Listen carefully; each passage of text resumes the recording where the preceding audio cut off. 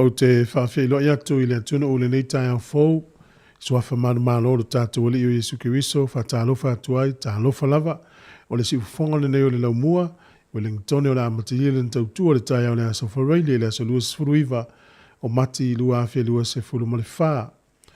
E alo mai al tātou sāni ngalo tu o le tai au nei, o le ataita ia le sunga i le whaifi auto ina, Reverend Malaki Moiava, mai le kalesia whapatuputonga ke Uisiano Amerika Samoa i Wainiomata e usi mai loa le whafonga.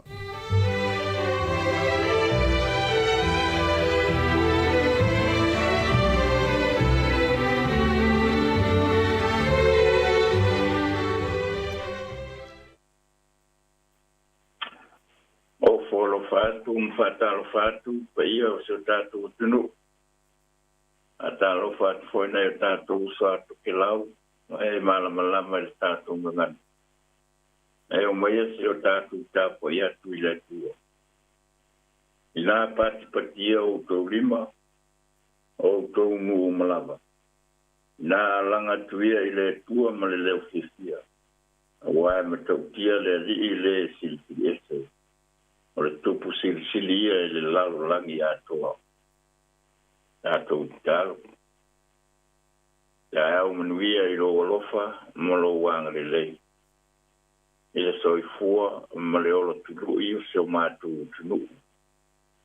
Mātou o atu i o ruma, e alai, anganga pa ia. Se ia wina mai, tau tōru ina le mātou sau ninga o whai. Ono i sō mātou pitalo ai. Amen. Tātou pese o sau nia.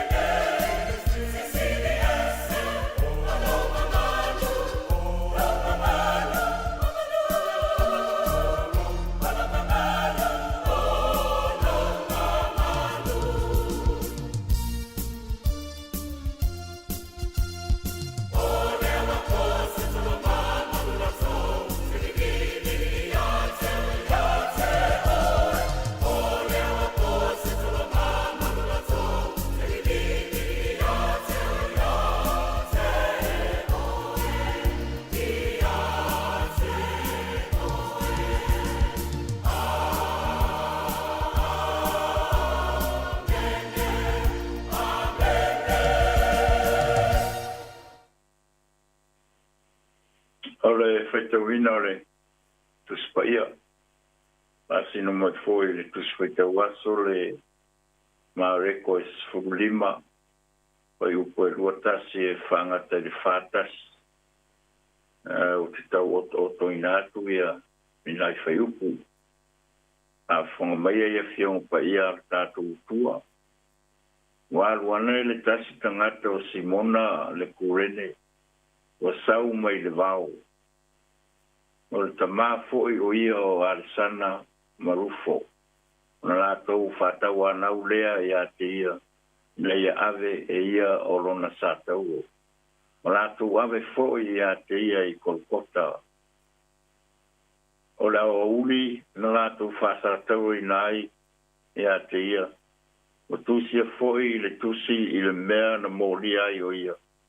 O le tupu o tangata I te ia.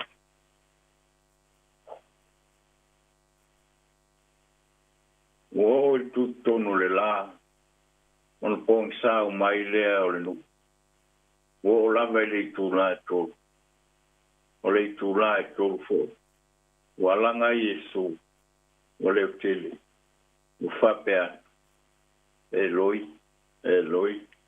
Lama sapatan. Lona winga pe a whamateleina. Lo utu wai. Se a le mea ua e tu la fua I mai ia. O le taikai o le tō se lau, o le na tu atu I ona luma.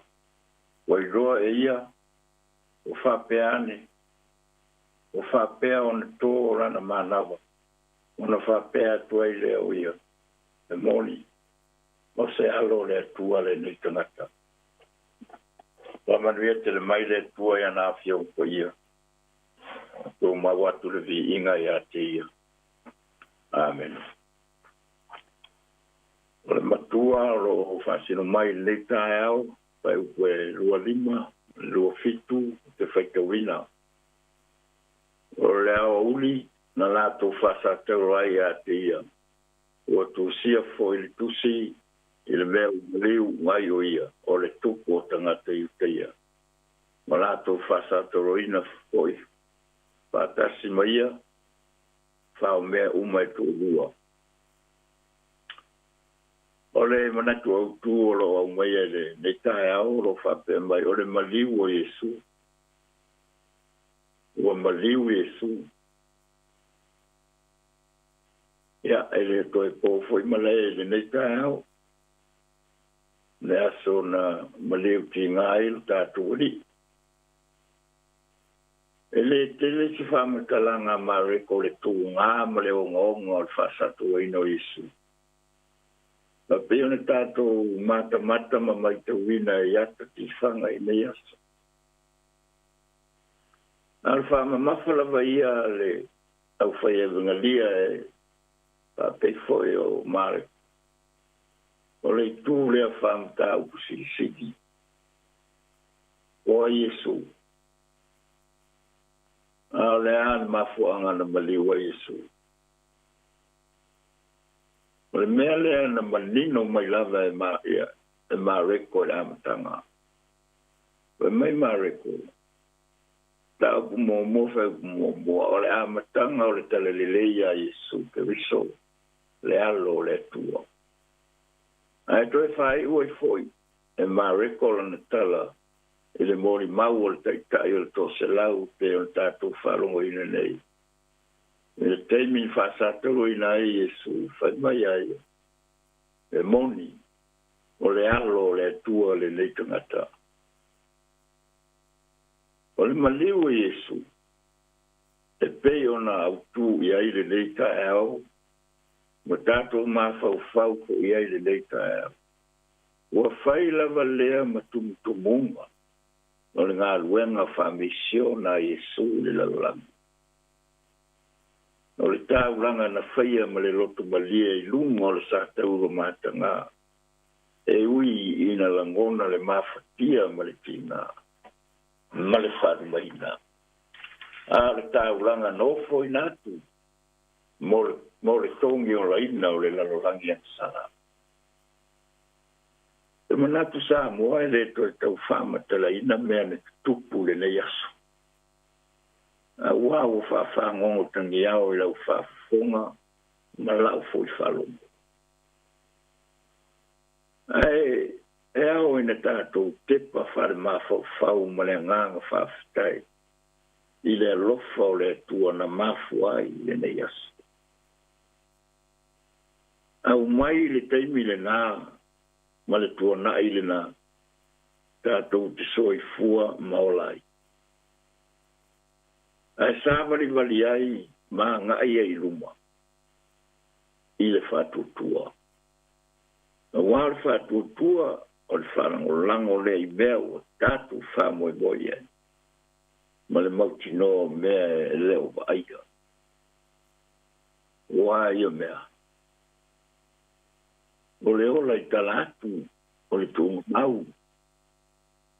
O le ola ua uma o na sā unia e lo tātou ori. E ala i lona maliu. Pei o na whātulanga ina ma whāmanatu le nei tāia. Tātou sāwa vali ma le mauti noa. Tātou ngā lulue ma le whātutua. O nei lava mea na tutupu le nei vai aso pa ia. Ai mai se lava o lona maliu wha māturo le satou. E tasi lava le mafuanga Samoa.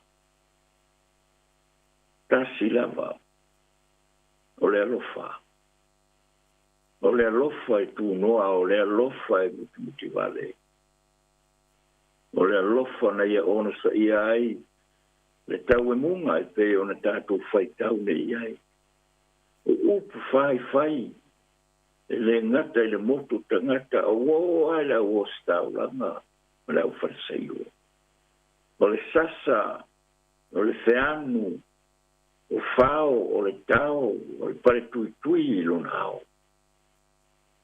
O la paulo le kale se ai Roma, i lona mta au pa e lima, valu e o liwa. A ua whaali e tino mai e le tua lona lava lofa ia e tātou. E na ua maliu ke riso. Ma sui o i tātou.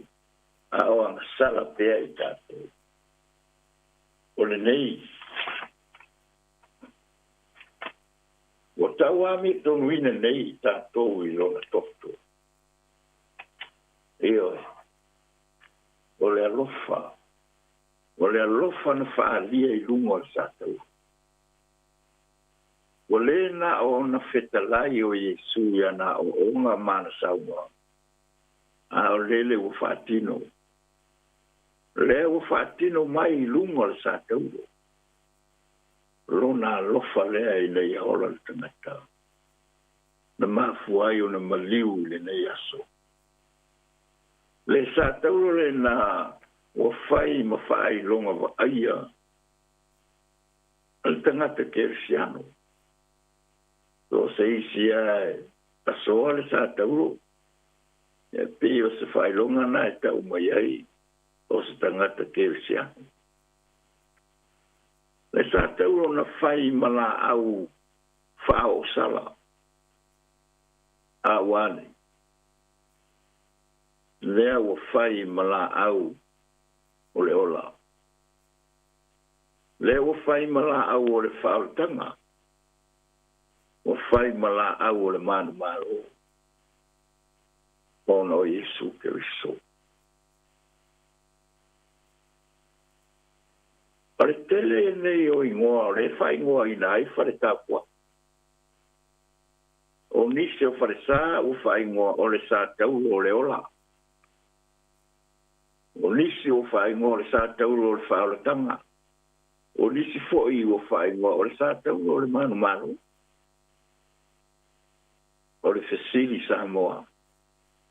O whapewhia mai le ano whale o nei mau sātauro e se ese. O nei mau maru o whaasua whaina. O whaamata o pusirisili nai le sātauro. Whapewhia le ano whale.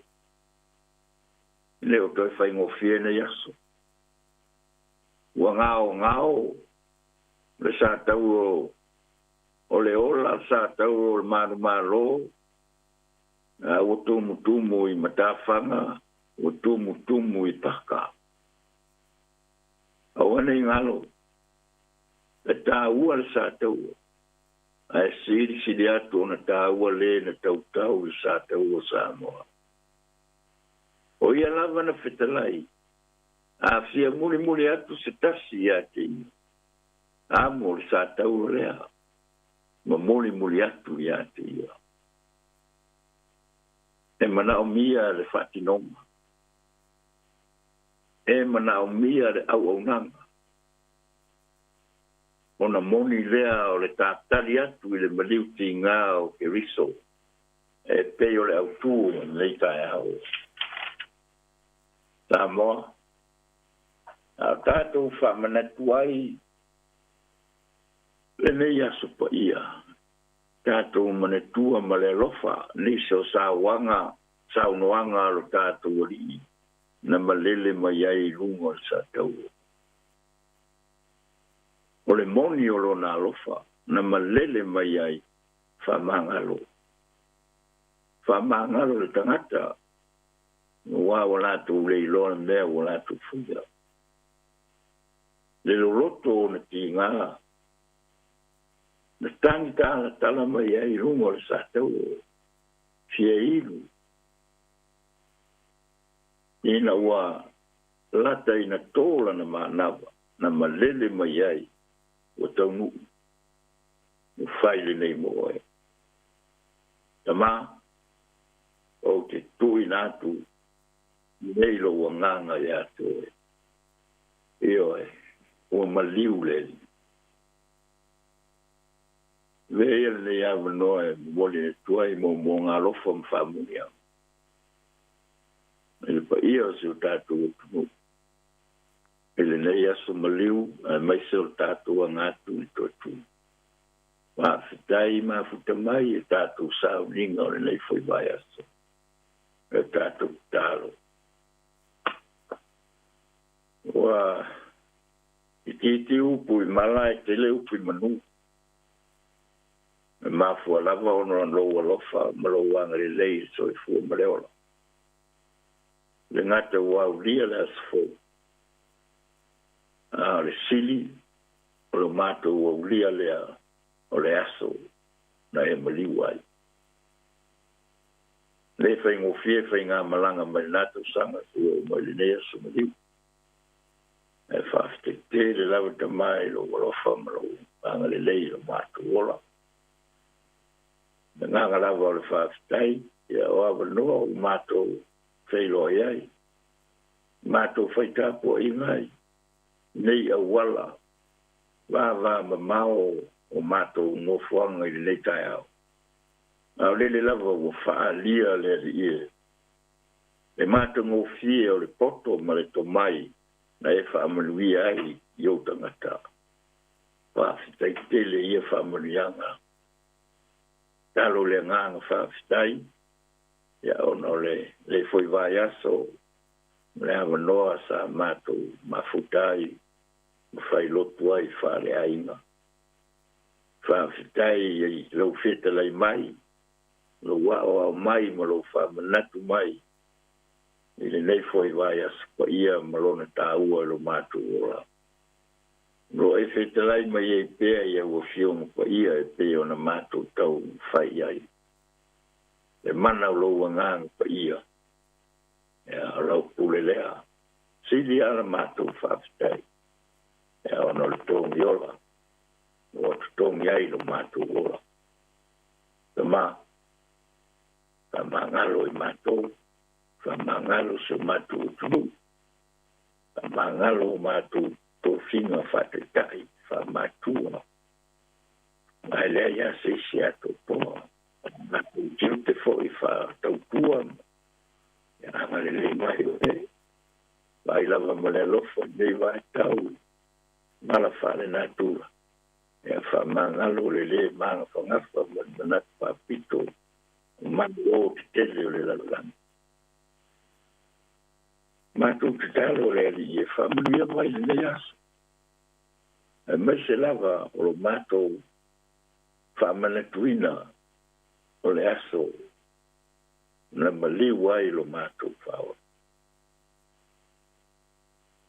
so ni mai o mātou nganga. Ia mātou no nofo le lei, tāpua i le lei. Mātou mawhau roto i tinga. Ua ni a vea maso mātou ki tāwhawhau ai. E whai ei mea malia i o mātou roto whāle soi whongane. Tāro ina iei whamanu atu ina i o mātou ta mātou ina mātou. Ngase ngase i whale mai o mātou fwoi malao. E po whea lava se vai panoa o langona inai. Mā whatianga o na ore mai ma. Pala velawe tupu. Whamanuia se mātou o tunu. Ia foi Samoa ma le nei tunu mātou no kwai. Na tua pea le lalolangi vevesi. Ia iai lo file mu. Mātou whawai pea i le tawalunga o nei me umai ala i lauto e tu. Ia mamori atu iai lo mātou o. Whamanuia le ofisa fasa o nei. Ala mātou tālo le te mā, e la atu ia i suru mātou ri, malo mātou whaora. Amen.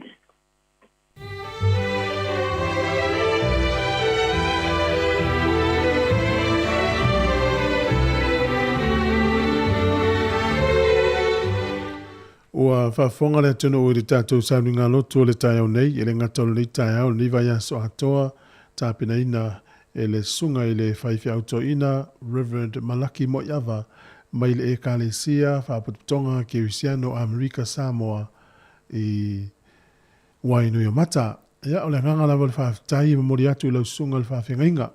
Whaamalota pena, whaaftai mo le upolofola le tua, le ngatolo le tai au, le vai aso atoa. Tano na foi le tuno, ia anga le lei atu, whaawopena na whaamalolonga, whaamalui atu i lau sunga, le tua, ia, wha foi whaafitai fo le no whaalo, ma le kalesia mo le tāpo inga. Manu te le ina le nei aso pa ia, wha tuina foi le uke wisiano le maliu o le tātou ali, malona tue tu manu malo mai, ia pea tātou lia le asa po le aso tāpua i o mua mua. Whaafitai tele, manu ia foi le nei aso. O le taimi le, walua 5 minute ua te ne le fitu, o le whaafonga mai le tautua ati ufonga la mua Wellington, o le vi ingo le tua la whaafonga mai ai, ia mai le kalesia katoliko o lana puleanga ia pia o le pese eli lama sapatani. O le si fonga ne la mua tānu whalava.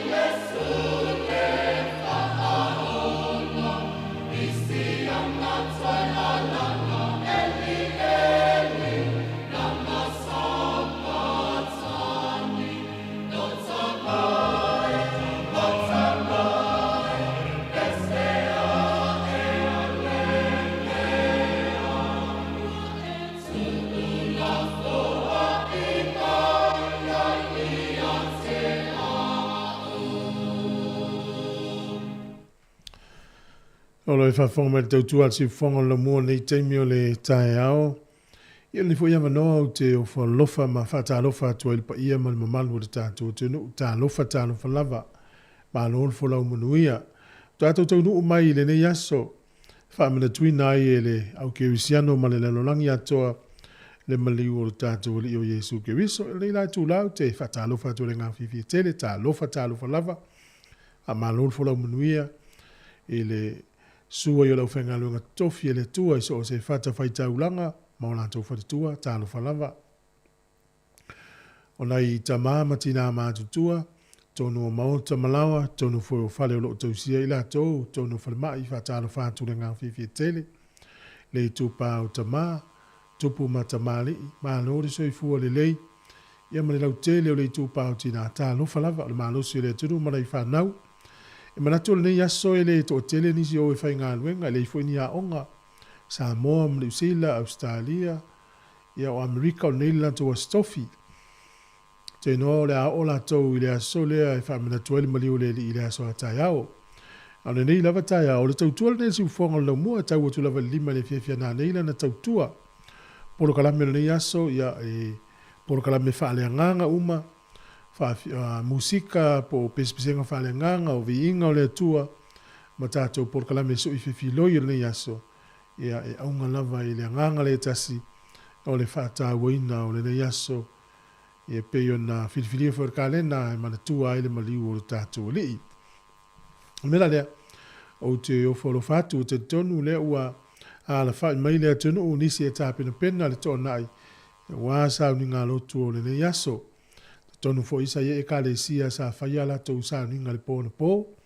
Lea e toi whaauau i le tai au nei. Ia, o te iloa o ila tau ia ua ala usu. Pia pō lea ua maleifu mai. O lea ua tā pena le lei. Ia le tau mawhitanga ua ale mai ai o sa ninga o le nei aso pa ia. Ile kale na le au kewi siano. Ia tā alofa lava maa loso i fua. Tō telefoni nei tātou paanga i lunga o le Facebook ma le YouTube. Lea ua whatalo fa mai e fia fol por kala me whatalo fatu tina ia whenga uiai. Mai si fo ia penina ma lo whaftai tele lava le mafuta mai. Te rini alo whatele atu whapea fo epi whaleolo. Ia sina leo ma sion tina lo whatu por kala me Rachel ma fo e Eric. Ia tangwai tautasi Roni ia lo whatu por kala me ma lo whaftai le mafuta mai. Eva malaitai alo whatu por kala me le tai au. Oli po tongi, ia manuia foi le nei aso, sine ue e pati purimata, ta lofa lava whapea ta mauli. Lofa atu foi sunga ia masoli vaiunga, mafuta mai a Australia, lofa atu mo ile uso male ainga, aftaili mafuta mai, tina ia na matoka male ainga, so uso ia tino, ia lofa atu por kalamil nei tai au. O le whatatianga lau tato por kalamil nei aso, e sui a toa lava, o le nei aso e le ini tātou telefou, e le ini tātou porkalame masani, na porkalame a whaaleanganga, vi inga o le atua, pesenga whaaleanganga le aso nei, o tula fono whasalaunga ni usila, e whaasa o na whaasalau wai, ni whaasalaunga whaapi sinisi, yo le foi la muri ta ye tau tu alsi fongo le mua e ma fai ana o atu nisi o tala me lo tupu fo ni taimi ya e no fo uta ye ta tu no o ta pena tu fa un le va yaso a fu la unga lue to atu fo ile unga lue le so du o le verso fo unga wenga al fa now te le ta mai tif ta to fo ile so du o le verso fo ya ona tu o le wa o le verso ona tu le so fu lu o le masina o a pevila. Ona na winga, pe amale toi lua vai aso o toa, ona tu ua lorea o ngale whanau. Ma anole soi fua le lei, se atul tatou Facebook, a wafo inisio le tunu, mwhaiona mai mō mai ai, alo fatu fo ia vai toi whanga, le vai to manga manuia tele le tai au. Ai o le awha awauvi inga o le tua, ste mwhaiona o whaitawina leo le awhionga pa ia le tua, tatou mawhau fau ni aso ma whata waina, ya le tatou fo itali tonunga fa ke wisiano ai o le talamali e ui lava e le ke wisiano umalalang ai to ya malolo matangata matunu lalang i le asone nei ya i le kalena le muri e tatou e malolo fo i malatou pe foi la nga luenga malolo tatou fa mena tuino le muri o tatou ia le aso malolo le isi vaenga i le tonu ngale tonu i tatou. Ia ua ave maso e fia i malolo le le. Alo fa tfo le sunga fa fowina tanielu fa ftai tele. Ai o le a fa fonga ma le vi ingo le tua ma le kolisi fa i fia au i malua. Ave lo uola i aonga. Vi ingo le tua le fa fonga ma iai ta lo falava o le si fonga ne lo moe Wellington.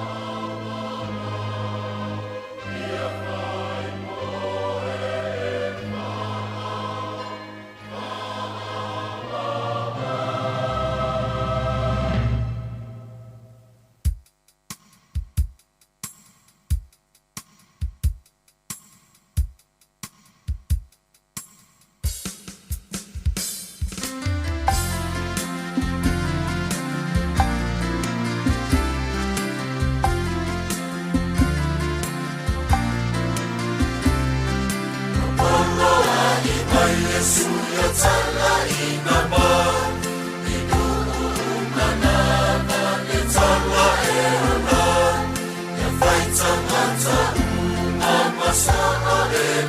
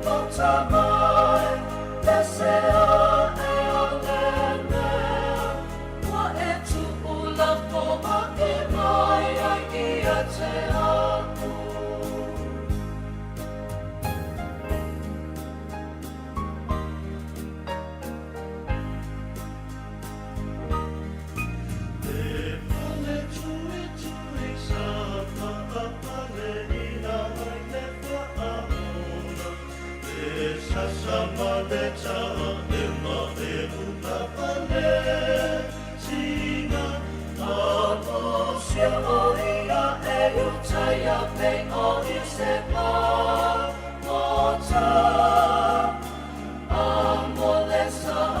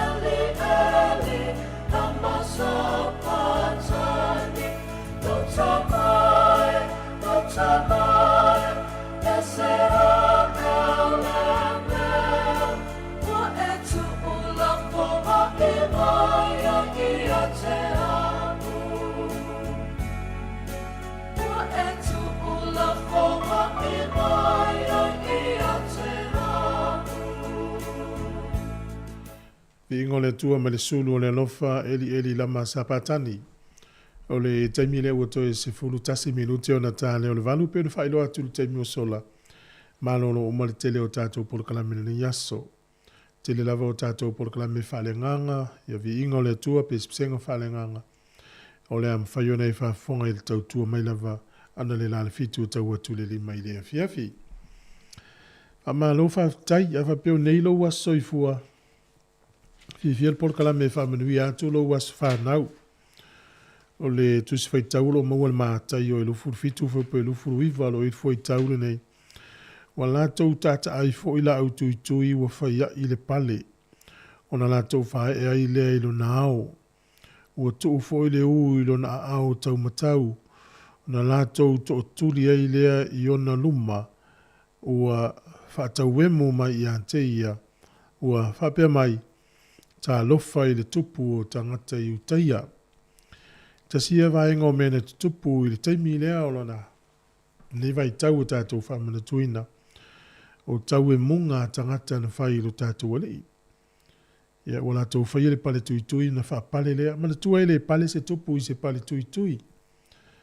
Pale le na whatau toa nei sa lesa e 4 miliona le tau o pale na. Ina u whatau toa ve matupu o Peritania. Au le tupu lea na lātou wha pale le pale tui tui. O na lātou wha pa ulea pe e to tuli o na luma maifo ma tau wemu i ante ia. Ia, ele eise a nganga tau i masui o le tātou li u tātou i loa uma le tala. Ai mo oena e so i fua i le so, ia o lea winga o le fua i tau lea. A whaina le i tau i atu Jesu tau e munga ma pale tui tui ma tala ia ia lu i tau fua lea mo oena e so i fua le yaso. Aua le tau yatu, pe opo le tusi tau yatu, le lei, a leanga mai, le lei yatu iai, e vave ayo na maua le file mu, e maise lava oe le wanga le ngaina, e tau yatu iai le lei.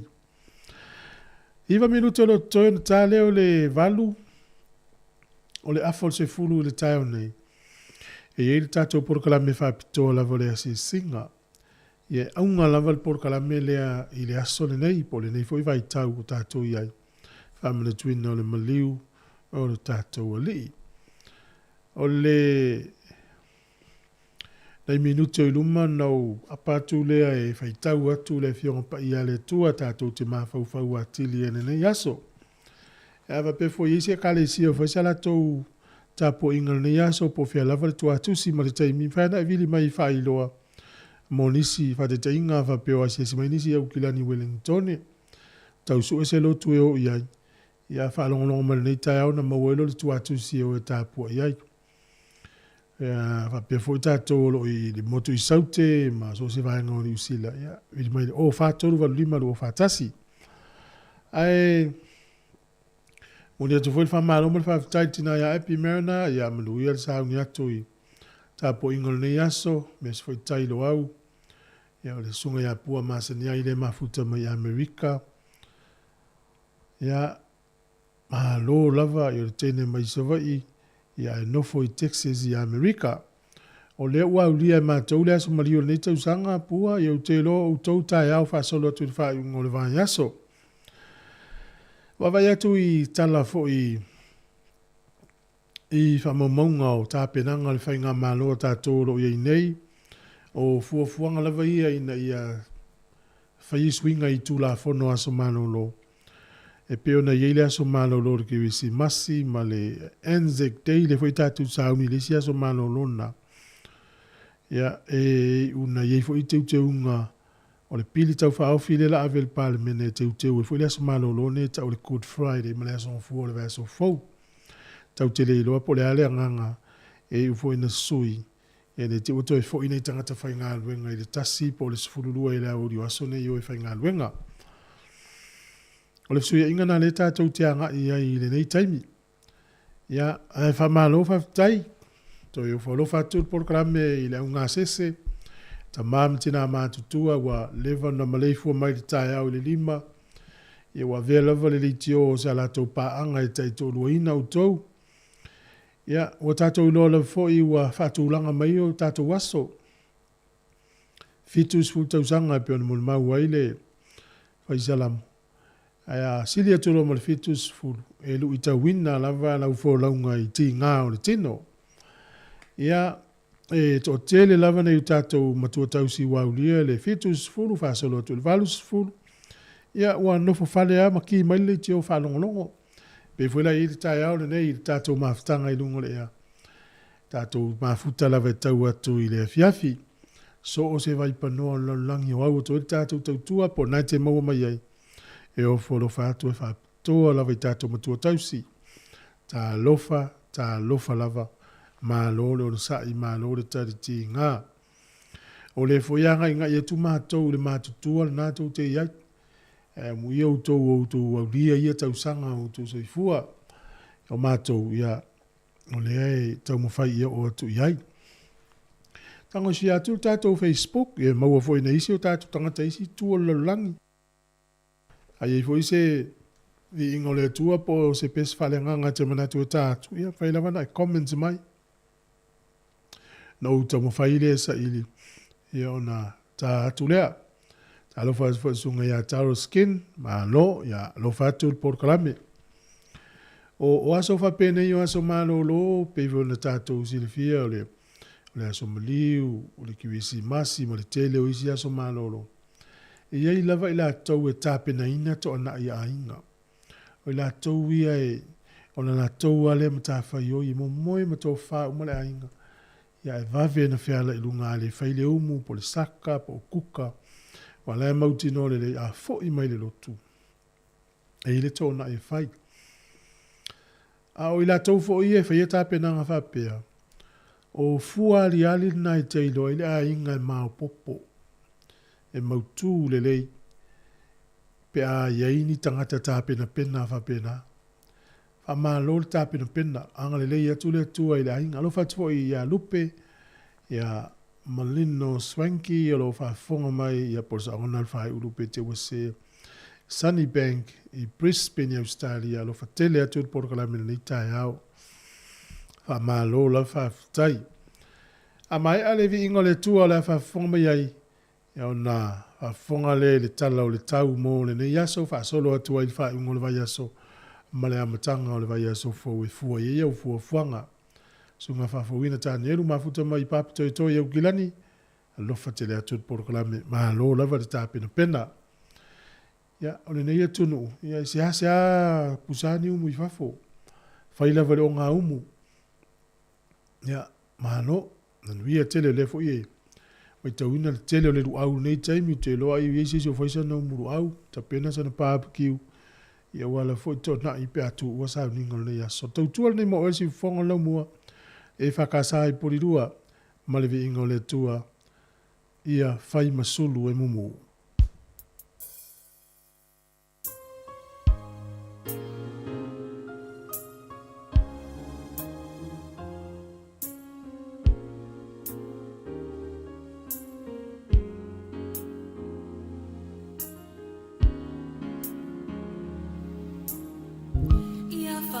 Yesu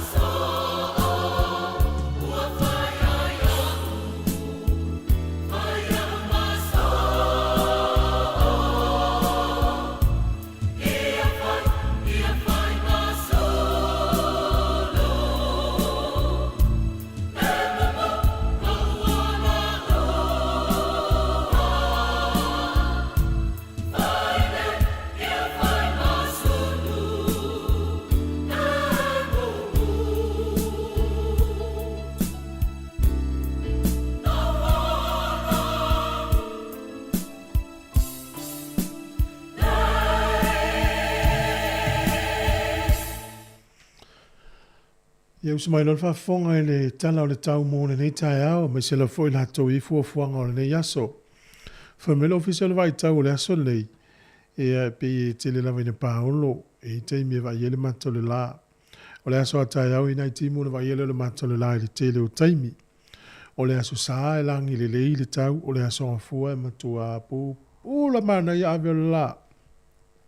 O le aso lua, ia e paolo le aso lua, o le aso lulu e matua pu la mano si ave le la. O le aso tofio le vai aso fo le valu ia ina timu nisi o taimi. O na va ia i lea o le mata o le la. Lora winga, mo la to uma ia ita alonga mafuafuanga.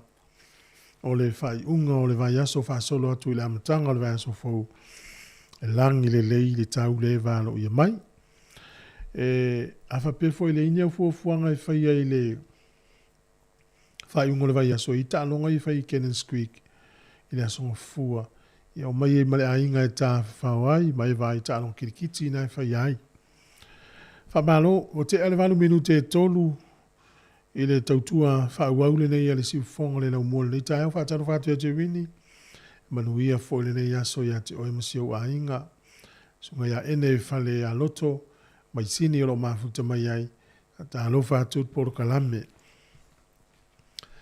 O nei tala fo I e fau ia tātou.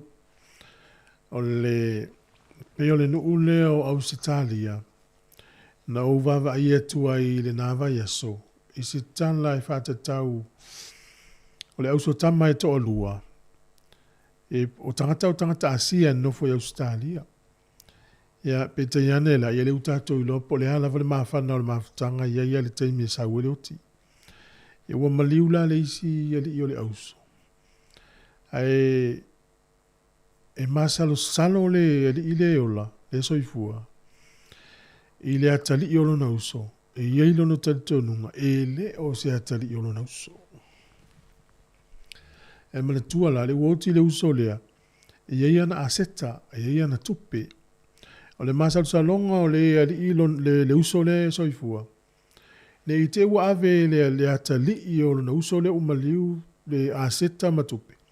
A e le o se atali I mo I olo na uso. Ana fasiringia le pe ai se ai masalo saloa, ai sauna na tala. E mafua mai, o nao le atali I olo na uso, e fai a ava tele le li. E tele, e fwele le, e fai a ava le tangata. A o la ua mono na uso e le ni la ava.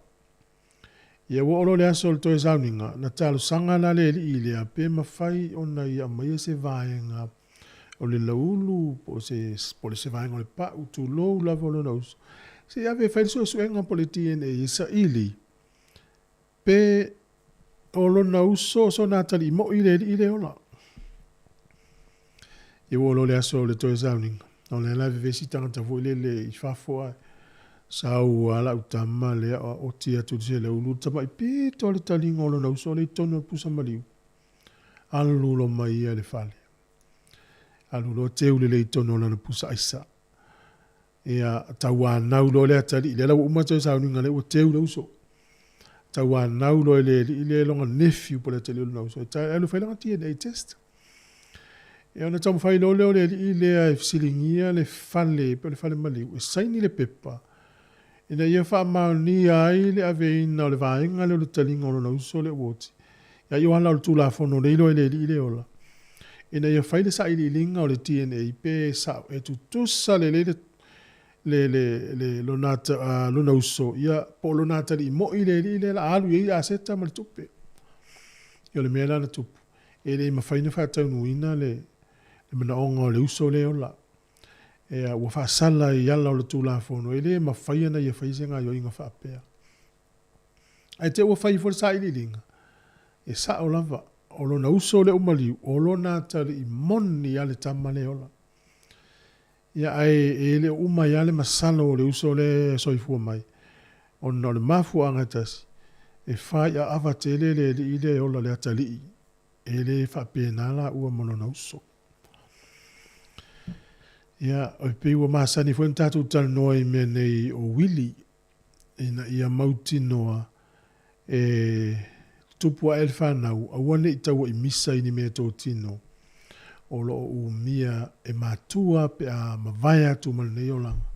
ia fai le wili ta fia ai le o mata u fa pe fa sinonga fatalo fa tu fo ia malutafa se kai fa tai le mafuta mai manuia le tai au share tu tato Facebook ina ia mau fo inisio le tuno o ila to umai le o lava i sau ningo le yaso ki mai pe lau te tio Facebook o YouTube o tato app ina ia fa longo fa fonga i vi ingo le tua pe senga fa le nganga mai so tato por kala me fa le nganga o le yaso a fo se fulu o le sunga i Reverend Oliver Tiai mai le kalesia fa pot tonga ke usiano sa mo i lo hat ta pina ina por kala me le singa ta si for na tato lotu o le yaso ia o tato ia le whamantuina o le maliu o le tato. Ni whatalo whatu ia pōnita ta sele, manuia tele le nei tae au.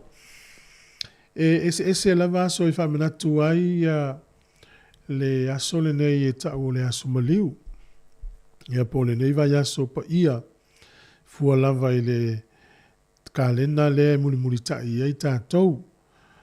Ia pe fulan tato whamanatuina le masina ni o mati o isi tau sanga wa umatu tato whamanatuina ia a pe wila. Mo le atu le whamalo foi i la tō lo ngā lulue e i la tō lo ki mai le tio i tono whalewhai ngā luenga po tono o pasi ia ma lo lava le soifua le tae au lo whatu foi a Tim Chu Ming Kirifi ia manuia tele le ne yaso ma fuafuanga. Mo la tolo fai ngā luenga, tato fai ngā luenga whātasi. Manuia au tō ngā luenga o le yaso. Mana tua fo yaso ia o i sā moa e tele ana to fai ngā luenga yaso mālolo. Ia tati fai ngā luenga la ia pia. E le ai mani tangata e tati wa ia pia yaso whapene. Au le suinga la le ua iei nei soi fuanga. Ua tele la foi e kāle isia ua fai ia pia la tau lotu. Ua yaso ia e pena o matafele. Ia o i le katoliko le muri vai ia o le kalesia lotu powesi le lisi tu o pia ia e tele o le isi tu o pia ngao ato le intangata taiminei tele kalesia o ia tonu o pia la to fatsa la watu mo e tato tunu aisa le masinyai o taimi o va penei tau fao i malanga tato o se vai tato i mai se vai me la to i tua taiminei ia wa ese suinga o tato iai. Lo fatu fo sunga tau sanga whakaio, ma futa me Australia, ia lo fatu por kalame sunga fo ia na mula ulu sione, ma lo na mula ulu manuia fo i nene yaso, i ta penanga mola tau e o le sami, ia lo fautuanga le por kalame.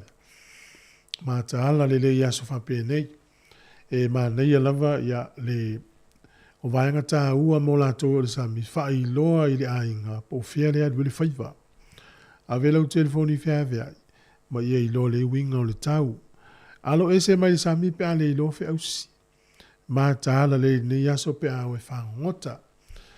Ua tātou i loa la fol nau o tātou ainga malanga mai ni pā ua e pangalea. A mana malama leia ina o le 5 pā ua mwhauna a vele tangata i le whale. E matua te le level sa mala fa msinonga fa nga faiva pe a maua se si o tātou ave pa ua light pe sili atu foi male lima pa ua ya mo ye fale na ifa manatu na ye tau ile mata ayo le tunu male nau i pa ua ya pangale o lo ye le sala fa wo vi ingole tu al nita yao mai le fa kasa i Wellington a o manatu i fonei to i fa ta lo fa tu mo fo lo fa tu ile tunu sunga ia afa pese alo fatu manuia le tai au po nita tsele fa tai mafuta mai ia la fa fonga le vi inga o le tua si fonga le nei o le laumua.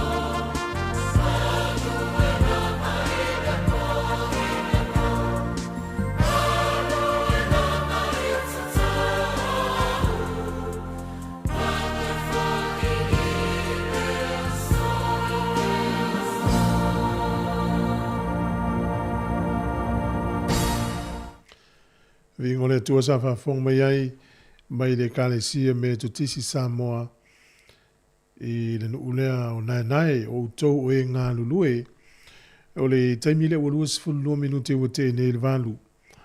E le o asa lava ia whanau nawe tupulunga ala tele. Whai tau tufu i tala o le tai o nei e lua ni soifua mau i wheto aita avale lua i Marlborough. Ngone melea, ia, naua tele lava o teimi ala patai mwhautu atu i avita avale lava.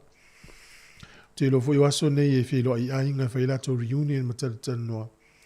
E ei nei tātua maiti te uwhasu wa avao na tango leo ki o le tāvale.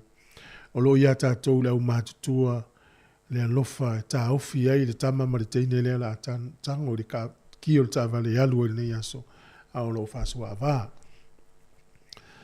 O le aso nafi po le neiva aso na tolo lo wina ili ungo le whaamsinonga o Pani Marama. Ta ile o le malo fiti sfuru ono tau sanga taruaio ia a vea le tofi pa le mia. Tātou ilo na mafuanga na maua ia Pani Marama le tofi. Ono le kūpo o lantou o sfa inga foi lea a vese ai pūlenga i le sfuru ono tau sanga taruai. Na ila wale tari tonunga e mamafa nesfa zalanga whawhale pui pui. Peta yane. Ia na mawhaio na sila le vaianga o whaamisinonga na whaia le whaiunga. Ono le soifua maloloina o le sunga ia Pani Marama. Mafua ino tatala i tua e au noa masi whaasalanga whaafale pui pui. Ia utele o mawina le teminei o le ale whaasalanga le komisina o leo leo. O le whaatinonga o la tiute ma le tua saul whaatonunga mai ia Pani Marama. Ai whaatino o le komisina o leo leo. E o te loa e o le tele au whaatonunga saulunga la sila i la tōna avea le tangi le tūsa maala o le whaamina. O tūla whono fiti. Ai, ia, o le lau whai aso mali wai Pani Marama ilona ainga. Ua le alu i le whale pui pui. Lo whātu fwoi, he wika mo oe msio wa inga. Ia, lo whātu fwoi, ngā roi. Ia, whātai mafuta mai. Manuia fwoi tai au, ia se natu ua. Alangi sa fotu, so ngā whanga le mafuta mai sa moa. Ia, manuia tele le nei aso, ia te oe. Ia, male a inga.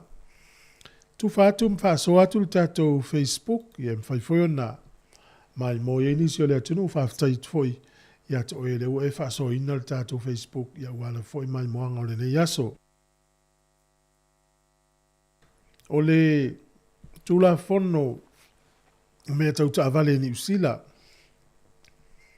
fōringa mai le ua, pasia foi le tula fono ta avale foi le electric vehicle, o ta valei e whawhanga le maa. Ia o leo o atu nei fitus furu ono tā la te tongi a mole afe kilomita pe a whea rua iai. E tai pei fo ila o ta valei e whaonga e tātou tiso. Ia le te tongi i lau tupe i e whaonga e maweu kilomita e te rua iai. Ia le fo ilau pasia e le malo o le tūlanga na tā pena i e tātou.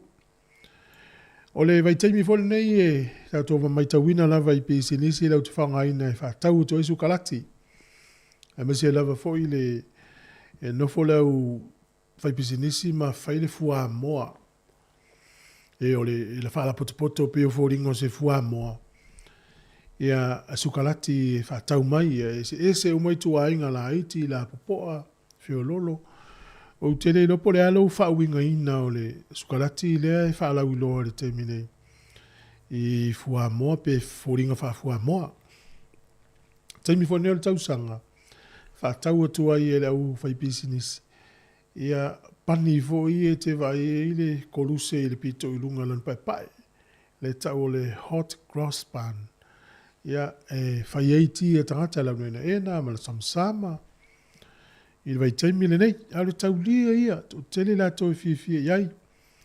E iai fale te tala i le aso nei, iai fo i fale le te tala ina, le fate te inga o fale o loa, te tele le tala ina le so. A iai la fo i fale o loa o manatu, fale o loa laiti. Ia mfale lo feo lolo. Ia e afia tala ale sala mwhaina, tongi e tala pe tau tua i le tuno. E iai fale tala vai e te tala, iai pampensini.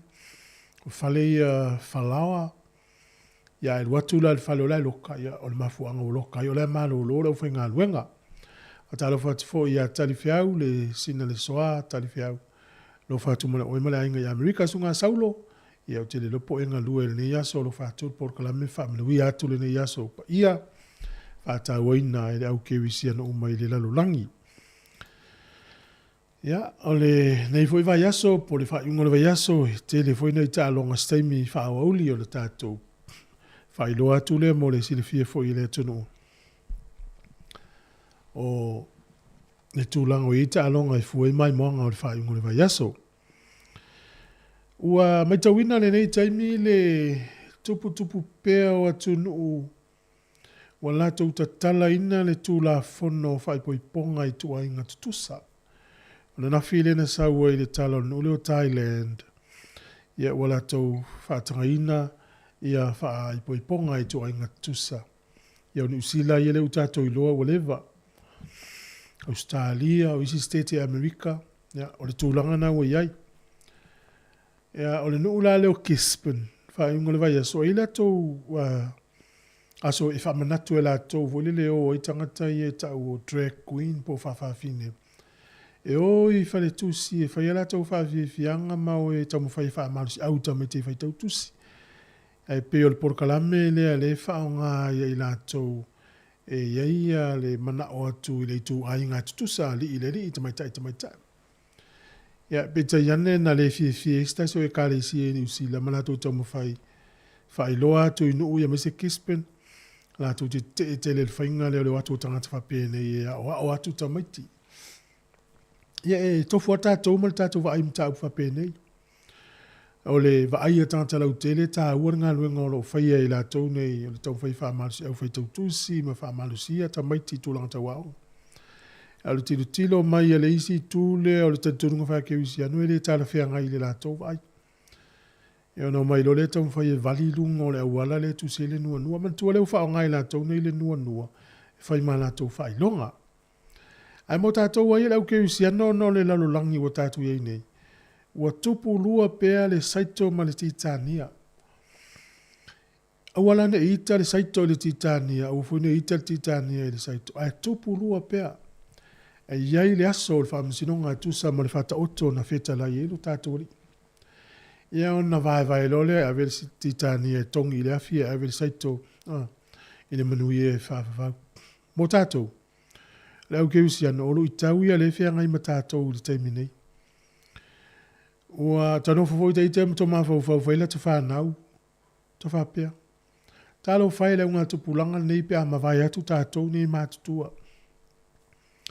I luma fo ringa o tamaiti wala tō vai atu ai mea ia o le tua le tu sai moment tātou so i fua maola mai i mara tātou talitonunga pangalea. O mea whapea, e le eise tātou mea ma whai una whai iai. Paula tātou mea whai, no le ta talo i le tu e so anima. Ia mau e tātou le malosi whale nganga. Tau te sawa li ai ala whaingata ai i ruma o tātou. Ai le ai as tātou mea mwhain whai ai. Ona o mea e tupu i le taimi o tātou iai. Ia, tātou mai tau ina fo i tala i le vai aso o tiona tua, ni usila mai sinu o lalulangi. Le wing whapeo tānea, ua te klein ne whai tau a whai o tangata, ua i titi tangata whanau mai. Ana fisili lea, whamata le almafuanga. Whamata le almafuanga le waititi, ona wana nofo tama mataini. Ai pangale le ia stato me to mfai ai, awana ia whai na ilfina ngala o tātou leu ke usiano. Ai ia whasa o sao peo tātou lo to ileri. Ma oa o le leia tātou whanau. Ile fina ngala o le atua, le fina ngala o le atua. Ele o le fina ngala o le atua, ele nei vai tau tātou vai ia me whapea. Ma vai atu tātou mātua, awa umana tātou whaatulanga ina le lele whaavai e sāwa vali e tamaiti. Tau iai ma whaamanatu iai le alofa o le li. Le alofa o le atua le na wina melo nalo Yesu le utatou maua ele vai tau le nei. Whaamanatu ina le lalolangi ke wisiano. E ala lea ele maliu o le tātou li.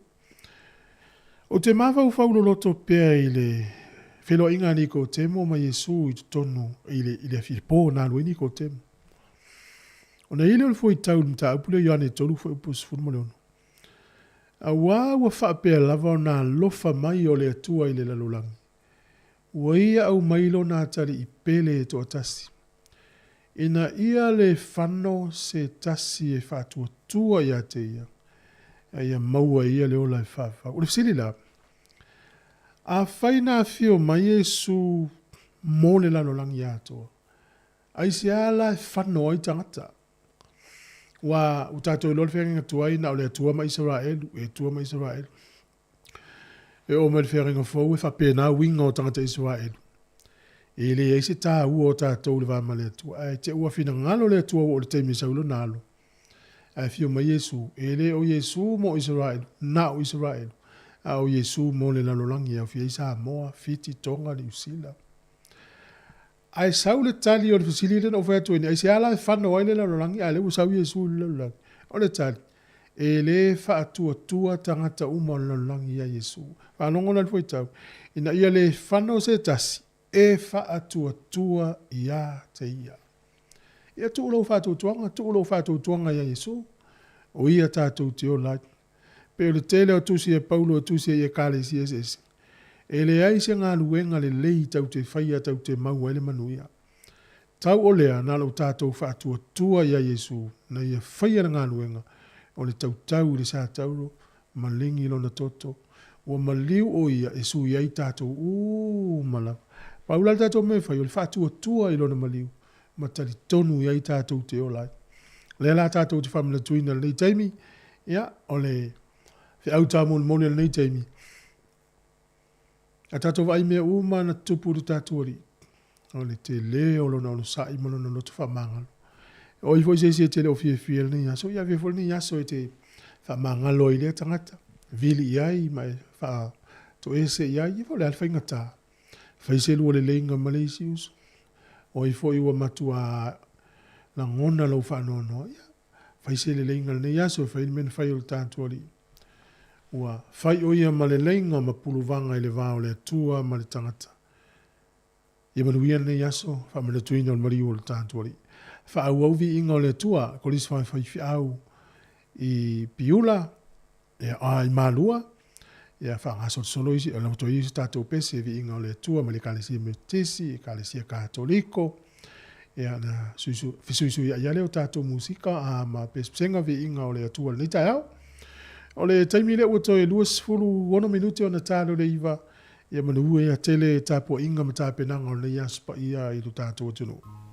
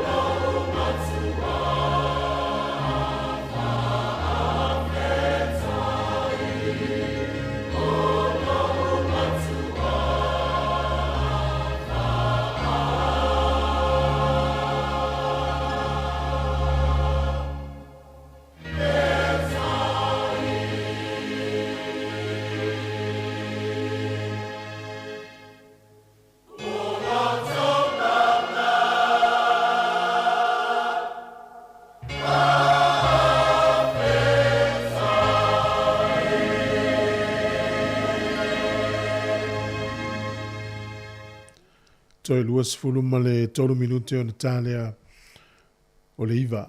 Whatalo whātu sunga ia whaunga seve, manuia tele o emale ainga mai au kilani, Toa Brown, alo whātu manuia sauninga le yaso, alo whatu sunga awha.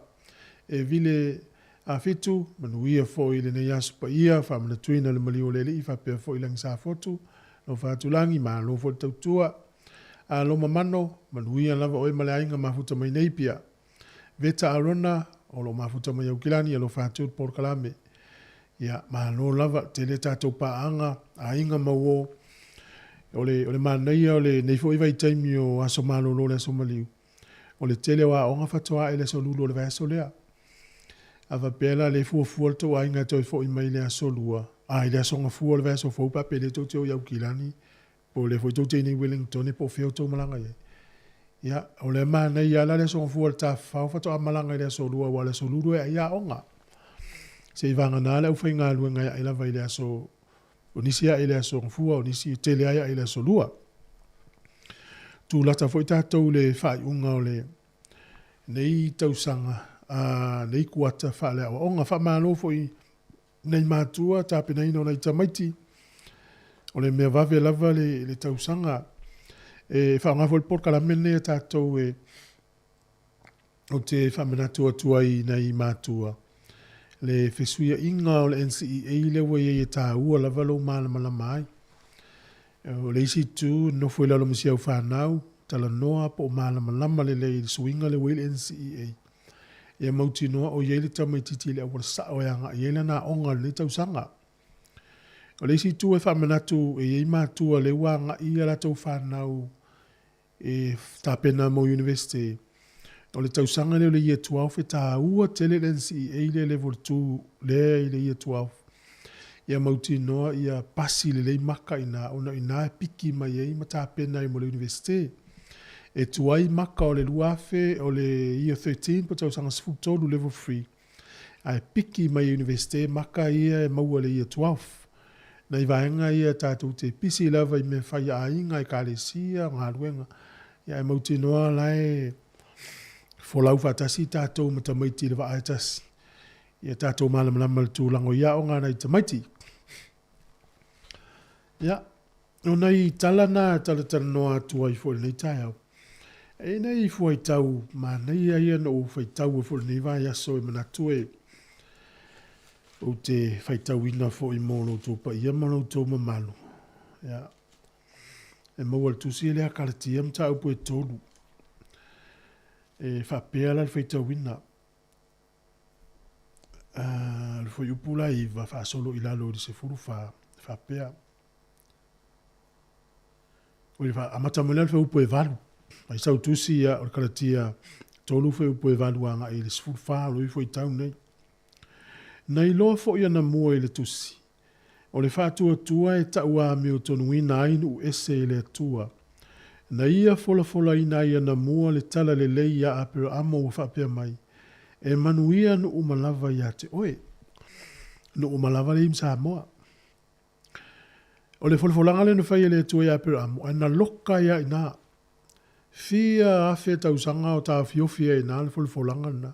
Le tau whai paulo whamtala ia karatia. O karatia fo ile se e karesia i tonu no ui o Turkey. Ole nei foi ia po tono o e kalesia fo ia sa fatu e paulo to e fa sa o mele o tala te usea. O lena i fo, le la ua o fe upo iwa. Ua manuia e ua fatu atua fatasi ma apero amo. Le na fatu atua. Apero amo le la ua tu i tātou fo upo lea. Tau lian fola ia apero amo. E manuia no umalava ia te oe apero amo le veisa amo. Ai o mal fo upo le iwa. O whapipi ia tu ia o el tangata whātua tua ia apero amo, sau lor whai upas furu. A wā o i lato uma o e whaalango i ngā luenga o le tū la whono. Ua whaafanoina i lato. Wā ua tūsia, ia whaafanoina i lato uma o e le tū mau i mea umalava ua tūsia i le tūsi o le tū la whono i whaia. Tau whai lolea paulo e whaamalamlama le kāresia lea i kalatia le sesenga o le tū la whono ma le whātua tua whai upas futasi. A ua i loa le nei, e le ta ua mi o tonu ina se tasi i luma o le atua i le tū la whono. aua e ola le tangata meo tonu i le whātua. Ia, o le whātawaina la le whātua le uta mwhai paulo ia i loa e tangata karatia e se altu la fono e se le whātua. Ai le whapea lau whapea maltusi e soli tu la fono la alula whau pesifurulua. E lea ia le whātua i le tu la fono. Ai peitai, o le tangata na te whaia ia mea e ola i lava ia. E le fia ia i le whātua ma le tu la fono. Ai a whaia ma whaia le tangata o na tausi le tu la fono. Ma ia tausi au manga, e ma whaia ia nau lai. Ai peitai lau tātou iloa, e le ai ma se whain tausi le tu la fono. A le sao se fulu, a le sao le iwa, e pa ule tasi. Sao tausi ngol wha, e pa ule ono, e le ai am se si o tātou i whain tausi ia. Le alai tau whai paulo, e whae mo te akaratia le tā ua te lo le whātua. O le tangata na te whaia ia mea ola i lava, ia whilwhili oi pe o whea te whaia. Pe te ui le whātua, pe te ui le tū la whono. Ai, ma whaina e tausia, e te ola i ala o le tū la whono. Na whaa tauina mai i tātou e ke riso ai le wha whanonga o le tū la whono. Ina ua wha whanoina o ia mo i tātou. A wā ua tūsia, e whaafanoina i lātou uma o e ua whaatautauina i le la au, whai upula nā sūtoru e selmana ia. Sau lo le tūlafono, le utatou iloa, o le tele o tūlafono, o le telefona o le angasala. Le utatou iloa le whainga malo ni Usila, Samoa, Australia, e whau lo le tūlafono, mauti noa lava, la iei fo le angasala, o la iei so le tūlafono. Le alana sai ma whaafanoina i tātou le tūlafono. Saulo Iesu whaatau mai tātou mai le whaafanonga le tūlafono. Whaatoi whaafonga mai whaupulea. Na whaatauina mai tātou e ke riso ai le whaafanonga o le tūlafono. Le tele o tūlafono, o le telefona o le angsala ma le so le tūlafono. Sa whano ai tātou, saulo Iesu whaatau whaafsili la whaafian whaatauina tātou. Ea, le alala tūtali. A wā ua tūsia, e whaafanoina i lātou uma o e whaatautau i le la au. Ia, le ala tau te iei le vai teimine o le whaamaletuina o le mali o lele. O lona tautau wai le sātauro, o lona toto na malingi, o lona ola na to inatu, o le tau atoana na to tongi Yesu, e tā tala mai ai tātou mai tono o le whale pui pui, e tau o le tūla whono. Ona foi le ia se o tātou mwhai tau sia o matu la whono sifu. Tau te fiu e tau mawhai ele mawhai. E pe o le la tātou tūlo le whai upule sifu wha. Mafuanga len tau tau ai le la au. Ina ia o ai inu ese le manuia o apero amo ya ke riso Yesu. Ina ia tātou maua i le whaatua tua le na fola ina o le anganga lea. Wai tau mō maila. Na fola le tua ia pe amor whenga tuai.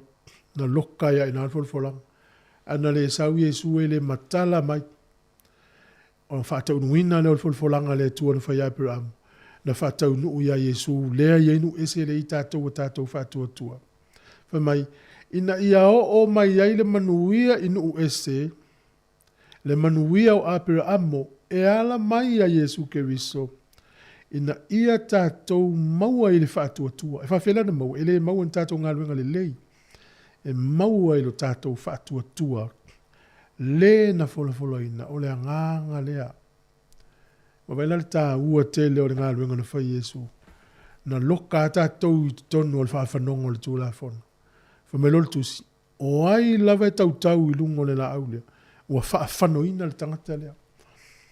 Ona na winga ua whaatauina mai ua tatala no atanga le tūla whono sa whaafano i tātou. Ona ua whaafanoina Yesu e whai masui o tātou. Lea la ua tātou manuia i le vai tauna ne. Ua ngā waa i tātou te wala watu le nganga pa ia e fio i te tonu o tātou. Folfolangan whailwhenga tuai, manuia no o mai Abraham. Ana le fio mai Yesu ele o mai a tātou. O mele tātou whaftai le tua. E le ini ngā luenga e le whapea tau te whaatua tua. O le whapea tātou whaatua tua i a tātou ngā luenga tau te ola. I a tātou whaatua tua ngā luenga na whaia leli. E ala ilona maliu i lunga o le sā tauro. Ia wa tātou toi le le iai. Ma le atua. A tātou pese, a talo whātua por kalame a Iti Marina, alo whātua por kalame sunga ia tapa aula whaele, mahalo pele se umalo whātua le sunga nai, se elina miti, wha unga seve, ia mahalo, o le si fonga le sunga ia suliveta kurene, eli lama sapatani.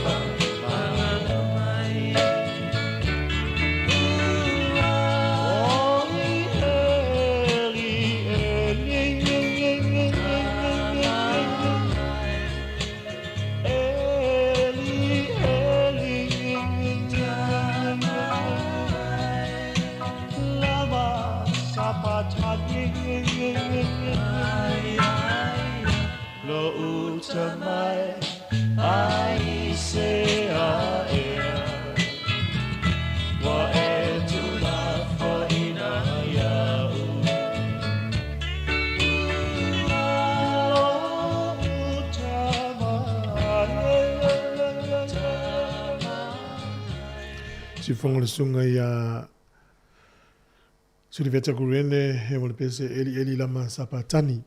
E tala fo tato laina pe fi fa so mai tusi na kalatia no fe te wina nei kalatia mtau pe tolu ia mata mo le feu pe valu fa solo i fu fa tolu valu lima lo fa tasi fa vun tatu tal noai lo fa tio so ya Ricky msoe ya manuia le aso lo Ricky sunga ya kuso ya si ngalo tu swa fa lo tama ya lo fa tu mo le ainga sol fo ya sina leo fa pe fo ya Ethel Webster lo iva fo le uso sing poa ya tau tau le lo malanga mai ni usila nei vai tau tai me la sumaliu filo tinama fa nau mo e fa muinalo fa tu por kalame o le ale tu la fono le na fa tau se mai ai tatou Yesu fa mole e fai lau sai linga ai o la ofisili o te fai no to ofisili la ofisili le au mai ya per ofisili le au mai o le ale tu la fono si le sunga ya iti mena o le ale tu la fono le na fa tau se mai ai tatou Yesu fa mole e me fai no to fai le ofisili lungo la ofisili fa pe e mawhai o na ou, e mawhai o na e tausia o matula whona sifuru. E maua e nāri tari, e toi fisiri atu la ufisiri.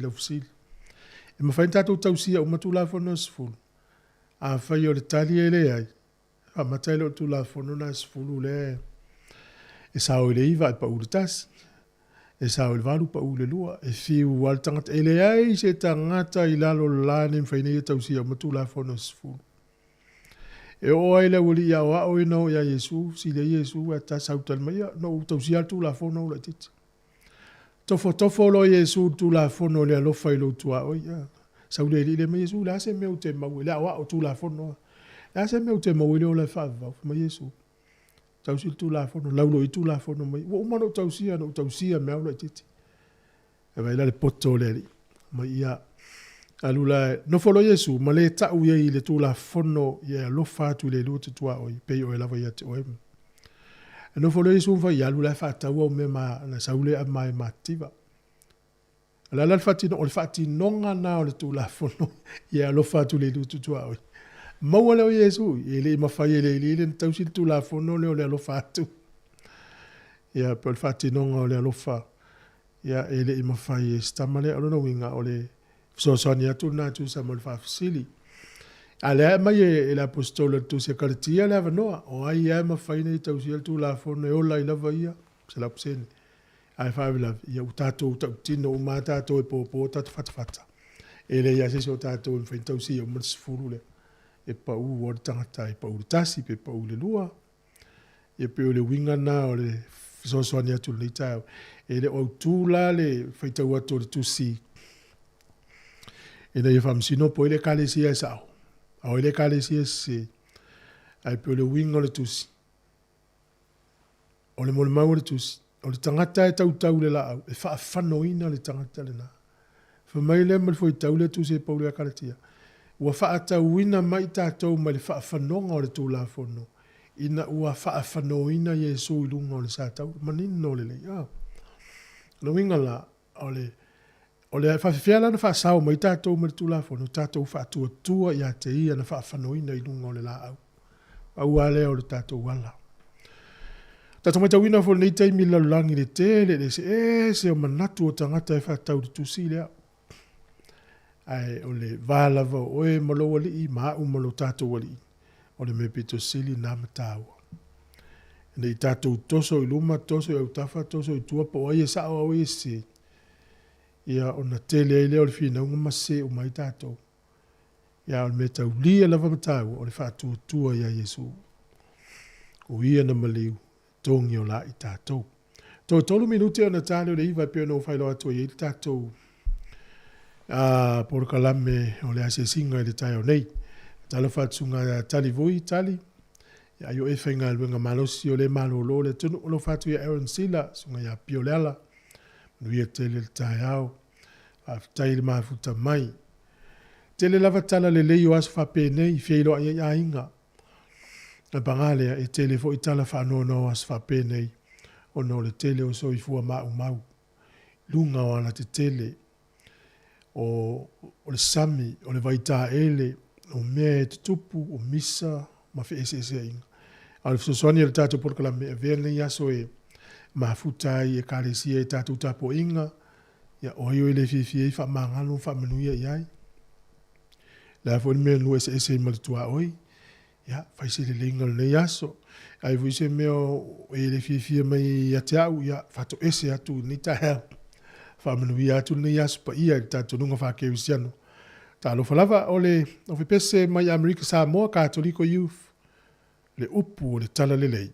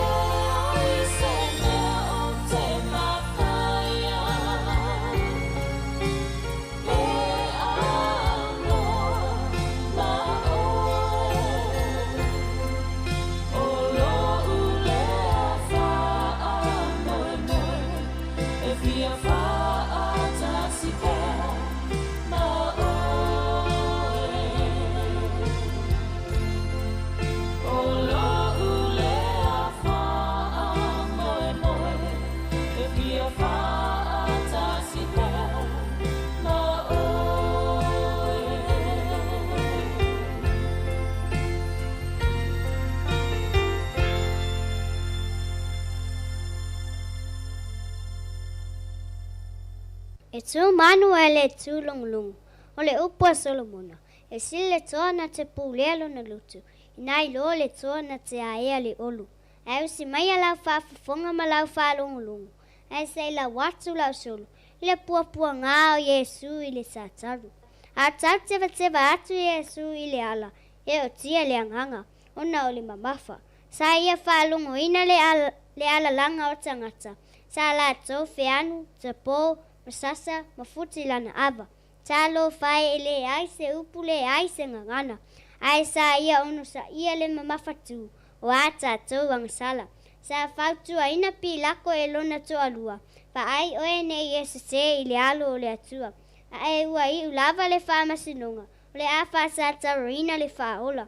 O le a so langona. E le whainga tā ia Yesu o na wha o matia o la tau ola.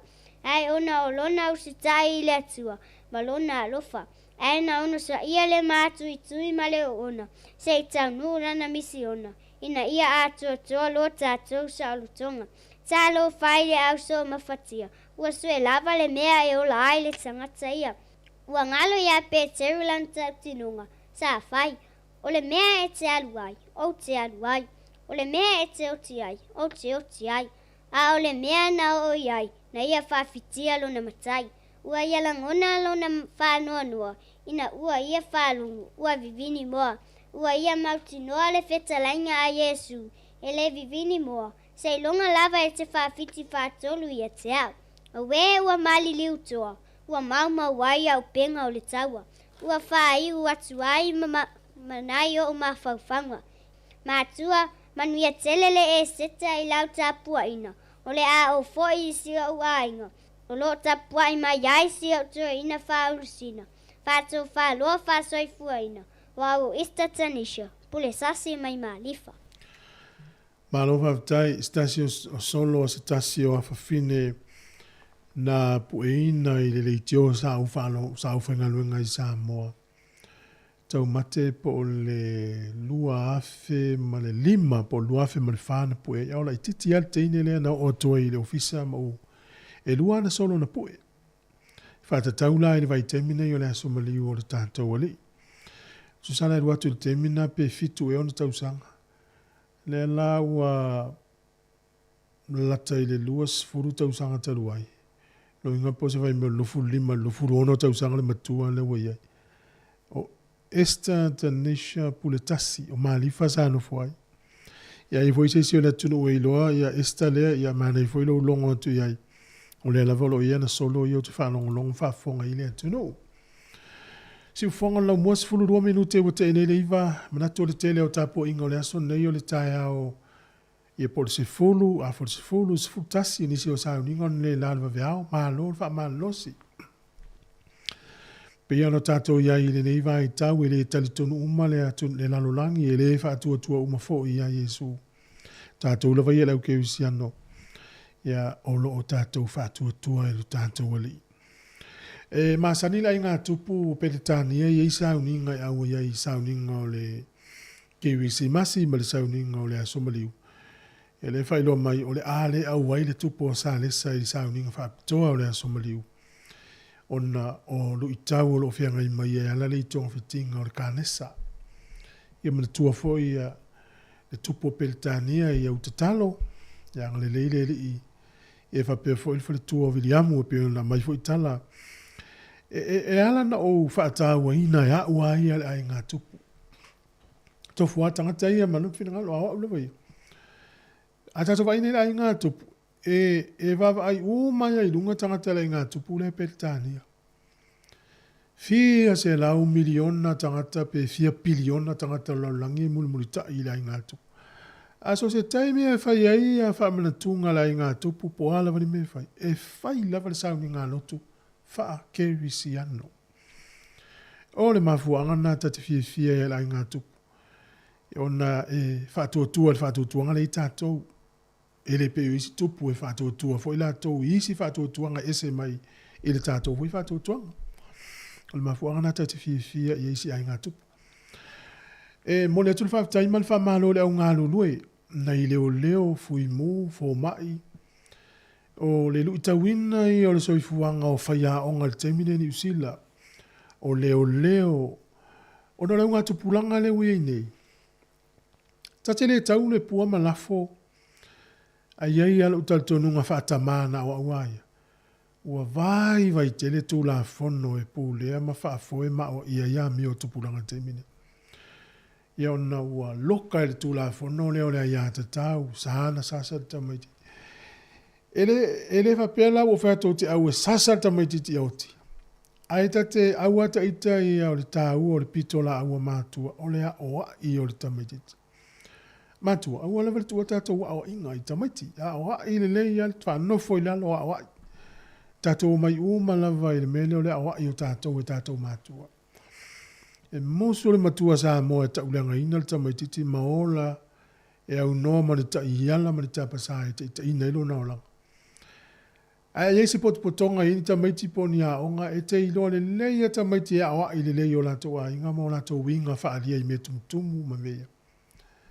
O le tau tala ta ita ta te manu foi ta ita i a mi o le tau pulea la te whanau a nato te silafia.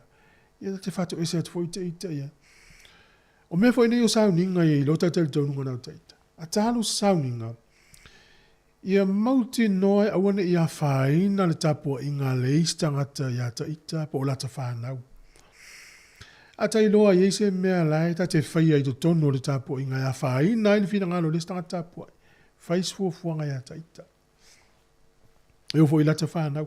Mana tu aso ia tu lo le fa pe o fato o sili o le le o sa o le peta te tu fato no na matua tala vo wa aso ia o la iti fo il mafana ma te fai sifi man matuai a fai me le kalesia o fa pe ia o va ia tamiti ne ya o ia lu tonu so ani me ai me la fa a fai le lotu fato ia o va ia tamiti ne fafo a o no foi tonu sa ninga pe o le anga fo le ata ite ya so la iti fa na Awane aviana te whanau matanga tamaiti e whaalawe lawe le tapua inga mawhai nei tapua inga istangata.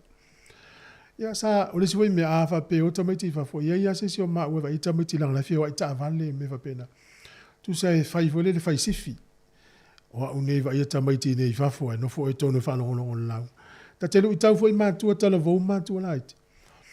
Awane ia whaina tapua inga istangata o nao utou whanau. Le tu fau tu tono fa le sa ma fa le tapua i pisa o fai le so fuang sa u le si fa fo va ita maiti ai no fo le si tono tapua a wona ia fai na fai o le meno le loto ta te matua ma ale loto ta e a fai na le fiu to ta ula i le la unga ma sa u ningo le wa fai na ia o le lu ta una mo la to la loto le yas o te le wa ia to fa o te tu ona lo atu Pio tala Paulo ia Timoteo, i le kalesi Efeso Timoteo, awane e awa isto ina a ia e ai oi i le toia ina. O te ai oi atu la i ungali i la haiti. Tautua nau tau whanau, awane ia whaina tapua ingone ia so maso umala o nau tamaiti. Ea tu walta maiti e whailo na loto, o milan telefoni mta alo tono falsa, ia wa whaina umaloto istanga tapua. Vai po ia no foi fafo vai tamaiti o ia ton. Wala le fatu la utala le nga tupulanga nei wa tau ma leo ma tatou matutua. Fai foi fa alinga ta vale tamaiti lo kala estete. To tolu tupulanga tala vo na loka e leo. Se fulu tolu ta vale wa ave leo. Onna o fewa ia ta vale la lo ile. I me ia tamaiti sa fai la lo po le vaso nei po le po e na po. O le sta vale na lu se lau ma le 4 kilomita i le awala e 5 kilomita o le awala. O le tūlangala na e se le whainga tau le ni ngā tupulanga. E isi ato ta te pasi atu i lumo se whale whale tali pasi wa noti le anga umal whale whale tali pasi. Whapea, mai maupea nei loa ni ta maiti. Tosi umau wolo o pā ia au le tela le tupea pule ngā nuu. E alu to e whale le iai mea iau whale ngai. Sao tala i titi foi ta itai, sa ta ula vale foi. Ai sa ta whewhea i le anga se me peta e se ipu. Ia, wha loa nei mātua o loa, o lei maa i lei nei ta maiti. Ia mauti no ia, o la e, o laina te ilo le tā ua, o le vāwhea loa i maistangata, vāwhea loa i matangata mātutua, ia va ma whaalualo i tangata mātua ma tangata ese ma ia alo fatu. Alo fatu le po kalame ia Nikola Ulu mafuta mai ia iso se vaenga lava o Kelope sunga ia Tufa Man ma ngele au Gilani ma Rita Kennedy ma Luia Leaso Erika lo fatu ia Epifaleolo whaftai mafuta mai ia nei whamanatu o le nei taimi au tatu ia so maro lo alo ese mai le vai mal sami pe a sira fia ia ele lo fi aus ele masino fa le vai mal sami le vai taimi nei alo ese mai ai tato o le vingo le tua mai le sangata ana ni tau ne kalesia katoliko amu ia e uoti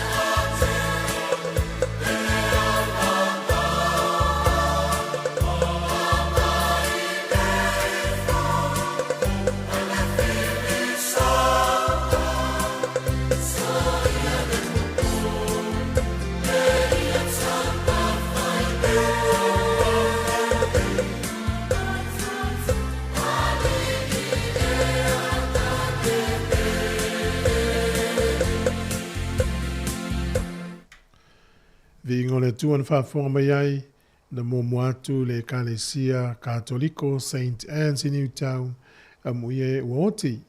O le vi ingan whaafonga mai ai nei i Kalesia me tu tisi sa moi nai le au sope le ua whaavai vai. O le taimi le ua sifu fitu midu te ute e le iwa le tautua sifu fonga le lo mua tau le lima nane le fia tātou whaasale naunga. Suinga la wana o tātou porkalame, ia na o vi ingo le tua pe spsenga whaale nganga porkalame whaale nganga le nei aso. Ia e fi whaasoa mai foi. Se vaenga e te manatu e te fi whaasoa i foi, mwhaere vini me le o whaatolu wanu lima le o whaatasi. La fo le tusi nana e fai tau ai te fi whaasoa i fo le tau o nei vai tau, mana i foi. E le tau fia lava lau pe a fia vini mai le o wha, tolu walu lima le o whaatasi. E ini si olo ngā lulu e mwha alongonongo mai, manuia tele au tō ngā luenga, wha māloro ngā lulu e. Wai moni au aso mālolo, a iei lava tangata e o e whai ngā luenga e tautua le atunu. Tele o taimi a mai ei tala i le vanga le ED o le Emergency Department i tutonu o whale mai. Nei tangata nei, e lua sfur wha le i tūla le tautua le vanga le o le whale mai, ia ma tele au whale mai i le su whai tūla. Taunu atu i stangata mai e o isi taunu atu. Ai taunu atu lola ma le awali i e whasua awa. Ma le au fia misa. O atu lole wa upu te tele ma e o ana wha o lima i lau whainga aluenga. O le mele alo whatele atu poro kalami ma utou. Pauna o lesi nai tū ma nei ala u whaalongolongo i fuafuanga le whainga mano le ua pale mai nei. O le wha popo o ila tau e leo leo a vaenga i o le whale mai. Ia mauti na o saonga le mūna i fō mai. Tangata whai ngā luenga umaulo ngā lue. Tau fo i pūlo i nei fō mai ma ngā luenga o taulo ngā lue le whale mai. O leo la tau ngā lue i ta vale e whale mai. O na ia ve pasi, ave taxi, tangata i e whai ngā luenga i le vainga o le suavai, o le eletise, o awala, ia o la tolo ngā lue i pūle ngā nuu. So o se ngā luenga o lo e ngā lue i le vai teimi o so mālo lo o le tautua ina o le atunu. Wha mālo le whai o le whai wha manuia le atua i lau tau ngā luenga. Ngā luenga mā tolo ngā luenga tau longolongo. Ki mai lau le tio, Facebook, o le YouTube, o le tātou app. Tau longolongo atu mea o lo tupu wha manatu atu. E leisi anganga o le porkala me wha tonu atu se isi pea o aisisi. E le o le anganga na wha mangalo mai le ua unanga nei pea e langona o lo isi me wha pena. Ia, o le tautua la fuatsi fonga lau mua monisi e faul mai mo mai wha vaina tau sanga te siiva i valua. O le porkala me nei aso. Ia, o le tātou maa fau alea i le nei aso tā ua le kālena o tā tununga wha ke usiano o le tātou tunu. E le fasili na fasili e le istangata i le isi whaifi au e whapea.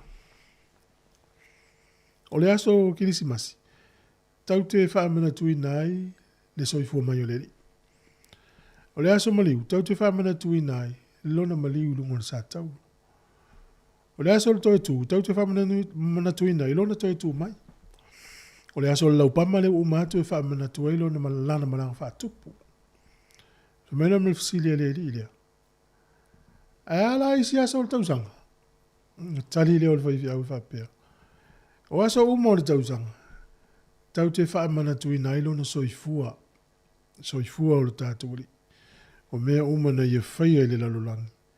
E whai ma whaata i ta inga o le nei fo i o langa o le tātori. Iai! Ia, manu ia le tai au. Duia fo isau ninga o le alo tu iai to tele o le atunou. Maua pe oe le file mō nei aso. Sau fo le launga tu ua mai lau lotu nei aso na sau le te vili mai. Whaasoa mai po le ale launga watu alto lotu le alawa e ola tātori tio. Talo whatu ia so ngā tali manuia lau luatu sau ninga le aso. Tu ulau telefoni whale langa whale lawe le lotu. Lupe, ia lena tātu le pese nāne le lase umato e tātu. So ngā ia pua Marys mafuta mai au kilani. Ia o whaiwhai pēr taula mafuta mai tono Tacoma, Seattle i Washington i Amerika. Ke tuina mosa lo mafuta mai Low Hat. To e whawhiloa ia tua i tātou pāanga malawa. O lo maua le tautua le siufongo le nau mua. Ne te ula isa utaimi te whaitau ai se tuspa ia. Ia pe pisi fo. Ia, na ne lau whaitau ina le tusi lea na tusi e le fo mai o luka. Luka le mata upo luas furu tolu. Alo na fo upo tolu lua o le tolu walu. O le whaitau leo le vaiteni whapenei. Sili ai stangata vo le wale whafonga mai le wata mai tuspa ia ma lau skola. Whaasao mai a upe a whai ute se atu. Na maua mai e luka whamatalanga nei mai a Peteru. A whonga lai tustusi ngā luka. O isi fo i pango ta tae to o lua. Ua taita ina atu whaatasi mai ia i whasi utia. Ua lato o atu i le mea e ta ua o le mea. E iei le unu po. Ua lato whaasa tauroina i a te ia. I le mea. Ma e pango ta tae. O le tasi le i tūtau matau, ma le tasi le i tūtau angavale. O na whetalai atu leo Yesu, lo te mai, ia e wha mangalo ina atu ia te i latou, a wa latou le i loa le mea wa latou whaia. Wa tufa e i latou na off, na whaia i leo le vili. Wa tutu mai le nuu, ma mata mai. O le au whai pule fo'i ua tau wemu mai i a te ia whaatasi mai la tau. Ua whape mai. Na whaola ina e ia nisi tangata. Ina whaola ia o ia i a te ia. Pe a whai ulu ke riso lea ua filifilia i lea tua. Ua tau wemu mai fo'i i a te ia tangata tau. O ane i a te ia ua vatu ai le vineta. Ua whape atu. A whai oe o le tupu o tangata iutaia. I nā whaola ia oe i a te oe. Na tūsia fo i le tusi i ona lunga i le upu e leni. Ma le upu e peru. O whaingoina o le tupu le nei o tangata iutaia. Whautata tō i tau e munga na whaia i le nei aso. Tū ma mau mai ma mata ma tau e mu.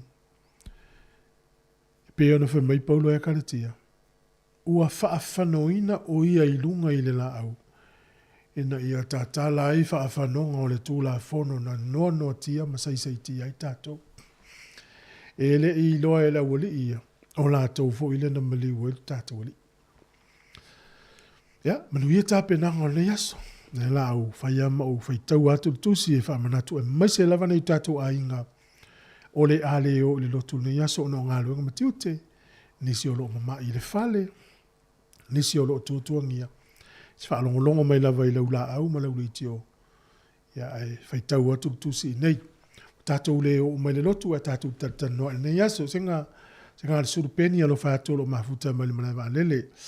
Tong ia lai whangamalo se ilala mafuta mai San Francisco i Amerika. Tua tau mata mai au kilani alo whātou porkalame. Wapea fo ia Simon Manava. After tele lava ia le mafuta mai. Sunga fo ia fele pele, na lo fatu por kalame fa menuia tu ia te oe masio ainga. A lo lava. Atatos va vai fo ile tusi. E fitu le leia feta lenga lo tatuli. E lua na feta lenga na vala uilo ntama. Alesian feta lenga na vala uilo natua. E ma fai fo ina tilo ye mai whaali e iso manatu. Pea moso taimi. E nei fisili foilo, e fisili lea sa fisili foilo si aso. O le fisili lea Yesu na fai pe ola na upu. Lo utamae. Wai, e lunga lo utamae, fo e pito ala wai fitu an fetalenga. Whapelan fetalenga na whapea, lo utamae. Ia e whamanga lo atu. E oso mai lo ngā tonu. Lo atu wai, se ale mea wai tu la fo i mai etea. Ai o mai whai unga, lo uta mai, o te tu ina atu lo uanganga i wau. E mana e fo ina i vaenga na e watu tangwa o e whaisau sa i linga. Pe ai se ale lava na i le whapea mai ai, lo uta mai, se ale mea wai tu la fo i mai etea. Ai wha lua na i ta ua lo uta mai, wha tasi na i ta ua lo na tua.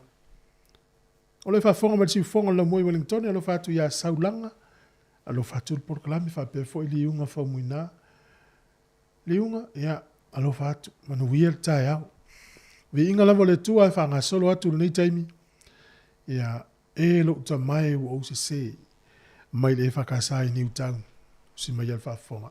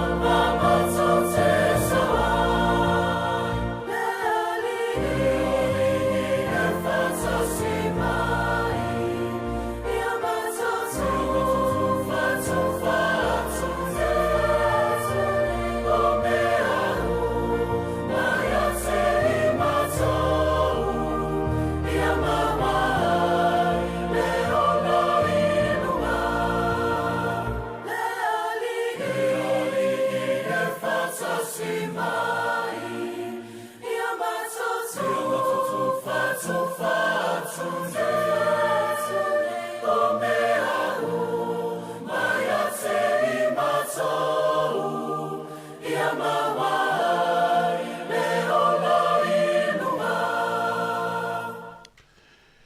le vingo le tua nan whaafonga mai ai, ma le kalesia me tutisa mo ko kiwi porirua. Pe ona whaingoina lea tuai lo mātou tamā. O le taimi le uto fulu ono minuti ona tā leo se fulu. A malo whaafitai lo whaatu ia se ngā suru peni manuia le tai au. Tali pope mali e toa, manuia le tai wea te oi male ainga, manuia fole ni aso pa ia. Fele pele, alo whaatu manuia fole aso, William atoa i ono, whaafitai. Pe fo ia saulanga, whiweti mā lo lo, alo whaatu polokalame a te oi male ainga. O aso whape nei ta te manatua i soi fuanga i si o tātou tuno i sa moa le mele o le whasoa. E whasoa i o nei tātou mātua i aso ia i meo tau mawha. Pela le aso ni o naso mali ule whaito na i le tātou a inga e mauti noa lava. Melto ina ia. Lala wate asua vai il whiwhiau. Ia, watu ni talo na manilu au ma asu atu kalewe eleni na masi to ina masi lo mtua na le malesi la le a. O le au ngā sese la le itua. Ua langona e la tau wha le lava ia le. Ia le umu ma le kuka le sawhai. A e le mawhaio na tu ua le mea lai wha tonu me le to ina ma lo mtua taun whai. Ia ona whai lava lea. E a tu wha mai. E o whetau sia ia. Alo foi se faiva ia. O man avele ia le whaiwhiau, nei matai o le noo ia. Manai to ina manai lo mātua. A mano. Le wano au mai inei le tausi matua, ma le tausi whaiwhiau, le to te leo le tātou tuno. Ia o nā ngā luenga le lei umalava. E manuia e lava oe masi o ainga. O te fia la fo e toi whaitau. E o tātou i lo pēteru o le so o le li. O le nei so o pēteru. O le tangata e tā ua te le li. A sa mai tauina lava Yesu e le matua lo nau langa wha le nganga. Te le o teimina pa ua i pēteru le vava ai Yesu le teimina. Na wha a onga ai Yesu pēteru mea whengataru soifua.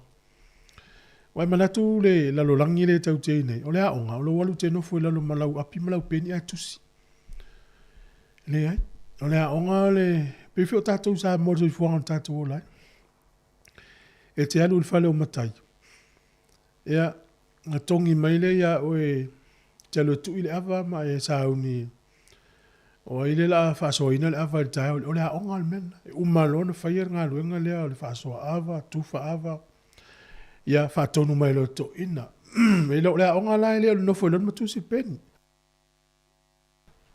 O le mai tau, wa ai ma whatino. Tatou lofo il whainga o le whainga o maumanga. E le ima sia son tatu atu el maumanga, melto ina nofo ilalo, lalo el fuafua lea, tusi lalo e whapea na tolti e pula. Leo lea onga umameo, whapea na fo lea onga na onga i pēteru ia Yesu. Te leo teimina feol, pena whaia ina ma le saola na suenga. Ai sa whaongala vai leri. Tatou ilola tau nungo pēteru. E te lea lano to whaalongo isi foi whailau, nga so ona whaia pēteru ia latou lau. Pēteru masalo salo, au. Pēteru oso vale.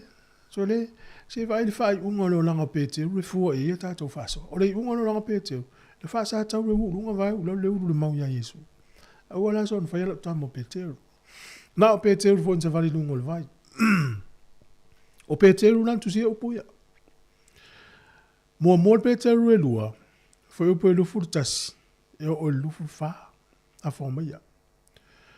A wana wala wina o tou ona o ke riso, a wana wala wina o tou, e ke riso, a wana wala wina o tou, ona o lea lava mea, a wana ti ngā ina ke riso lava o le sui o tou, ua tu ina mai ai e ia le wha wa o ma o tou, na ia o tou muri atu i ona tūlanga a au. Si tatou ola po atu langa a au le li ina muni ai pēteru, Le fa mai Peteru taun tatou muni ai. Mua. O ia na le anga sala lava. Anga sala uma tatou wa. Whaing tātou e tātou tūlanga au yo leri. Na le iloa fo ia se pepelo ilo na fofonga. E le I pepelo Yesu. Ia o tātou o vai ngā lea. O le sa anga tele atu. Ai le ito e anga tele inatu. Sa anga le anga I tangata. Ai le iti anga le anga I Yesu I tangata na anga le anga atu. Ia o tātou lai le ai. Whaing tātele a tātou me lea. Na whaatinga ina o ia. Ai le I whaamata watu. Ma tātou lo momentu pia Yesu vai teimini. Ia. E iei ma se taimina te pa ma Yesu fa I fita in sasai. Whaatali la o tau le aso te.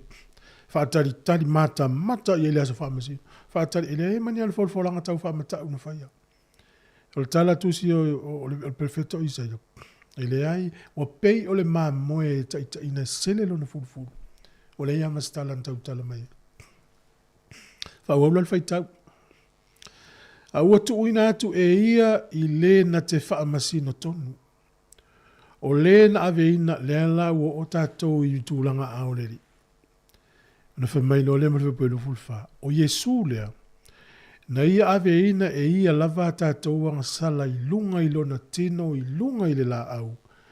Ina ia te tea I tātou maleanga sala. Tātou te nofo ai I le ameo tonu. O na wha lava.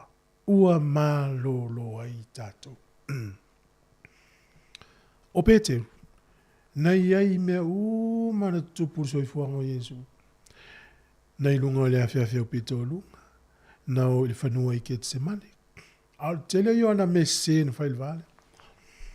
Na ia fola ia Yesu tate o ama o le whali pui maleoti. Ia e tali e leri.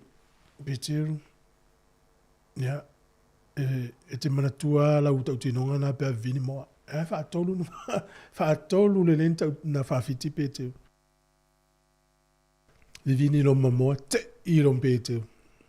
E whaasanga atu. Wana e pupula le leima ia Yesu. Feto ai la pupula. O na alu lo le I whafo matangi lotu. Moto e se voi Peteru. Ja, nuna tato I lo le tala. E le iai Peteru I lalo le sa tauro. Na o Ioane sa iai. Ma Maria. Ma isi tina. Ele lo pofena iai. Ana o se Peteru sa mo. Ele toi whaonga ina se siwa fo feo whawhia. Ai al por kalame le tua I le o langa o Peteru. Whauabla le tala. Ina ua toi na fio mai leri. Tu se male kore tu si iai mea. Na whaali leo Yesu I tangata ia na ina watu tina ele malu. Ile utato wo ile tunga mau. Whalongo la le wheta lainga leri. O e ta watu ile au soo ma Peteru. Le lau no whanga whilo ia. Special ata malo Peteru. Oh. Ai ofal taimi la lu Yesu. Whaalua, whaatoru, whaafia na wsili a Peteru. O Peteru whamsili Peteru. E te alofa ia te. E tari voi Peteru. I o te alofa ia oi. Toi whesili voi. Wa e si la fia o te alofa ia. O Peteru voi na wsili. Tau sila la ulafu mamoe. Peteru lea whaafiti Peteru pa u whaafia. Na fio Yesu lang. E foi le aso na wina maile ngang pa ia le whewhia Peteru. O Peteru foi le na tu lunga e lau. O Peteru la e na upuia. Nena tusi le tusi. O le whau tuanga au nei mo whai launga uma e so na whai ala uso o Peteru. O uso na whai Peteru. E tau te waai le taunu unga o le tangata na fua lo le ia. Taunu unga na Peteru. E mo ila na tala na whai a Yesu. Tate o ma oe le tuunga ma. Tate o ma oe le whali pui ma leoti. E le taunu ui aso na. Ai sa whali pui Peteru. Leo tato ilo le tala ia Peteru na whali pui. Sa ola sa whali pui Peteru. Sa alu foi Peteru le tuunga mau no le mau a Yesu. Muli ane. Ne wa fio le ilang. Fio mai le nganga pa ia. ua faa manaina ma faa loto teleina le au so o whainga lunga tala. Na toa ina mali loto pēteru. Sā whare pui pui, sā arufo i le tuunga mau. O pula nā pēteru rena o whaitau atu nei. O te au ngō fie te o whaitau atu. A wana wala wina o tō, ona o lea lava mea, a wana ti ngā ina ke riso lava o le sui o tō. Wa tuuina mai e ia le faa o ma o tō. Ina ia o tō muli muli i ona o tūlanga a ao. E saulole lisi, mua o le na le anga sala. Lua, na le iloa ia se pepelo ilo na fofonga tolu, e le ianga le anga atu ina wanga le anga ina o ia. Fa, e le i faa mata atu ia. Aina ia tu ulava i le faa masino a mio tonu. Ia, ona sa ulefa upelufu fa. O ia le na ave ina e ia lava tātou anga sala i lunga ilo na tino i le la au. Ina ia te tea o tau ma le anga sala. Tu sa lena fai poi po a tātou ma le anga sala. E mana ole tu a divorce pe te tea tātou ma le anga sala. Ina wa ia ave ina tātou anga sala ilo na tino i lunga i le la au. Ina ia te tea o tau ma le anga sala. Tātou te nofo ai le a mio tonu. O na wha lava lava wa malo lo ai tātou. Whao pēlua lima. Wha umai le mo pe te relua na. A wā o tau sa wha pei o mā moe na se. A o le nei wa toe le liu mai o tau. I le na te leo leo ina ma tausia o tau anganga. E mawa e tele ngā ruenga na whaia Yesu i le lalulangi le o tātou iei. Ia, tate nofua mawawa ai le tusi. Ta maa fau le tautua lotu o neu tātou mātua yaso ia le o mantemina. Au le luk tau le tuspa ia le se luk taua. E wana i whaatua tua se isi o tātou. Ia tātou ngā ruenga le lei tātou te sawa i le manuia. O ngā ruenga le lei tātou te whaia. O le fua li ali le o lo whaatua tua ia Yesu. Wa e whaati noa ngā ruenga le lei o lau tau langa. O mea umai te whaia e le tino ke riso le kālesia le. E le ina ia maua ai so manuia i le o lai whaavau. Ai o fua ia o lo whaatua tua i le lalulangi. Ai o lo whaatua tuanga mua o Yesu. Whaatua tua i tātou. I lona maliu. Wan lava lea matuto e maa ngalo ai tātou ma tātou wolai. Ya, o se so ani pu nā mo le tātou whaasoa fo nei tai au. Lena utala tua tātou leina. Ia te uwha pēa o walwal tua na o au ai. Le hatu e watua la no leina pēa fi whaasoa mai. O le afasfulu tātou poroklame. O le asesi. Whatalo whatu ia se i tā le yatu. Whafta i tele lawan mawhata mai. Sunga fo ia soli, se ufale. Manuia tele le tai au. Tātou taltal noa mwawa ai tusi. O le ase. Whaamanosi mai e le fionga pa ia le atua mō tātou. I le nei vai tau o tātou mawhau whau ai. I le maliu ma le toi soifua mai o le tātou ali. Ia, o sio o. Ta mai manatu vai na. Alo whātu, ia, manuia fo le nei aso pa ia. Ia te oe ma le ainga. Ia, la tātou whaalongonongo le pese ma le sunga ia le malu peni anai. E matau tia tele mena tupu i le aso na maliu ai le. Wa ta umama ina le mali wale i mawhau whau le lalulangi ona i le i ai. A o tātou nei le au whātua tua. E whātawa ina i tātou. Tau te le i ai. A o tātou whātua tua i le upo le atua. O mea monia mana tupu i le aso lea. O le pese i le fita roma.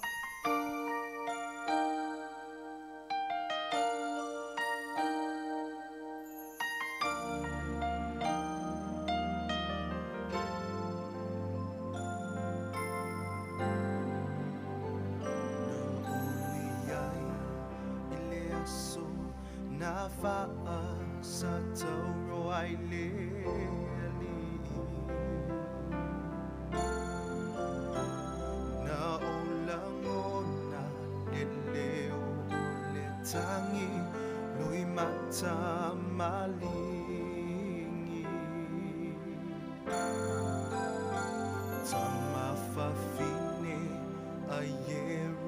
Jerusalema ua tau whaitangi tui Le ipu ua si itia Le areto le a ua tofito ofi E ui o atu o se fita fita roma Nasasaya te ia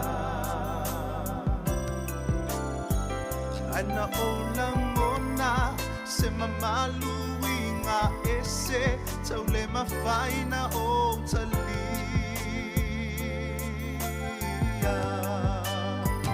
Na pongi sa le langi Ina wa alanga lo utama talia mai lo Wanganga Na uiloa o le alo le tua le na tangata Na pouto atuli na whaapau ilona sa tauro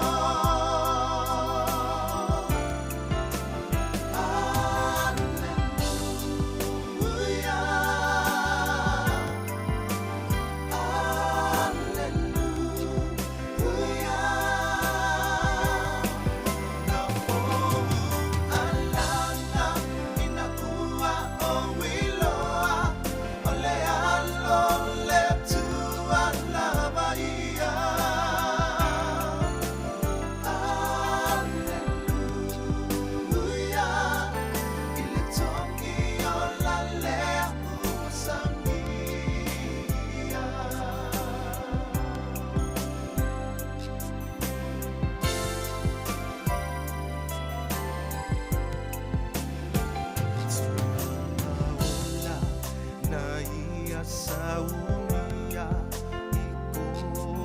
ikorobota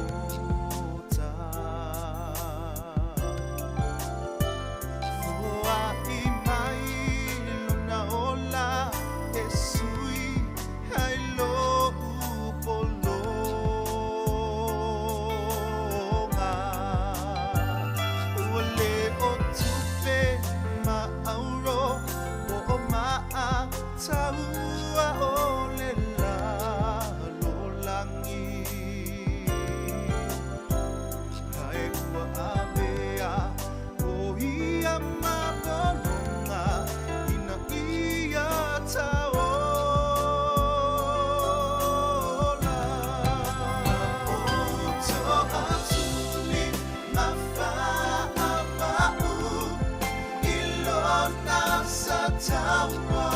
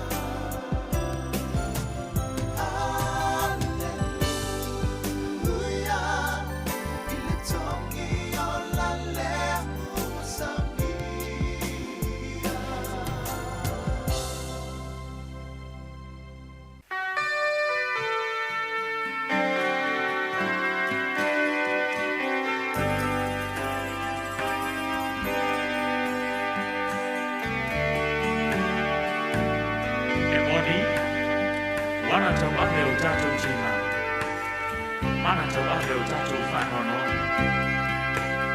A o tatou manatu, o ia o taia, o whasia e atu. Ma whaati ngaina, a o manua o ia, ona o a tatou suri tu lafa. O mahombo o ia, ona o a tatou rangi o lea. Lea o ina whine mua i tatou sai o na lumare, ona whaararana, maloro a tatou. Tano whaere ai se amasala, ai ua ia mo le mamafa o a tatou amasala. Sana tofu si o na mata, veanu ko ma petongi ma, ai whalolo ele ai masenga ngana. Na tupua e o lona po mai, ele nuku ele ai o se mai. A tava ai, ele ai sona mata mo fina wa. O na flori ma watu i pa atoa noa. Talo whaele ai se ana sala, aua ia mo le mamafa o a tatou amasala. Sana tofu si o na mata, veanu ko ma petongi ma, ai whalolo ele ai masenga ngana. Ua inosia sa ia ono sa i pea, ore a o inga e file muai, sa i ona pluma lea. Ona maalala, ua a bea mama pusanga. E tafe mai, iai e vai ole o la tanga. Tano whaere ai se amasala, a ua ia mo le mamafa o a tatou amasala. Sana tofu si o na mata, veanu ko ma petongi ma, ai whalolo ele ai masenga ngana. Tano whaere ai se amasala, ai ua ia mo le mamafa o a tatou amasala. Sana tofu si o na mata, veanu ko ma petongi ma, ai whalolo ele ai masenga ngana. Ai whalolo ele ai masenga ngana. Fonga le sunga le whaiwhiau ia su le veta kurene, e win whailangi le whaulaunga, au lo tala i pea na pe senga i le lano langi nei, lana pes whale nganga, pua ngā o tātou mesia. Amanu ia tu sunga pola le mafuta mai melpone, sunga ia seita le yatu, ia whapeo tu varu le te mafuta mai ia le leit, whaftai tele. Lo fatfo ia le aonga upu tomuli lo mafuta mai kala estete, Sunga Laurie Watson mai kānata. Ia manuia tele nei aso. Manuia manu tele ina fuafuanga. Le afo sifuru tata porokalame o le asisinga. Atau teia e le sunga le whawhengainga ia Reverend Oliver Tiai. Mai le kāresia e whakasa i lo hat. Anu nafi nen whatau teia le porokalame o tala la urunga o le vai aso. Ia no le aso malo lo le aso le nei. Le sui atoa i lava tātou porokalame. Whauawi ingo le tua, ia e whawhonga mō mai lava. E tasi ne o solo na tūsia e le tamaitai o e seta. Mapua ne ia ia whani, ma le tala i malolo. Le pane ia i le fui, ai mapu i le tō, tau tai o le tai lulutu. Ai usi mai a lau whaafonga anga, ma lau whaalunga. Ai se lau watu lau solo, i le maliuti ngā o Yesu, i lunga o le sataru. Pa ngāle o tia o languna, ma vai ai le lutu, pe ava ai atu, i le masa mai o lona tutu. I maniti tino pe ava ai atu, i le ngongoto i fo o tala mama ai, o le pale tui i luna au, o na lima mau na vai, na tutu i mau i fau, o lona i tu, na velosia i li tau. Talo fai le ai se upule ai foi senga ngana, sa onu sa ia le mamafa, o a tātou ang sala, o na olona manatu, ia toi foi le tangata, i le atua i le la mafutanga. O le ia lau afa le atua e tasi, sa teu i le maota i le ang, lea watatala, se fai ai le lenga, i le vao le atua ma le tangata ang sala. O le ia e tasi ai afi, na pulo wai Yesu, i le mapu e pue i kete se mani. O lea ea so langona i le mena tupu i korkuta, sa ia langona le matu tui ma le ona. Taluailu na alufa, ia tā maua le salutonga. O le upua Solomona, e le mawhai e vai tele on tinei a le alufa. Mitanga le apostolo Paulo, o ota mea uma, ina ua o maua ke risu. Leo tie, o whea lau tui, le tunga maawe, o whea lau man malu, a wā o lo woti, o lo mania lea, a o lo wola, o ia ke riso lea. Ai whawhetai e su i lo maliu malo tu. Lea ua mātoua o ai nei i whaliseu, ai sao i mao o maarie. Ua i ulau solo, tō whālua whātoi fuaina, o a ua ista tanisha, pule sasi mai maalifa.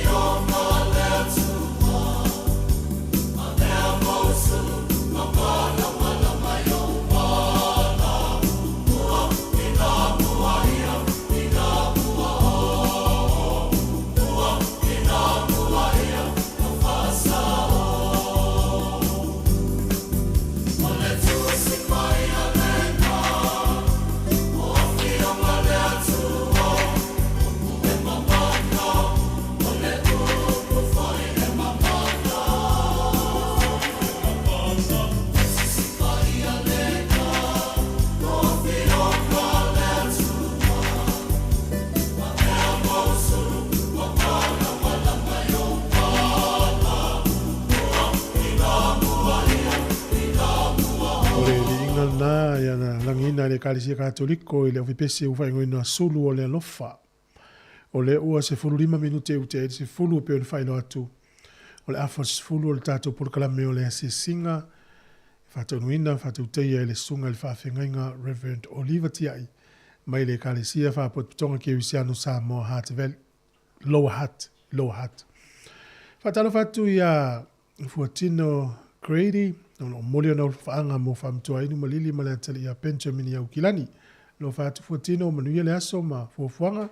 Sunga fualili ia ofsosani ia le moa mareko la ai. Ia lo whatele atu mo na sunga mesel whaltua le talpauna ma le ngali. Pea fo ia whata le fua whata, manuia tele nei aso. Ia ole a whaau lovi inga le tuamana i pesenga o ta pena mai le isi tātou porkalame mo le tai au nei. Whaftai tele ale mafuto mai tautua le nei. Ale si ufufonga o le lau mua. O le kale sia whapotuputonga Yesu sa mo i whangatongo. O le ngore pese ua tala mai le langi. E usi mai al whafonga le vi inga le tua.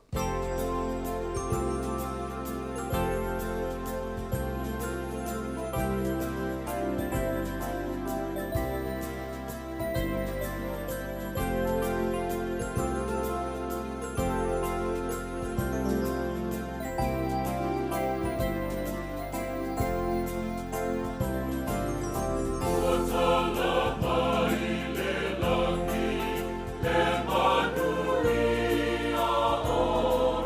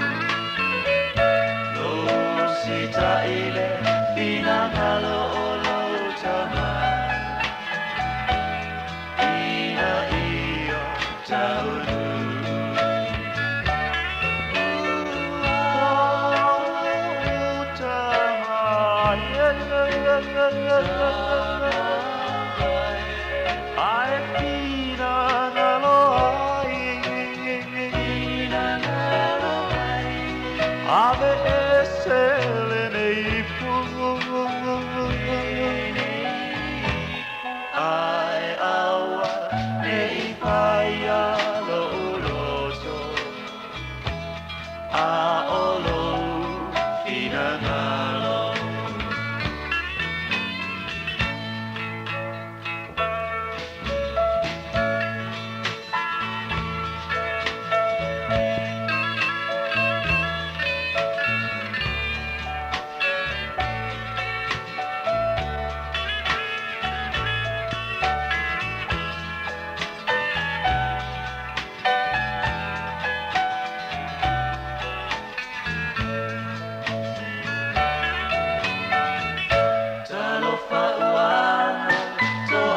Silo sa tauro ai muli muli mamao mayo solo tau pa o atuan ai korokosa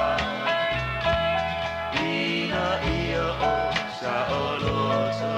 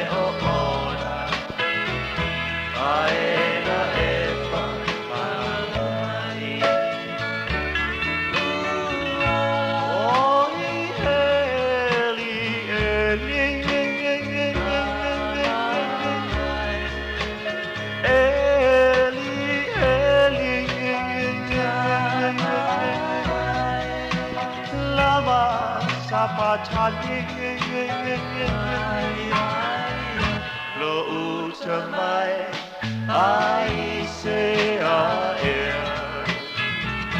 wa tu la fo ina ya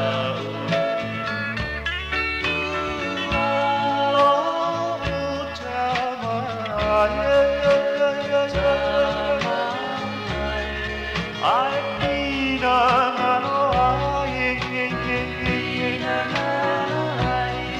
Ave Selene Ai awa nei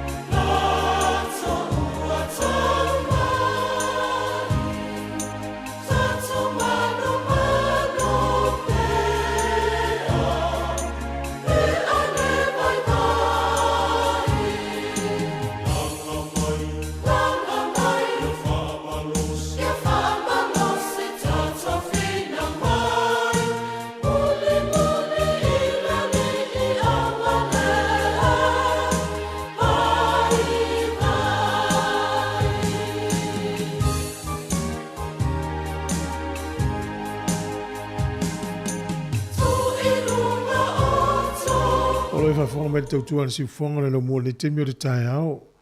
O vi ingo le tua pe spesing whaarenganga sa e whaafonga mai o le taimi nei. I le leia nalo mai au sumai le whaafonga. O le tātou porkalame whaarenganga o le asesinga. Taita ia le sunga le whaafengai. Reverend Oliver Tiai. Mai le kalesia whaapotonga ke Wisiano Samoa Low Heart. I usumai lo le whaafonga.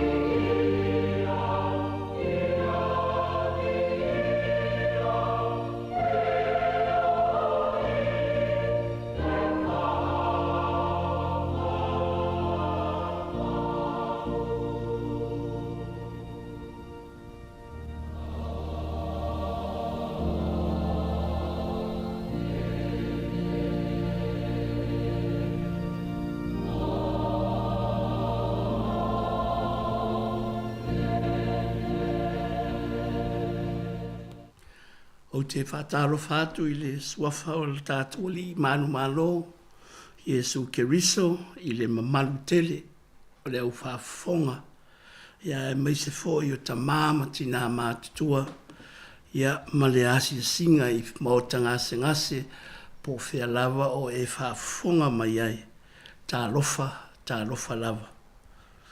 O le tātou tāpo i atu i le atua, le ali ie, e bibi atu ia te o e mea umana e whaia. E whawhitai atu fo ia te o e tangata ami o atua. E tau fia i lunga e lea li atoa uma o e pā u. O ia fo i le whatu sa o ina o e ua whaano uno umalawa. E whaasanga ia te o e mata o mea umalawa.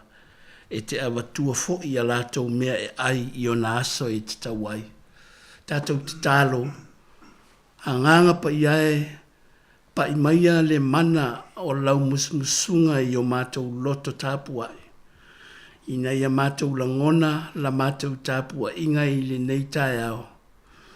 Tae ao le whao le tanga na whaia e ke riso mo i mātou ma le lalulang. Mātou vivi i ma whaafetai ma no manu atu. Ia whao uina i mātou e le mana o le anganga. Ia mālie i lau whaafonga le ali ie. O upu o mātou ngutu ma mawhau whaunga o mātou loto. Ia mauai fo i se wha malolonga o e ngase ma i mātou umai le nei tae au. I lau lava suafa i Iesu. Amene. Tātou pese iwa sifurma le lua. Whawhetai i le atua, le na tātou tupu ai, i na ua na lo whawhua, ia te tātou umane, ia pepe, ia pepe, se aleluia. Ia whawhetai, ia pepe se, aleluia, whawhetai. Whawhetai i lona alo, le na whio mai lunga, le ua whai ma whapaolo, ai le puanga, ia pepe se, aleluia, whawhetai, ia pepe se, aleluia, whawhetai.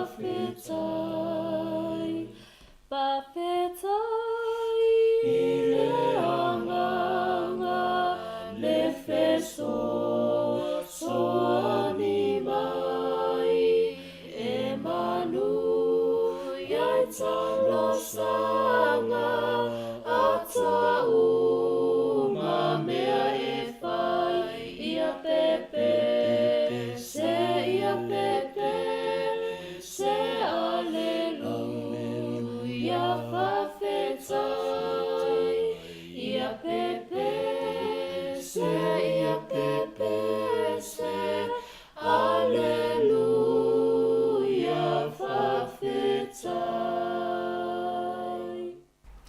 Tātou whaalatala tātou i le atua i le tatalo, tālo whaafetai, man whātou e senga, ma moli nisi o tātou manao, tātou ifo ma tatalo. Le atua sili e se, le atua lava lau o fio mai le babau e o i le whaababau. Mātou talitonu ma le au kerisi ana uma o lau o fio na whaia mea uma i le langi ma le lalolangi. O le tangata soifu o foi na whaia i lau lava whātu sa paia. Ma nawa i ai le ola mai lau o fio. Ma e to pule foi. E tausi lau foafoanga ma whai lau fina ngalo i le nei lalolangi. Le atuae mātou whaaftai i lau o fio. I le mana o lau alofa tu noa o taita ina mai ai le soifua ma lo mātou wola. Ua mātou au lia mai ai le nei tu aso o le tae ao o le aso o lo tāpua ia e le lalolangi ma le au whātua tua. Māwhau whau ma le loto whaafetai le maliuti ngā o Iesu Keriso. Le whaola i le sātaura wā le whaola tanga mo le lalolangi anga sala.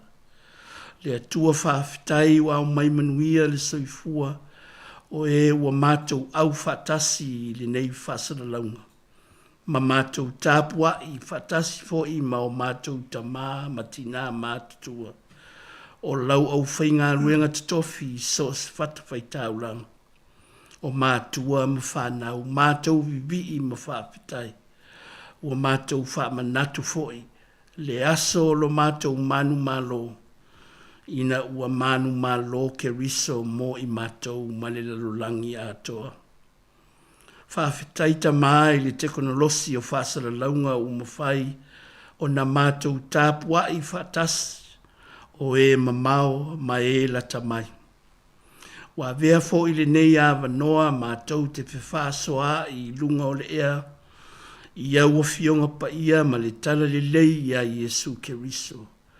E whai mawai malu i ti ngā ma mawhitianga o le soifua o lo soifuai i mātou.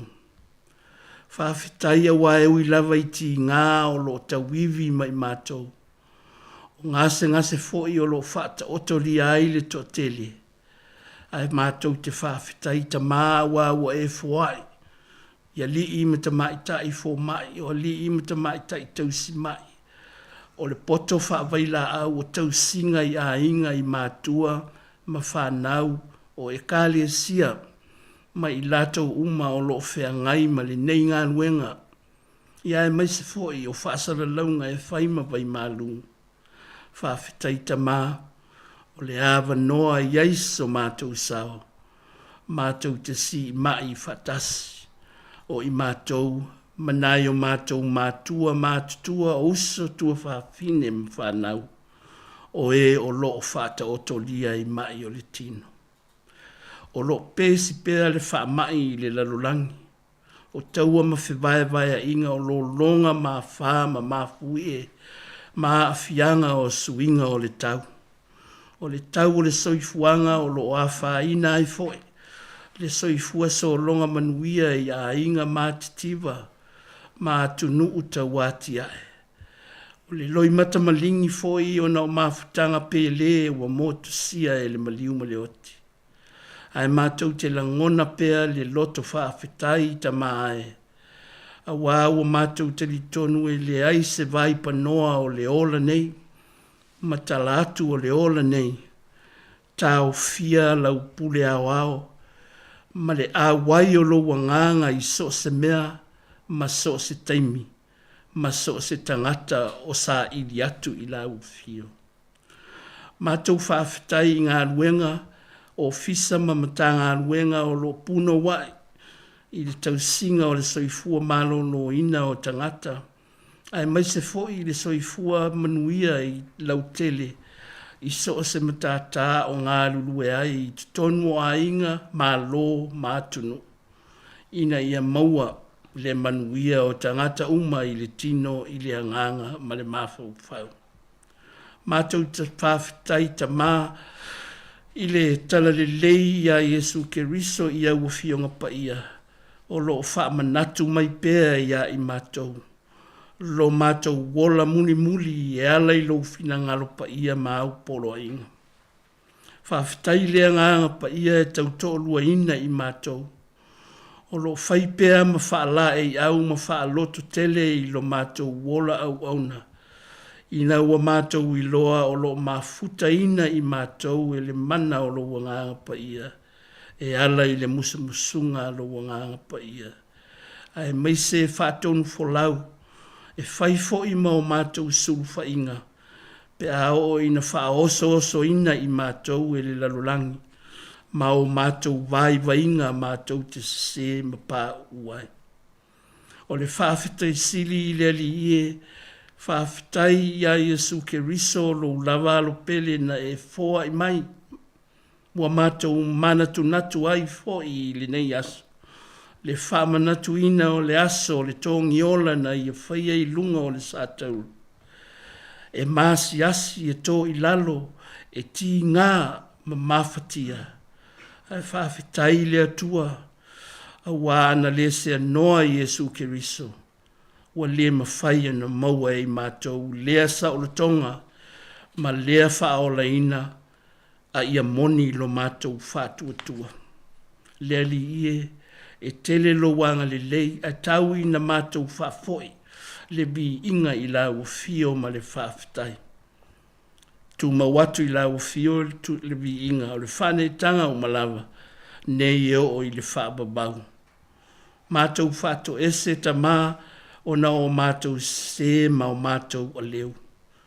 E tumu pēr I mātou I le whamaoni ma le ola whemau mo wai luma o la ua fio.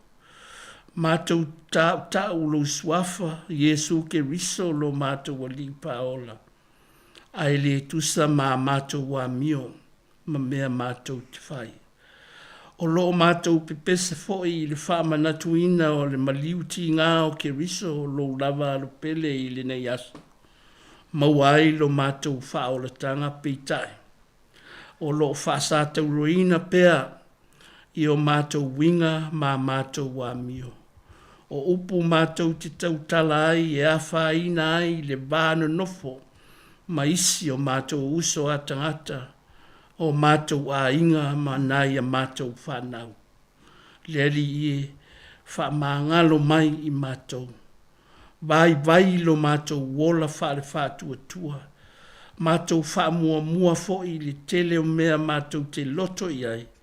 Ai muli le fina ngalo o lau fio ma lau teita inga tonu.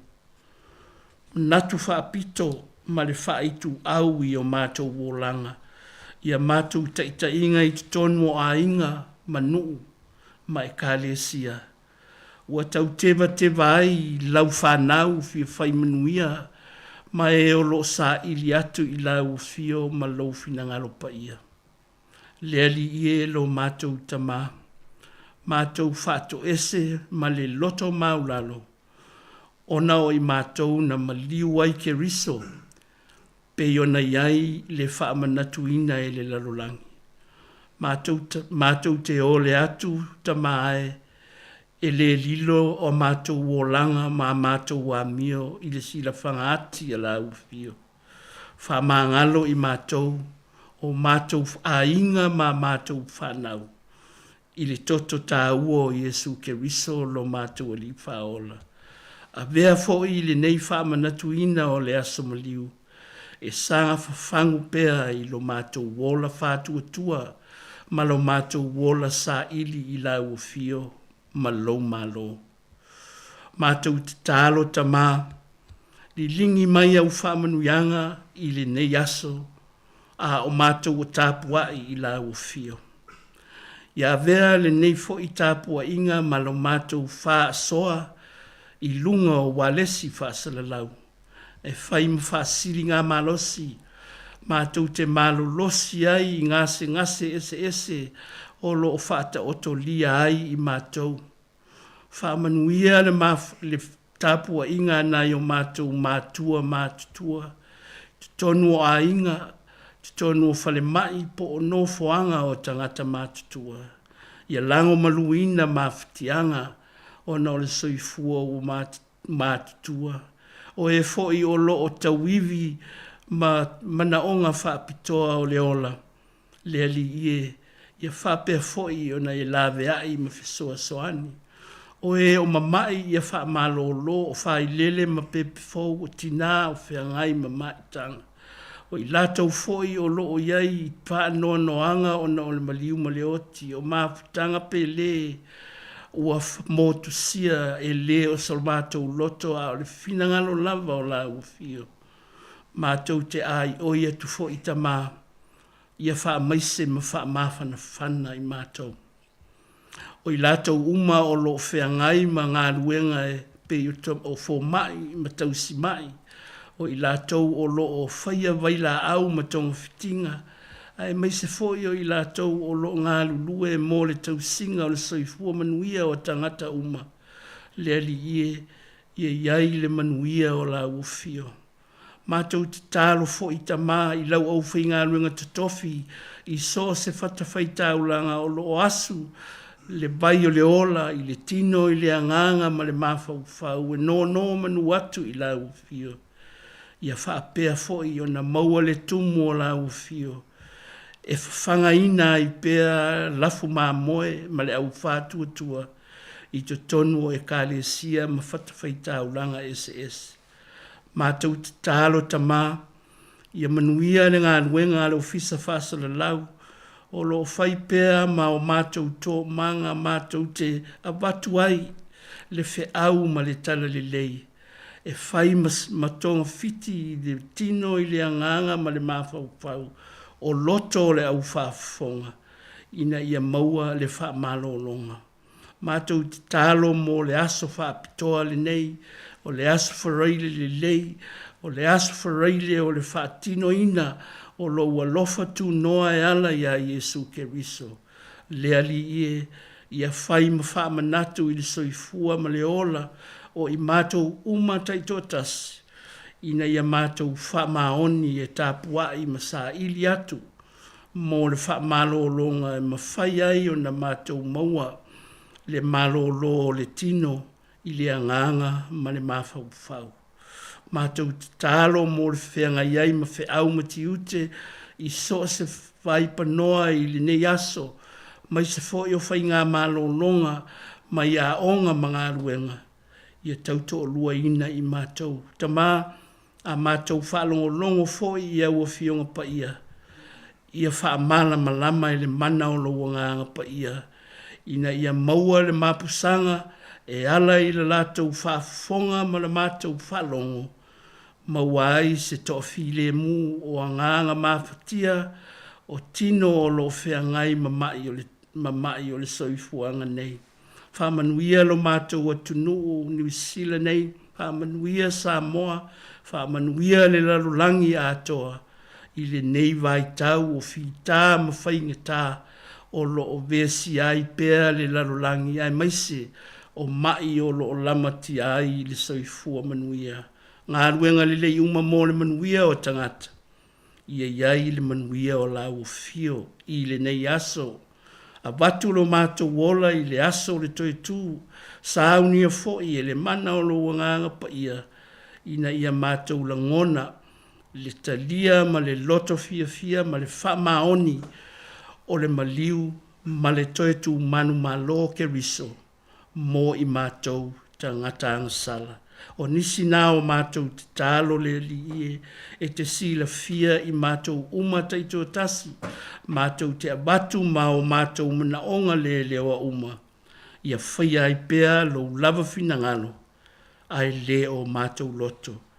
E ala ia Iesu lo mātou ali la mātou te tālo. Amene. Tātou toi pese i le pese a peise vai tafe e le lei le ali. Pese ina e le whangatongo Methodist Church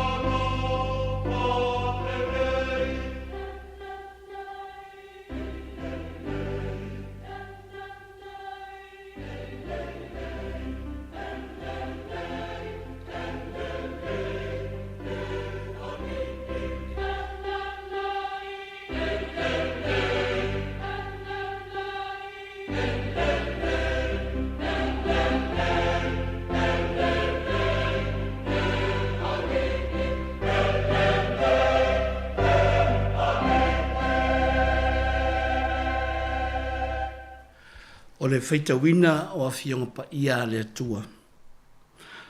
Tusi mai le whenga inga fau mareko o le mtau pui se fulu. Whaafonga o le au feitauina mai whai upu e whaasfu ma le ono, se o atu il whai unga o le mtau pu mareko, mtau pui se fulu, whai upu e whaasfu ono o le lima se fulu ma le lua, whaafonga mai a i nisi a whionga pa ia le atua. Wa o i la tau i Eriko o le atua na i atu fo i Eriko e ia a toa maona soo ma le motu tangata e to tele. A wanofo mai i le awala o pati mai o le tawaso, le atali o ti mai o whaatonga i mea mana. O whaalongo o ia o iai Yesu le Nasareta o na alanga mai ai lea u whapea mai. Yesu e le alo o tabita ia e alofa mai i a te au. Ona mtuava vao atu lea o tangata e to tele ia te ia, ina ia whaalolongo ia, a o ia wa ati liai o na alanga. Le alo o tabitae ia e alofa mai i a te au. Wa tu Yesu, ma fetala i atu ia bala uina o ia o na lato bala au atu lea i le tau aso, ua whaapea atu ia te ia e lotu tele i nā tuia o lo wala au o ia ia te oe. O na tia i lea e ia o lo na ofu ua tu i lunga ua sau ia Yesu. O na whitalai atu leo Yesu ia te ia. Se ase mea e te manao ia iu te whaia ia te oe. O na whai mai leo le tā waso ia te ia rapo nie ia wa ai i o nei mata.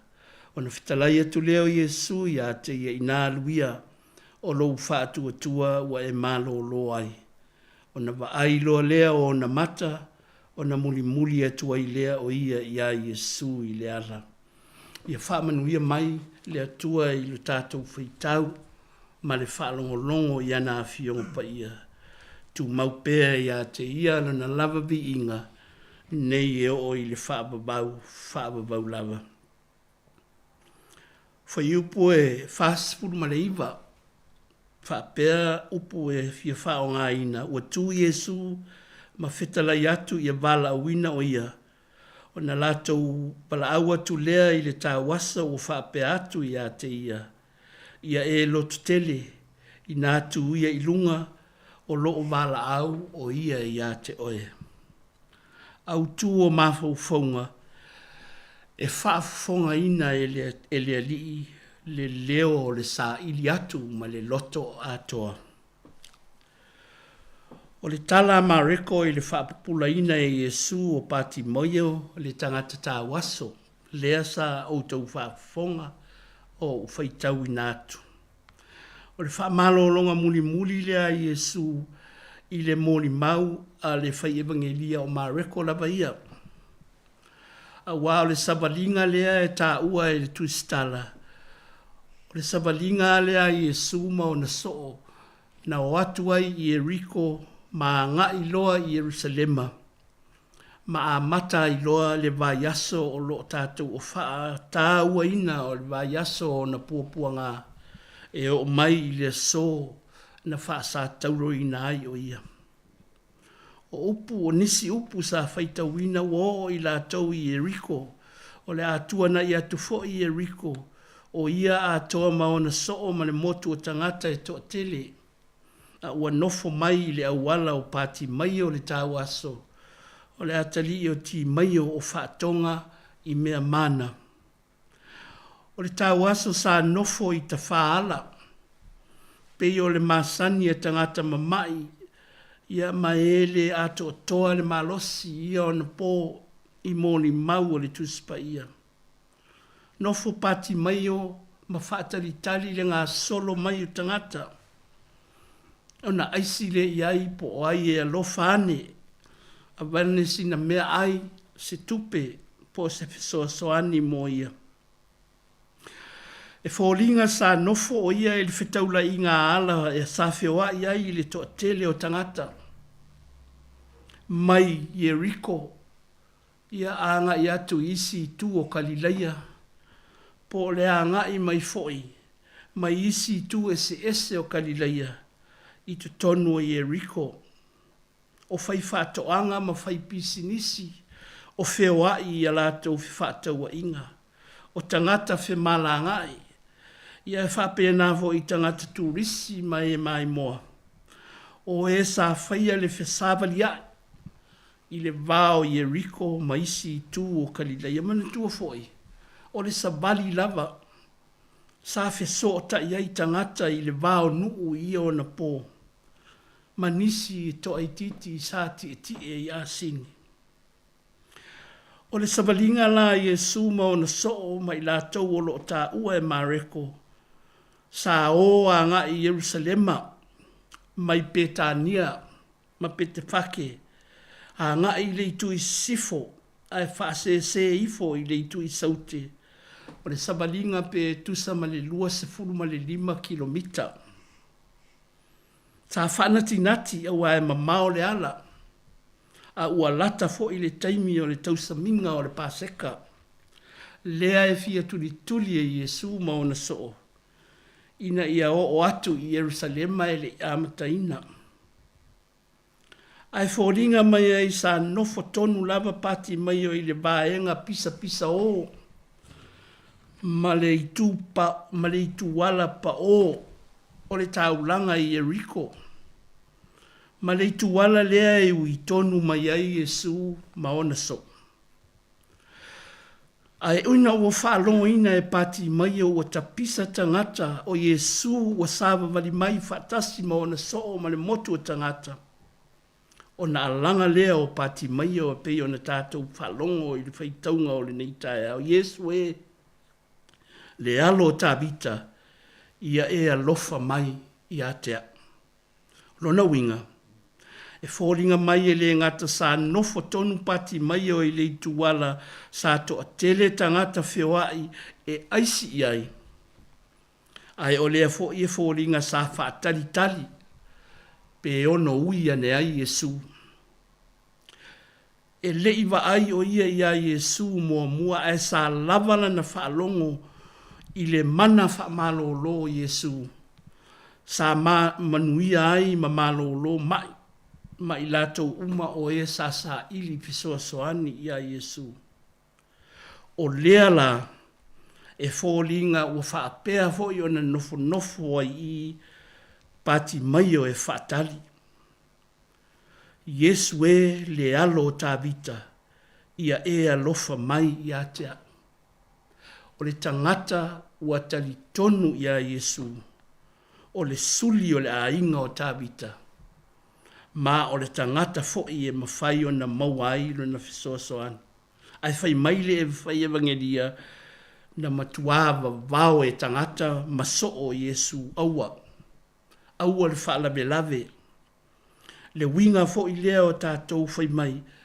Aua le o le meo leo mai malo. Tangata maua lulunga. E le tatau fo'i o na whaalabe lave iai le tangata tāwasu. O le vaai maasani lea. Ne i whai mawhaso e sā ia Yesu o lo o fia tuli i o na tuangia e pei o na o ma o ma sāba vali atu ai ma o na so. Ai o le moni maufo i a mareko ua tū Yesu o lona winga e fōringa to i titi a pāsia e Yesu le tāwaso ai whaafonga loa i le bala au. O na ia bala au loa lea, ina ia au mai o ia te ia. O atu leo tangata, lot tele, tū i lunga, ua bala au Yesu ia te oe.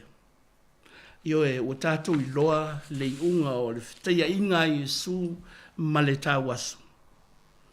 O le ale mea i te manao ai, whai mai le tāwaso. E fia pupula o na mata. O na whita lai lea o Yesu. Aluia o lou whaatua ua e olai. Ua sui ai la ngona o tangata malo lātou leo i le tāwaso. Ina ua lātou i loa. Ua avala awina o ia e Yesu. O le ao aonga fo'i mo le tangata. O tangata uma o e sa ili a Yesu, e talia e Yesu, pe a vala au ma sa ili ma le whamaon. Le au whafongae, uso ta mamati nā ia ke riso, o le whamanatu fo i lea le tala li lei mo i tātou. O le vai aso le nei na whamano lo ai e Yesu pati maio. E whapena fo'i o na mawhai o na whamalo lo i tātou uma. Pe a whai tātou sa ili i le atua. Ma le whamalo longa a Yesu. E iei teimi i tātou te le manao ai. E wha leo o tātou manaonga ma o tātou mapitianga. Ai o le o onga o lo au mai le neife i loa inga a Yesu mapati mai o. Tau tino lo tātou bai. Tātou sulu whai a Yesu, ma lo tātou mautinoa o ia lava e whaamano lo ina i tātou i o tātou ti ngā. Mana tua foi, le whetalainga le tua ia mose mai le la au tala tala. O te awina atu oe i eiku pito e la vea i lo unu awa o matuava ai atu i le pupua ngā. Ua o whaalongo fo i lo latou alanga ona oe pule whaasa wā ia i latou. Ua o i loa fo i lo latou ti ngā. O le a lava le bebesi o eiku pito ma le lalolangi ai la ngona lava e le atua si ufonga ma leo leoi ma le fia maua o le fisoasoani. O na alu ai lea o mose fa la vea le nuu pua ngā tia o le atua. O lea fo i tātou maua i le tala le fai evangelia. O le a lava le vava o Jericho. O le a fo i le toititi lava pasia e Yesu. Le mea o lo nofo ai pati mai o. Aina la ngona lava e le ali le i uleo. Le alo o tabita Yesu e ia e whaaola ia te au. Le au whaafonga e tātou ti ngā mawhitianga o le ola nei. Ia tātou tau i le ali. Tau ma le loto whātuatua. I le malisi. Aua le avea i tātou mapupuni e puni ti ai leisi o lo fia sa ili i le ali. Fia maua lo na wha o le tanga. Pe yo na whaia e le au soo ma le motu o tangata. E ba ai maua lalo i leisi uso a tangata. Ai ua whaali e Yesu. O i tātou uma o e fia maua le fisoasoani ma whātua wha maoni i a Yesu. E le tāu fia oe se tangata. O tātou uma tātou te manao mia le fisoasoani mai o le atua e ala i a Yesu Keriso. Whitalainga Yesu i lunga o le sātauro ua taunu. Sa ia whitalai foi, ia outou o mai a te au, o outou umau e ti ngā ina ma mawhatia i a venga, o au foi e malo lo ai outou.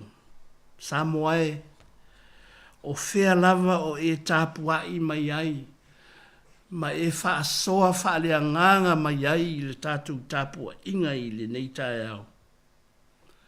E la ngona e le atua. E ala ia Yesu Keriso. Bala au nei. I le aso na tinga ina ma pua ngā ina ai lo tātou ali o Yesu Keriso. Ina ia leto e puni tia e se leo. Ia leto e tau fia fo i e se tangata fia pule. Le whanaua le atua o lo sa ili a Yesu Keriso. Ia manuia le aso maliu. Manuia le aso sa o toi tu i le alofa ma le anga li leo le atua. O le atatou pese i le pese o mai le nei vai puna, pese ina e le au fai pese le aonga whawhai aonga i Samoa. I le aso mua o iuni a fe iba se lau fitus fumare tonu.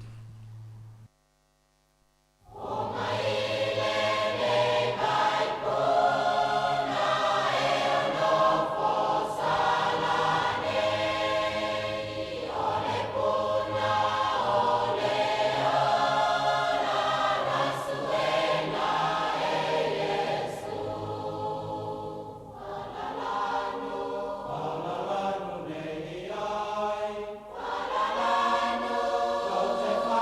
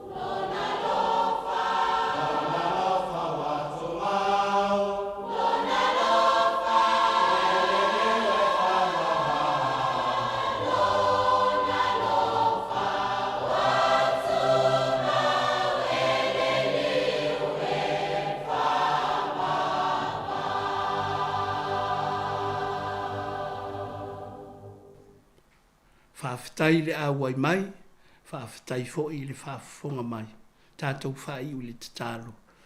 Ia ilunga o i mātou uma malau whanau i le nei lalulangi, le manuia ma le fi le mua la o fio le atua le tamā, le alofa tu noa o Yesu ke riso lo mātou ali whaola. Ma futaina pea i mātou e lo wanganga pa ia, ma lau whanau uma ma le au whātua tua sa ili fufo i la o fio.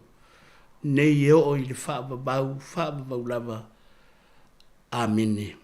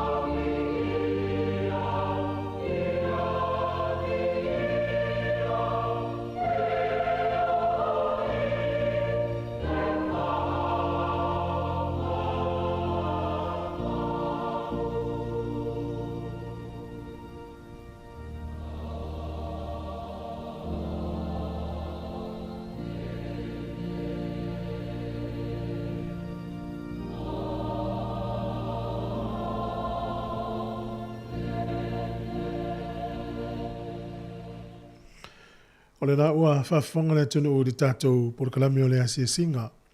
E le nei aso wharai le pa ia, nei aso wharai le lei, e whaamanatu e lau kewisiano le maliu o le tātou atua, po le maliu o le tātou ali o Yesu Keriso.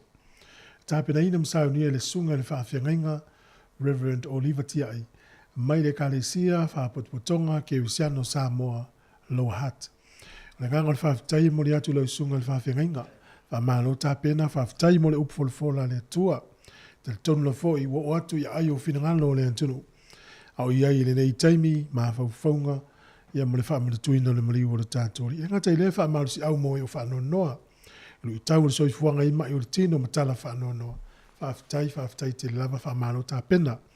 O le tatalo fo i anga le leile atua. Au le no whaunga whauau mo le whaamanianga i lau sunga. Ngata fo i leo le no fuahalo. Ma le kalesia whaafitai tele lava. O le taimi la wasfu whaminute wa te nei le se funu ma le tasi. O le vi inga o le tua, ia langina e le sunga ia vani a toloa. Ia le pese le kalesia i whakasa. Ia usmai al whaafonga.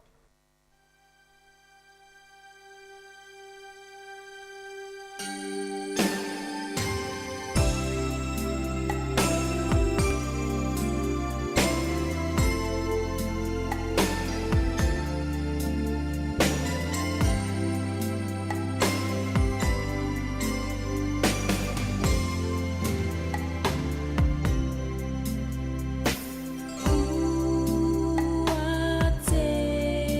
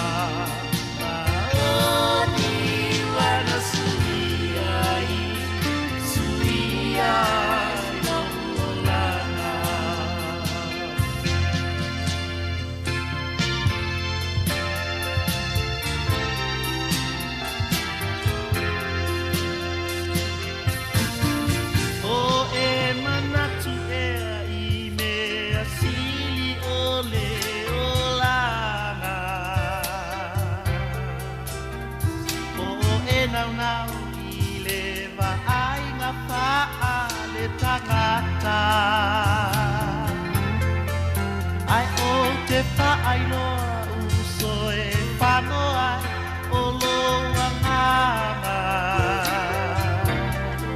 Ai ua pio mai o ia na te suia o ka o langa. Yesu na sui, sui tulanga, ya te au. Yesu na sui, sui tulanga, ya te au. Mana o na lofa, na o ni wana sui ai, sui ai no uolana. Yesu na sui, sui tulanga, ya te au. Yesu na sui, sui tulanga, ya te au. Mana o na lopa, ma o ni wana sui ai, sui ai no uolana. Wana sui ai, sui ai no uolana. E wana sui ai. O fa fonga mai mafuta mai le tautua le nei si fonga le mo Wellington e le nei aso farai le paia fa mana twina le ke visiano le maliu le tata wali ina o toi luas fu tolu minuti na tale o le sefulu male lua to yo fa lo fa tu por kalam fa mnui atu le taia o fa te tele le mafuta mai tata sefulu male lua il tata por kalam le wa fa tu la ina le sefulu lua ta fo ile tu la e tasi il tata por kalam manatu e tauna lapta ia le tunu ia ona le temine yo aso malolo e tele la val fata malaunisi le fa pela o tatu tunu ai ona o le fa manatu wina ma le toi fa manatu atu le tula fono i va enga e tuna pui pui ai tatu o le saole le malo sunga su ai ana le fa i lo atu le tula fono fata no le sunga tasi maiava por kala mela na ta tasi la wa uli le so o le tau sifuru ma le lua fa fonga le toi fasalawina o le porkalame o le mori o le ava. Tāpina ina e le sunga pasta fono e mauna fa ita fatangi. Ia o le tau longolongo le foili o le afionga pa ia le tua le niva yaso o tātou iai. O le tau le tonu le fiafia nanei. Toi fa fonga le fasalawina o le porkalame o le ase singa po le saunga lutu fa pitoa o le ase singa o le ne yaso pa ia. Tāpina ina Reverend Oliver tia fa fiangainga o le kalisi e whakasa. Lo hat. Manatu lo iei pere to tele o le atunu o i sauninga o le nei aso pa ia. Tatou ie le o le lotu le e whaile kuka. Ia po e ngalue fo i po e malanga i lungo le alama e whaalongolongo mai. E mesia nei ia Amerika, Tutuila, Hawaii, e le o nei lato aso mali o tae au e whamanatu e lato. Mo le tolo whaanga o le porokalame whamanui atu le nei tae au whaftai tele. Ia, o le oto e lua sifutasi minuti o na tāne o sifuru ma le lua. E iei nei alo sa moa ne whai ua nei tamaiti o miti o nei poli lua iai. Ta ua tele tamaiti nei to e ngā musika le ta o le country music. Ia, e la tau li pine le o pespisinga tuai wha kewisiano. Le ta o le The Meaties Gospel. Ia, le la tātu le pese le ta o le The Old Rocket Cross. E ne vai teimi o lo tātou ia i le whamana tuina lau ke wisiano o le mariu o le tātou li. Le nā sa tauro mātanga pe o manatu o lau whātu pese. Ia, a le ua tātou o mana nei teimi. O le mea e mao whai. E le uma le mana o le toto Yesu. Na malingi mai le nā sa tauro na ia moina ma ia tautau ai.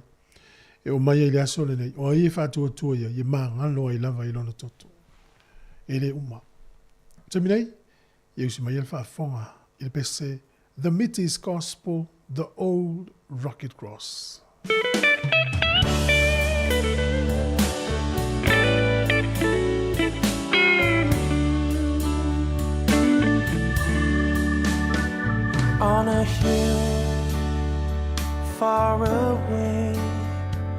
stood an old rugged cross, the emblem of suffering and shame. And I love that old cross where the dearest and best for a world of lost sinners was slain. So I'll cherish the old rugged cross till my trophies at last I lay down. I will cling to the old rugged cross and exchange it someday for a crown. In that old rugged cross stained with blood so divine has a wondrous beauty I see.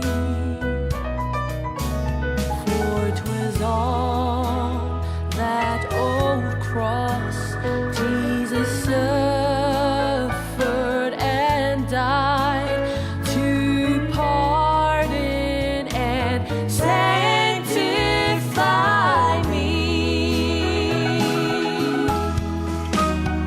So I'll cherish the old rugged cross till my trophies at last I lay down. I will cling to the old rugged cross and exchange it someday for a crown.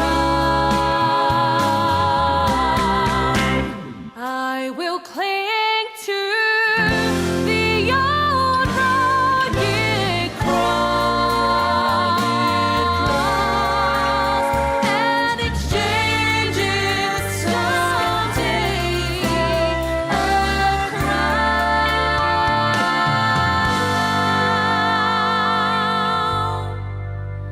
And exchange it someday for a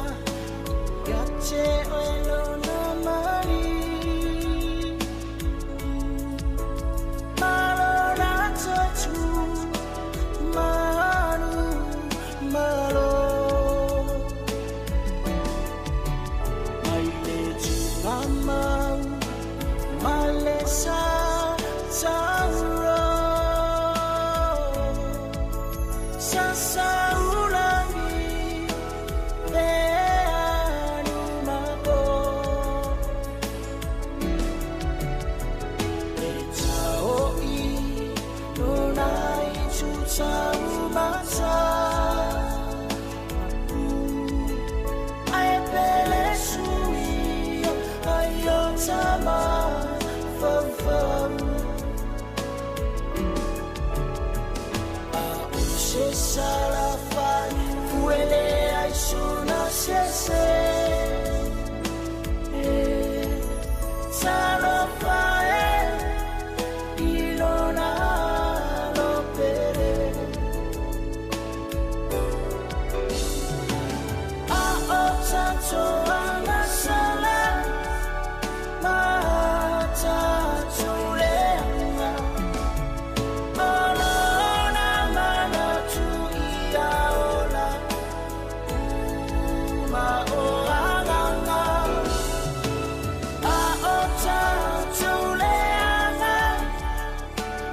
Matatou angasala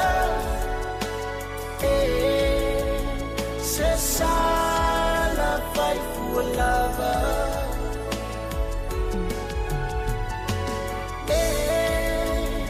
se sala fai fualava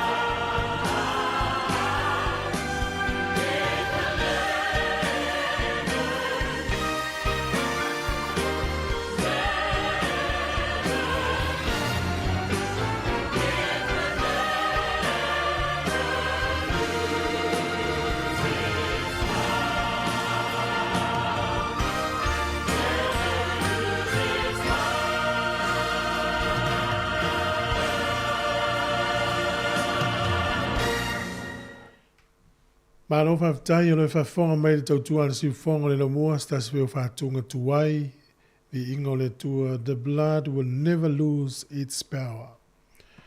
O le taimi le utai fitu minuti o na tāne o le sifuru mo le lua o le tautua le ne le si whonga le lamua Wellingtone. Whamano whaftai atu le mafuta mai au e mei tātou whaasana launga. Tātou tautua whatua mai ai le lima nane i le fiafi. A mai alvi ingo le tua le whawhonga mai ai le whakasa polirua. E ona soso onore mal tātou porokalame ua fufuaina mo le nei awa uli le moni le awa. Tau le nei amale. Tu ua lotu o le nei aso. Awa pele te fie whaasoa mai launga le whaifi a upo 11 whaasoa le upo le tua le nei aso. E maua lava no le tātou le nei staimi o le nei awa uli. Whena vili mai e le tolu walu lima lua o whatasi. Ia tātou taltal no whaasoa le upo le li. Mata ko fia na wafo ilu tau o le nei aso ile. Peifo na lau ngai nela na uauna sa i le tae au, so le to ina malaki mo iawa. Sau ni ngā lotu lena, sau ni le sunga Reverend Oliver Tia i nei le afo sifuru. Ia me se fo sau ninga nai te awaipi afo nau tu ol tau sau ninga. Ia maa lole, ono sa. E usimail fa fonga le vi ingo le tua mai le whakasa poli dua.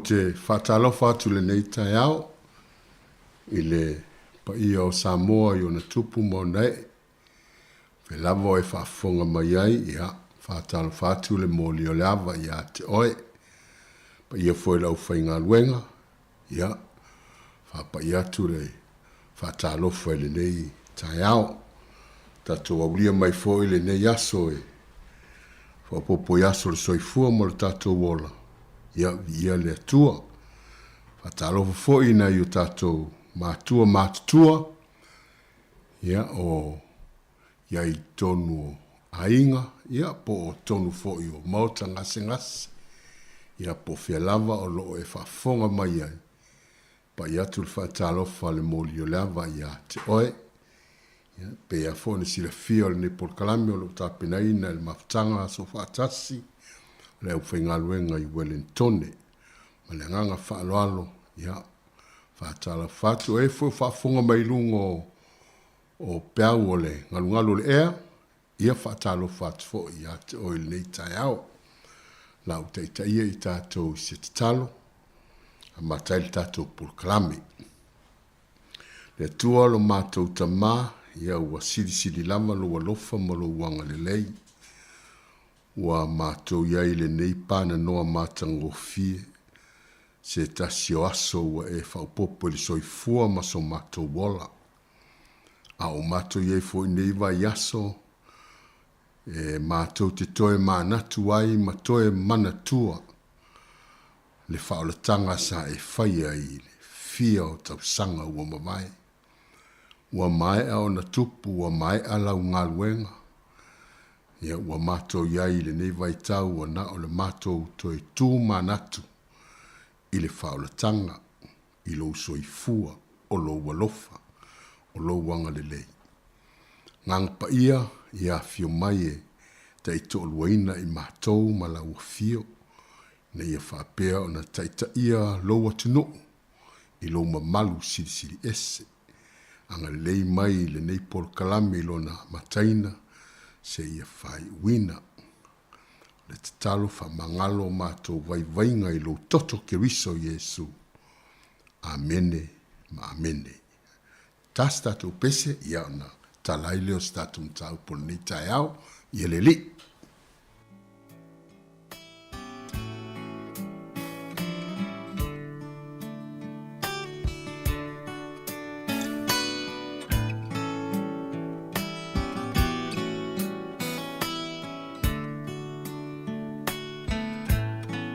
Mai le vavau I le whaavavau tu mau oe. O le papa e le malue lue. Lo uolo maualunga o te sao ai.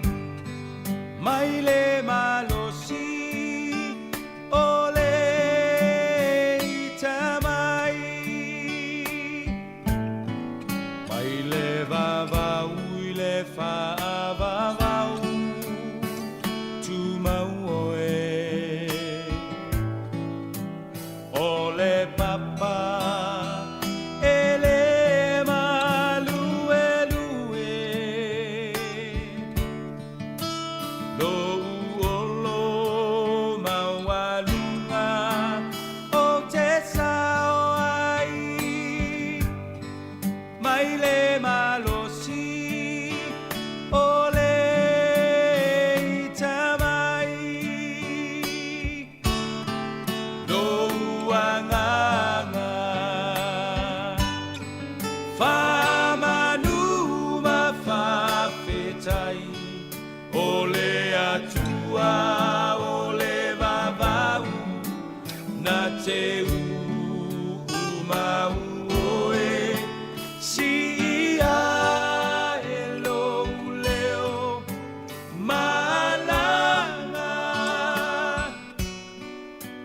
Elelei oe.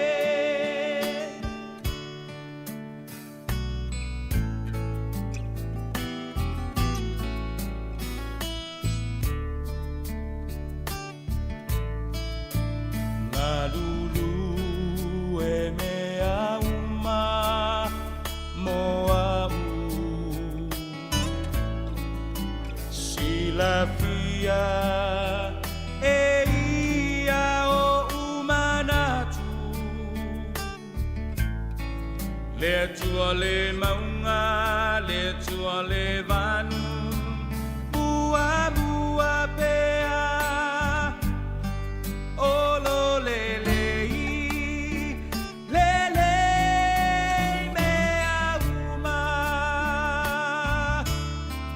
Lo uanganga, whamanuma whawhetai, o le atua, o le vavau, na te umau oe, si ia e lou leo, malanga, elelei, elelei oe.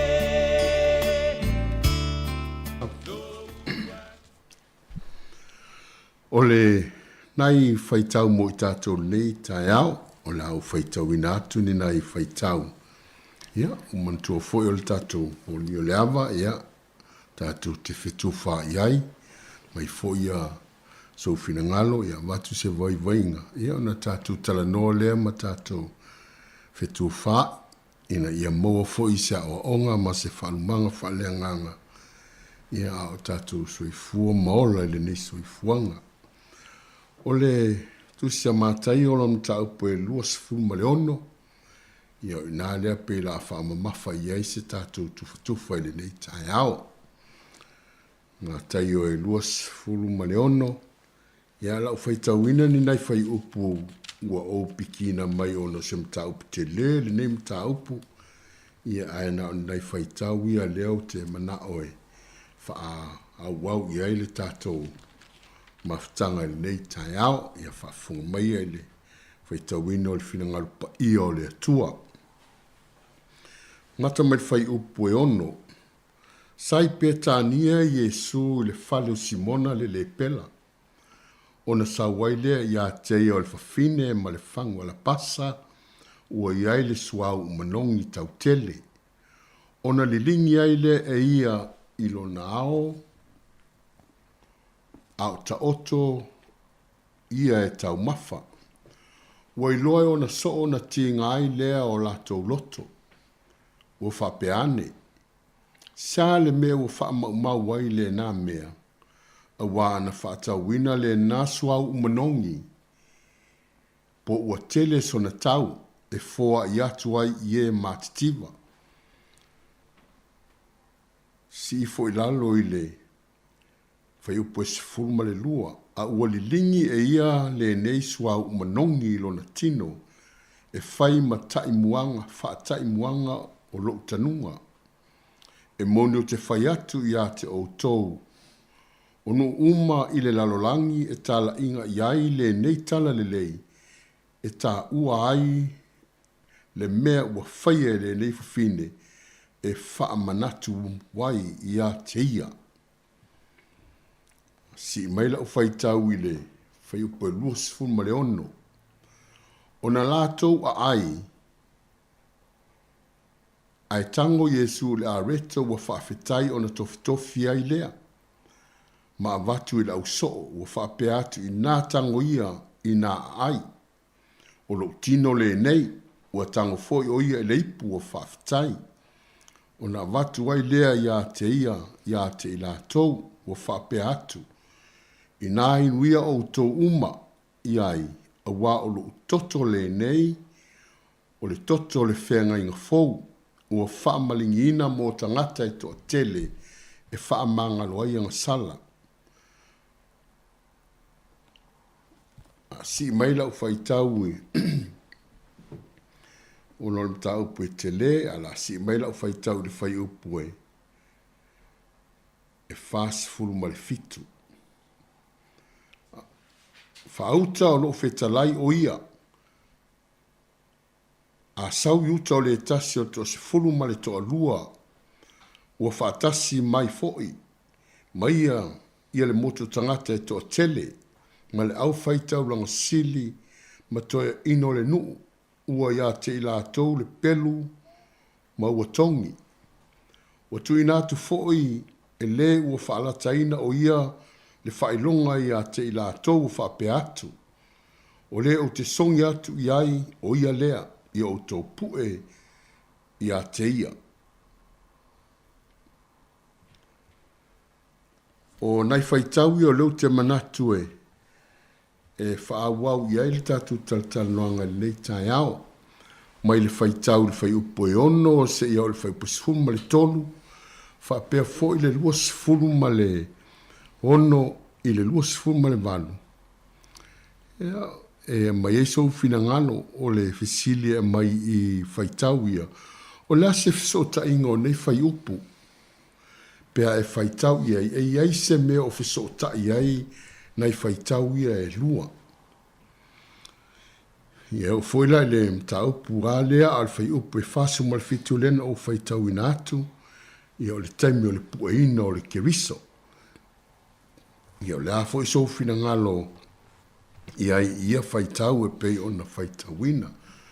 Peo no whai atu al mata upu e leo si ta mata upu lai titi e te lele mata upu ai o loo au mai umai te tonu i mea na tutupu le neiva yaso.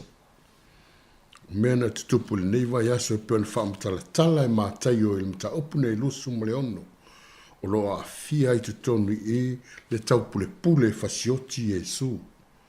O loa a fia i tutonu i le whaauina po le uina o Yesu e le whawhine i le umanongi.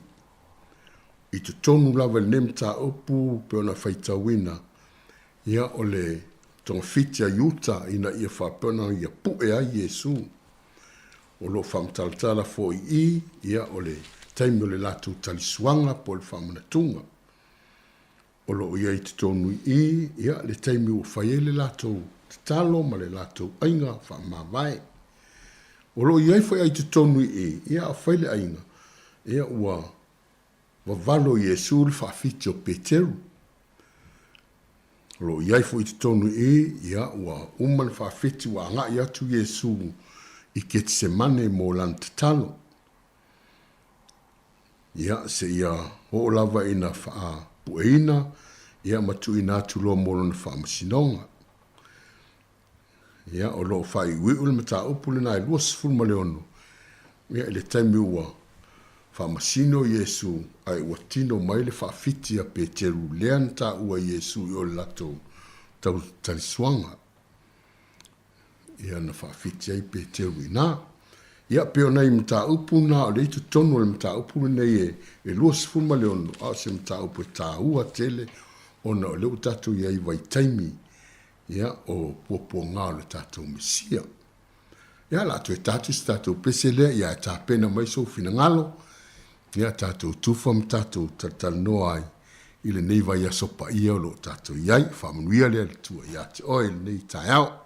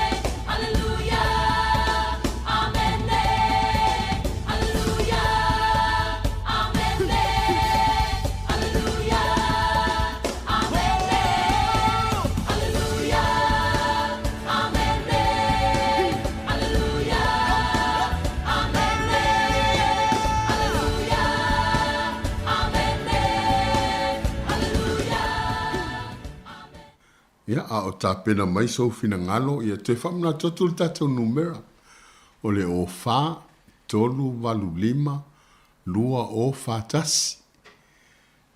Tolu walu lima, lua o whatasi mo i lato lo i Wellington. O le o wha la le tato numera le na.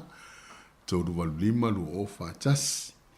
Ia a whai e so fina ngalo fo i pe o whawhaingita o no leu tango vai solo atu nai manatu e fia autu e nei tai au. A ye ase manatu e te fia tala no ai i le mataupu atoa. Ia e leise me o iai sau no mai pea e whaari mai matatou tufa mai le tatou Porokalame. Porokalame lava neo le moli o le awa. Ia tala no atu mo i tatou. Ia pea no in ta ua te lo taimi o le moli o le awa. Ia o le moli a le emo. A o watu le sa i te tono se taulanga. Ia e le mawhai ona e ui ese te ui ese loa. Ia o mia loi lungo o amu matu te tele. Aia e alua le moli o le awa. Emo mai lava mai alu sao tia e te saunga le mu. Ia whapeho i lali tātou so i fuanga. Emo lava le finangalo le atua mo i tātou. E vanga nau tātou o ese. Ia na Sofia lole i tātou i tūma. Ma whaina ai o tātou sā. Aia a tātou pōpō pe le mo le ala. Ma le omo mai o le moli. Ia tali tone e tau manuia fo il tātou folaunga. Ia tala tu pele awa noa mo le tātou atinu. Ia le li.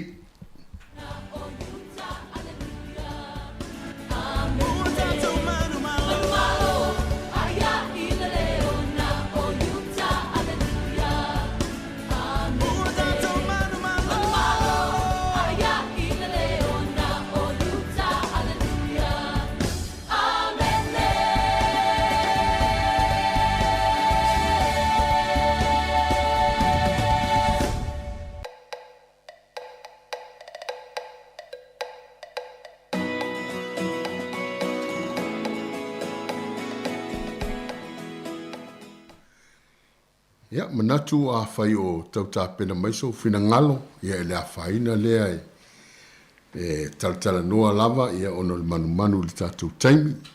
Tufa pea li fina ngalo le atua. Ia a mauso fina ngalo. Ia ona wala au mai lea e. Ia na whangata fwele o la utala noa. Ia aia mai lo fina ngalo. Whaitawina ia whai upu ia pea na o utala noa atu. Ona la tuaile le whaafisili. Le asef so ta inga o nei whai upu. Pea e whai tau iai pe ona o ta ua. Mai le whai upu e ono. Ia se ia whaangata mai i le whai upu e luas a e sifuru mali todu. Ia whapea foi ona sii mai le luas sifuru mali ono. Ia anga ilalo le luas sifuru mali valu. No whai atu o le ale so onga o nai whai tau nei. E ma whai na maua nei whai taunga e pi fōringa mai o le Lord of Legacy po o le tūla fono o le whaamanatu. O le tūla fono o le whaamanatu. The Lord of Legacy. Whai mai le tala lena whai tauina sai petania Yesu le fale o Simona le pela. Le mea tātou te wawai e, o le taimi nā fio mai Yesu i langmalanga whaatupu anga i Jerusalema. Lewa tātou iai le vai aso pa ia le nei. O le mea o loo wawa ai atu iai. E le ia fio mai Yesu anga i o i le malu. Le temple. Ai pei ata ngia le whaitau atu. Na fio mai Yesu malanga loa i o anga i le fale o Simona le pela. A tonu po o le a tonu le manatu na lai o na malanga Yesu i o. Ina ua ese mai o le malu. Ai whapea se tala ma se manatu. Na alu Yesu le fale lea wafai mai sa iai, ia la salo lea sato e fatu mai na ye woti. na malanga le ia i o Iesu ia i fale lea. O lea le mafuanga e pe fōlinga mai o le ala nalu ia Iesu. Ona fo'i o i la tau ia na whaafioina Iesu e whaim lo latou ainga, ma ainga e mapu ia i le li. A whaiala na tala inga wha e vangalia. O i pe sa whaimon ainga le masalo le loa ia Simona po se tau ainga ia Maria ma Mareta.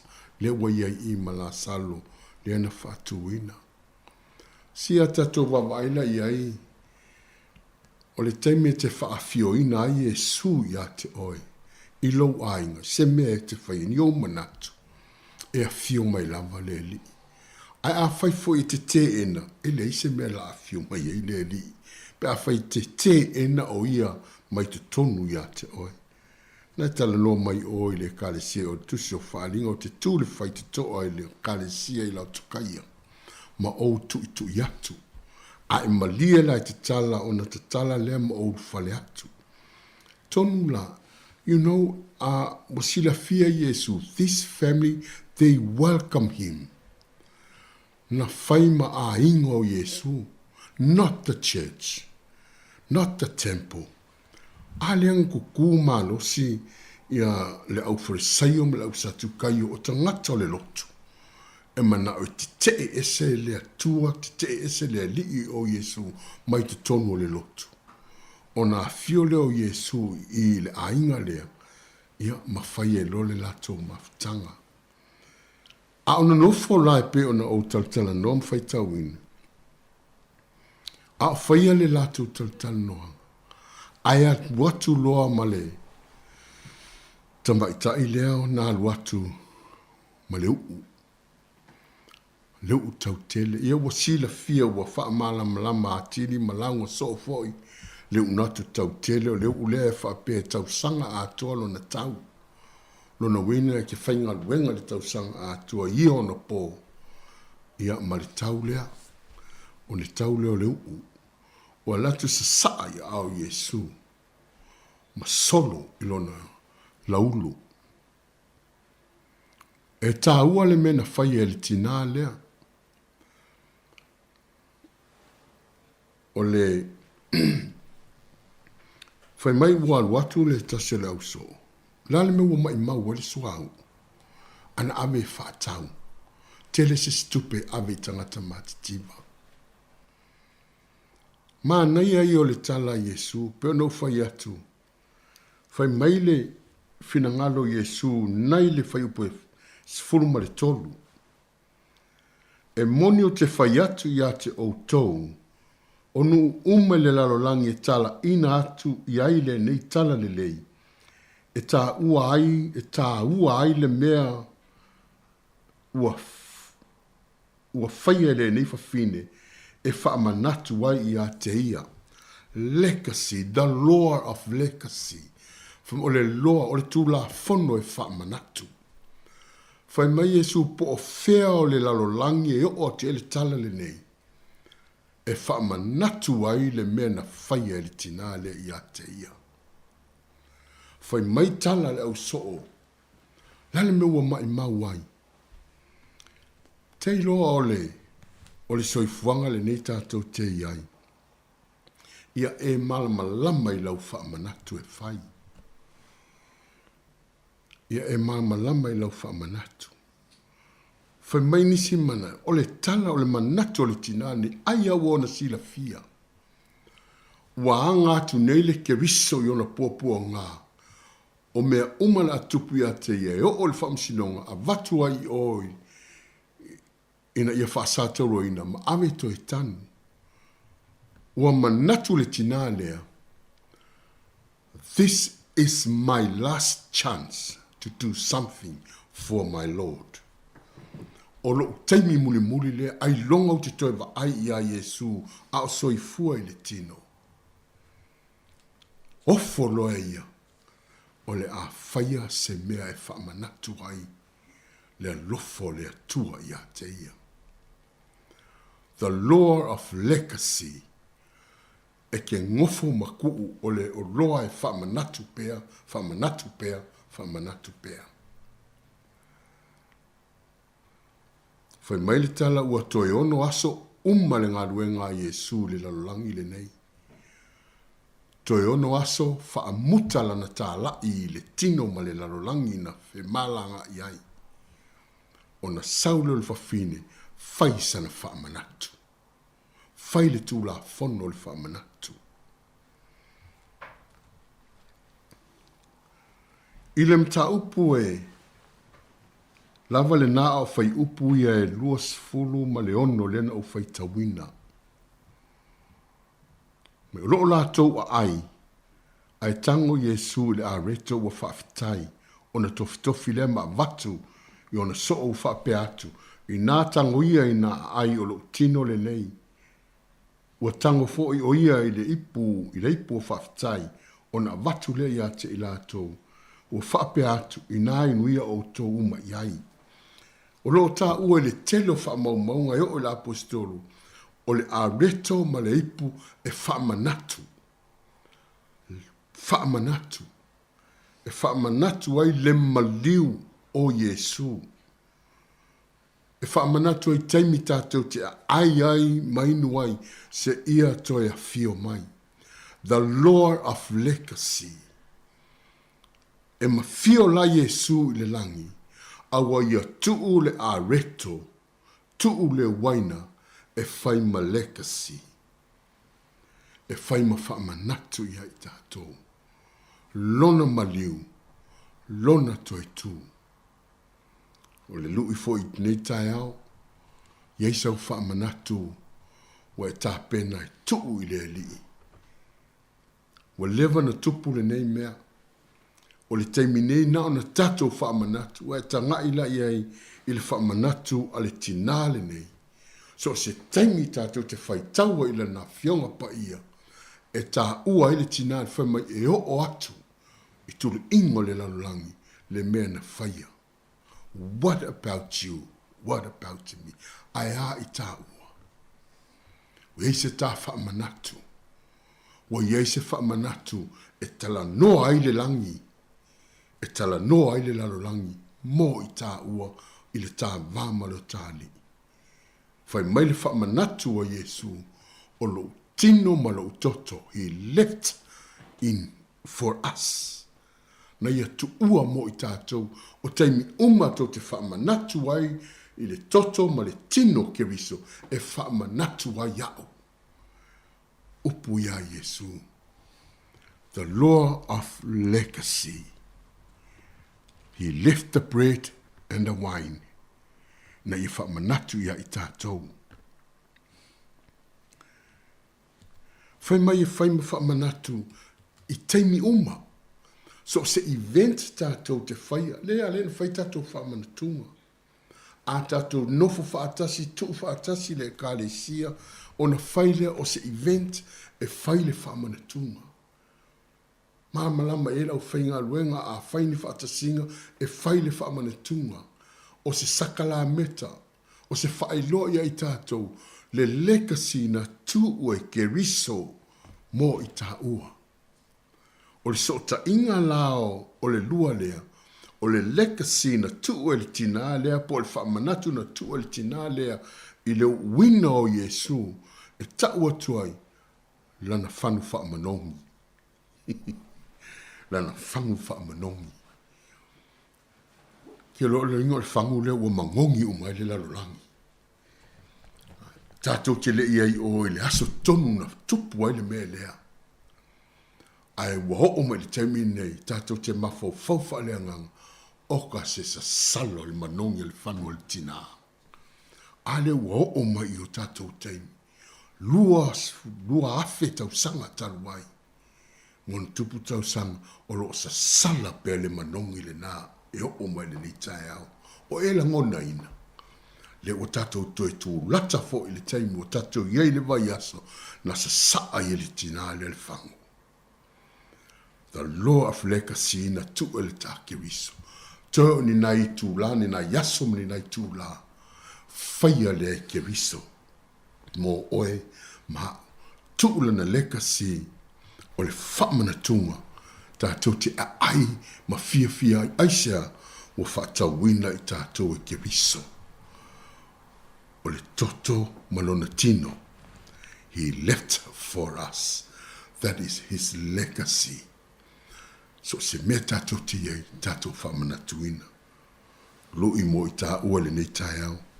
Wa iei sau whamanatu e tā pena. A ua whaifo i sau whamanatu. Ana whai e Keriso le whamanatu. Na ia mamā matoniola i tā ua. Aia i tā ua. Tā pena o tā loto. Ia tā whamanatuina alu tā li. I lea taimi. I lea aso. Ma ia minute. I lea tausanga ma lea tausanga. Whamanuia lea tua i a te oe. Vai ngai lua a peo na o whaita wina. Mai whai upule nae. Fast food mai fitu. Whai mai whauta. O lo whetalai o ia. Au a sau yuta le tasi o le tos fulu ma le toa lua. O whaatasi mai fo ia tele motu tangata e to tele. Ma le au whaitau lang sili. Ma toia ina o le nuu. O ia te ila tau pelu. Ma ua tongi. Si mai lalo lau whaitau sole. Sa le mea ua e sawai. O na lato o mai ei lea ua tango watu. O lato lima ia Yesu. O lato pua ia teia. Foi poe lima sulma le lua. O na whetalai atu leo Yesu ia teia. I nato e sulu ia o lau pelu. I lona whaamuenga. O wao i lato uma o e tango le pelu. E oti i lato le pelu. Fai atu o ea o te le ma fai ona o ai o iatu nei lo uta maa ona awina mai lea e ia ia tia o angelu sili ona to tele. O le kiona se fulu male lua. Fa pea atu lea ona tau nu o le tusi e te tau ona o ia mea. Ia faso solo mai lalo le fai tau. O le whaitau lea ua aluatu Yesu ua pueina ua o iona taimi o lona whaamisinonga se ia tau nuu wai i lona whaasata roina. O le vaenga le lua le tautalanga le nei tai au. The law of sacrifice. O le tula fono o whiangainga. O le tula fongo o sin taulanga. O le o singo le taulanga e ia iona tula fono. Tato iele ne vai taimi o le o singa taulanga Keriso. A faso solo mai taimi whaingata o le Keriso o lo o siosi lana whengainga. O lo o siosi le taulanga mo i tā ua. The law of sacrifice. Kili fu inkalango ari ki a tangate ni vai kai. The law of plants. Kula fongo la au, kula fongo le ea, kula fongo. Ai o fo i le atua. E ieian tu la fono. Tu la fono le tueleng ave o ya Mose, ave ya Israelu. Yo to maula na tu la fono. Le tu la fono le tua. Na osi fenga inga le tua, o lana tu la fono, ia sau e toi avatu i tā ua, mai le menta pa mai ai. Le taimin tānga salai na tā te tea e sei ma le atua. Na tā mamau ai ma le atua. Ai whai mai le tala wa toe osi taulanga le atua ilo na alo. Na au mai ai ina ia maua atu i tā ua. Jesus gave up his life so he can take us home. E koe avaku I ka ua I lo tatou ainga. O le kula fongo le ngā o le singa whenga I ngā Keriso. E le koe solo muli ai. Anga le se tu la fono ai o levang whaafiti Keriso I o. Anga le se tu la fono o levang wha ia Yesu e le ai. Teimil wha masino sino ai Yesu. E mawhaian wha peatu Yesu. E si se umanga maukala. E le wha maungia. Ai wha mai o le manga ngana o ia. Ai sea. They got the law of sacrifice. Wa mai oi. Wa mai ta ua. Ye se ka law ka sacrifice o ka ngofo mai ka ua. Nga ia ka au siosi whea ngai le atua. Wa whaia le atua langa parts mo oi mao. Wa he gave himself up. Nga ia mawaku ka ua. What about us? Pei ta ua. Lare ta me o whai. He died so he could live like him. A maliu o ia. Ina ia tam woti pei o ia. Ia e soi fuam taola pei o ia. E lem whai on ta file mu pe a le aise ta sacrifice e whaia. O le Lord sacrifice, give up your life, my life. Kui fea, tu watu ia awa lofo le tua. Pule oi. O tato iai taimi o lo singa whea ngainga lo singa taulanga le tua. Talo fai le tua. He got only one son. Nga le kasi lo ngalo, ma whailanga o singa whea ngainga. E le ipopole le tua. Ai ngai fwa I mai mo oe. Ma God hasn't got a plan B. Ka koe ke le plans. A fail plan mo ka koe le lua. A fail lua alu le koru. God ngau le atua kasi langa plan ngau mai. Pe whainga tā pe a e whai lava. Alanga le plan le atua. It's a perfect plan for us. O le sacrifice le atua. Alu tato wali ina ia toe mawatu I ta ua. The law of legacy. Fai mo oile nei tai au, fai mo I tato le nei vai asu, fai sau wha manatu I lo watua. Fai o ele nei tai au, wa whaatia fo I lau fo launga. A whaatia fo I lo o langa, wa to I lalo fo I mwhai a ina o taoranga.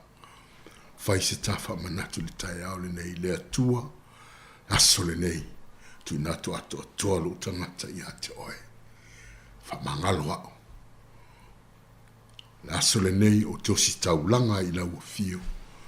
Tu nato ai o te mi uma o te wawa ai ma o I loa tu ai lau mamanu. O le aso le nei o te osi taulanga ai. Wha vai au I meo le lalangi nei ma le to I lalo ma le whaia ina. Ai o wa vanga atu lo loto I lau o fio. Ia whamria le atua I ate oe le nei tai ao. Ma lofo il whaafonga mai.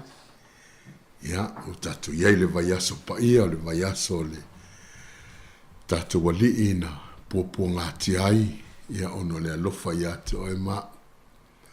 Ile o alofa mai inisia, me le iniso I fua maniola. Na alofa mai ate oe fai mai. Whapea lava na alofa mai o le atua le lanolangi Ioane. Wa ia au mai eilo na tali e to atas. Na ia le whano se tasi whaatua tua ia te ia. Ai maua ia le ola e whaavau. Ia ta pena u fina ngalo mo tātou loto. Na ia tātou waulia le nei. Le aswhareile tātou titoe manatu ai. Ia I le alofa maleanga le leio le atua. Na ia au maia mo I tāua. Leo si taulanga le atua na whaia I le aswhareile. Tu ina tuailo na soifua. Whamanatu e leo singo le whea ngai ngā oe mā. Ia asa sā Muli mai tātou whamanatu. He left the legacy. Ai tau mawhaina lona toto ma lona tino. Awane ingalo ia te oi. O ana mena na tuu nei e whio le langi. Whai ma whamanatu ia te o tau. Mana tua le swau manongi na sa sae li tina lea. Whai sau oi swau. Whai sta ua swau. Na ia sa sala atu le whale uma. Alwe tufa atu le manuia ma le manongi ma le sa sala o ke biso. Ia longo umai e tue fia. Lou ainga. O tangata o lou nu ma lau e kānesia. Whamanu e tele le atua le nei tae au. Na tātou te talo. Le atua le mātou ta mā vi ia oe. Whamanuina lau a fio i le nei tae au. Tele au a onga wa e fwa i mua i mātou. Ia whapeo na whaima whamanatu ia i mātou. Se mea mātou te ofoina atu. Whaasa sala i lo mata ngofi. Mātou walau ia maia le whaatua tua le nā. E whaasa sala tu e le whaatua tua ie ua le eise whaatua tua. Mai se wha maoni o mātou loto e whaasa sala tu e le nā wha maoni. Ie ua le eise wha maoni. Se whaala ei au ma se wha manos. Ie ua iai le loto wha vai ma le loto solo muli. O maia le nā wha malosi lo mātou tu ma le nā wha malolong. Mātou te whaasa sala tu ai le manongi o lau wha malolonga. Pe o na whetalai lau fionga o whalavalava. Mātou te malolo ai. Whawhitai lo mātou atua. I mena e tu o la wosi ngā whea ngainga. O lo tino ma lo toto e whaimu whamanatu ia i mātou. Yaso uma mātou te ai mainu ai. Whamanatu ia i mātou se ia e toia fio mai. A mātou wawa i atu whaatalitari lo toia fio mai lo mātou atua. Whai le ma whamanatu ia i mātou. Whamanatu i lo atu nuu o e o whafonga mai le nei tai au. Ma lo pule, ma lo whawhitai lo mātou atua. Lau o siosi ngā whengainga mo i mātou. Ua mātou sa o loto. Ua mātou maua le wha malolonga. Tino ma le anganga. Ona o mea sa e whaia ma lau o siosi ngā whengainga sa whai. Ia le nei tai au. Ia mātou te atu i lau o fia. O i lava fia maua le wha malolonga. Tino. Whale mai o e o yaini. To tu ngā lo mātou atua le tino ma le mawhauwhau. Sa sala atu la mātou legacy lo mātou atua. O oina e au maia iai mātou. Ia a tātou ma oe lo mātou atua. A o mātou iai mana tua le nei tai au. E fu o iai lau wala au pa ia. Ia se suru atu iai o oe o le toi tū ma le ola. Ni upu e tu iai mātou. O atu nufo iai le vama o ma taua lo mātou atua. Mātou wala au ila ua fio.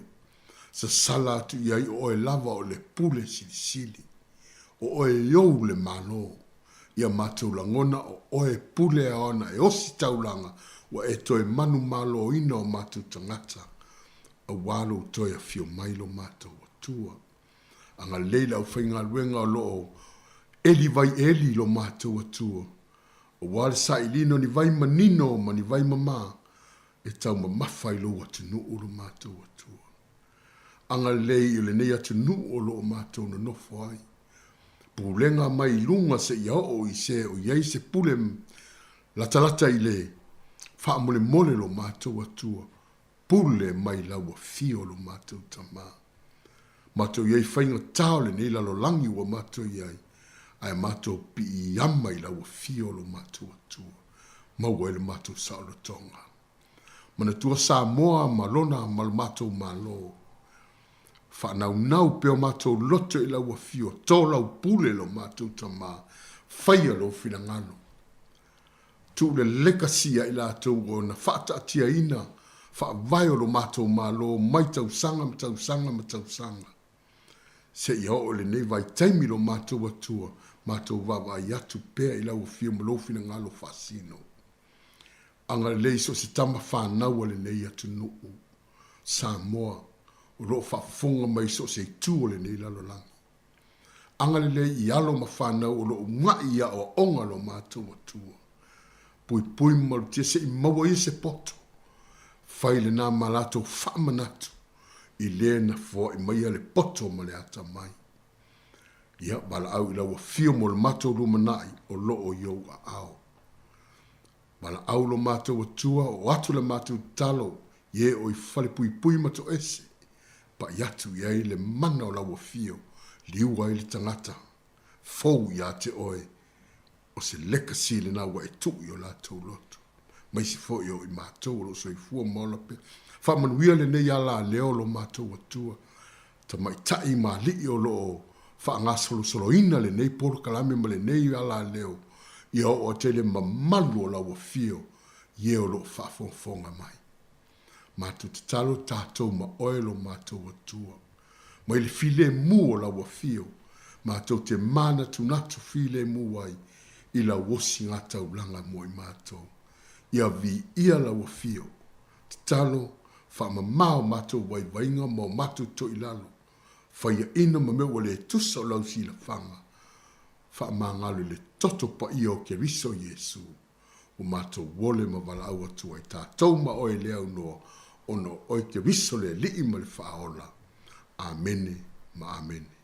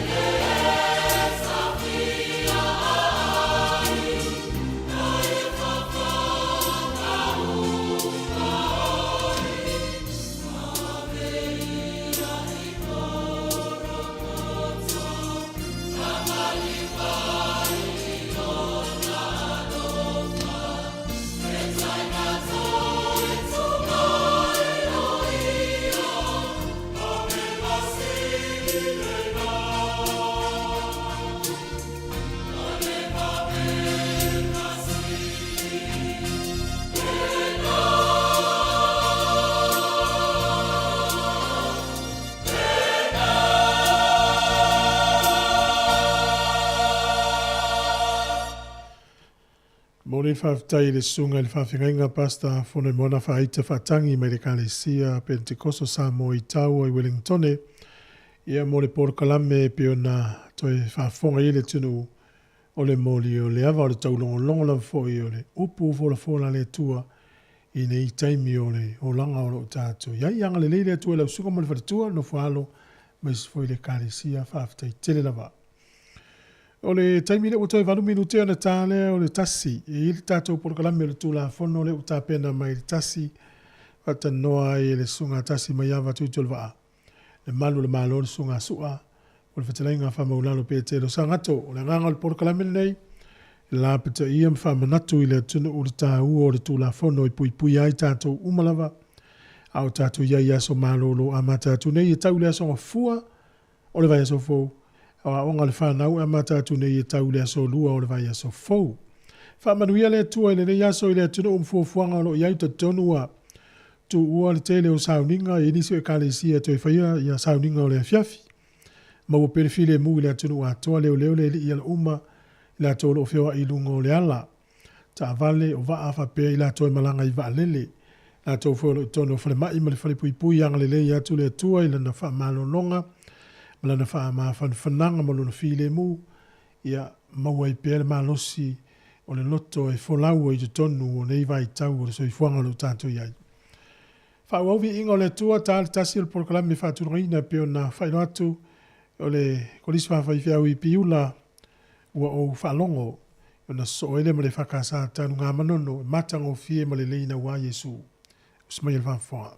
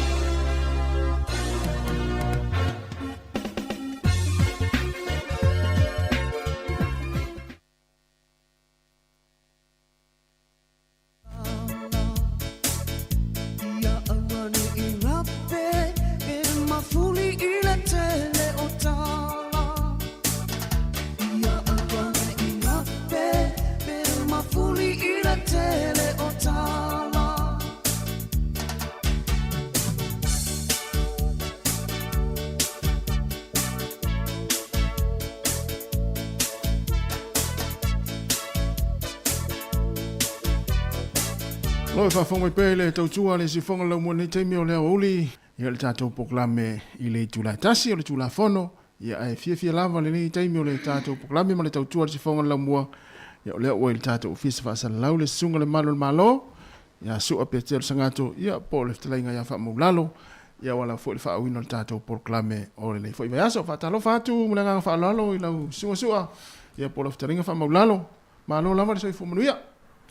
Malo soifo e lau sunga tasi mai ava fa pe fo le mamalo le ofisa fa salalau le fonga lau mua i Wellington nei le lau mua fo i nei atu nu o Aotearoa fa talo fa fo i le pa i la silasi o le fa fonga anga Samoa i tupu matamali o le atu nu fa pe fo i sunga fa whengainga ma o lato whaletua ia fai launga fo i whaletua matausi talo fat fo i fionga i lipitelo ma fionga te mai te sa ia mai se fo i tapo inga sio tatou matunua me tatou tinama te mama tutua lo fai ona mau mai tatou fa salalonga i le nei tula ma lo toi fo tasi ia tatou fai fa malo fo i lo sua ia natu sa manuia ia ngā luenga o le nei fo i vayaso ia fa tai o le fo ua mo lo wa manoa ia ua fo i fa wino tatou pokalame o le tula fono ia mo ne fo i vai aso ia e mai se ai o le la tatou wanga ia tu fo ia i le vai aso fo ia o le ia i fo ia malo longa fo ia ua fo i fa mna tuina ia o le maliu tinga tatou di fa o le Jesu Keriso ia fa taila o le ua tatou fa wino tatou pokalame ia o le telefo ina tala noi vai ngai pe ona i fo i sa ngole mu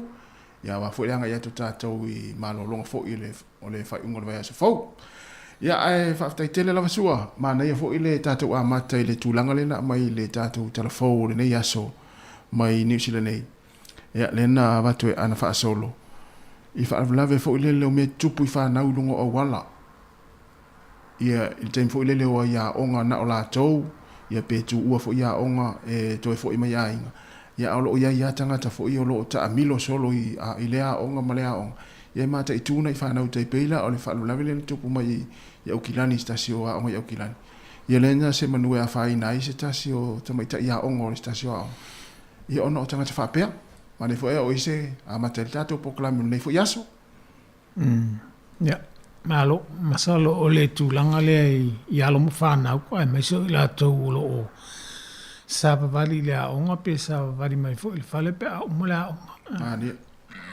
e fa mo la vai matua ona tala noa i alo mo whanau i lo la tau saonga le mu tūlanga la o a taimi o le aso e tau ona saba vali ai e ma fai fo i ona fa mo ona tanga ile tita mama le tina ile awala le ui atuai pe saunga le mu pe le ai pe ye nisi awa si awa la si le atu na saunga le mu le tulanga le o lo ye fale o lo ye fale o ai o lo o awala ye o tele na ui e nisi le malu le tunu wa o le tulanga e o le tangata le sol tulafon e le mana o mia e le mana o ilo atu e se isi ia ngai oinga ia na te whai la fo i loa la e alu la tangata le vai ia tūlanga fo i vaenga le awala le wana o le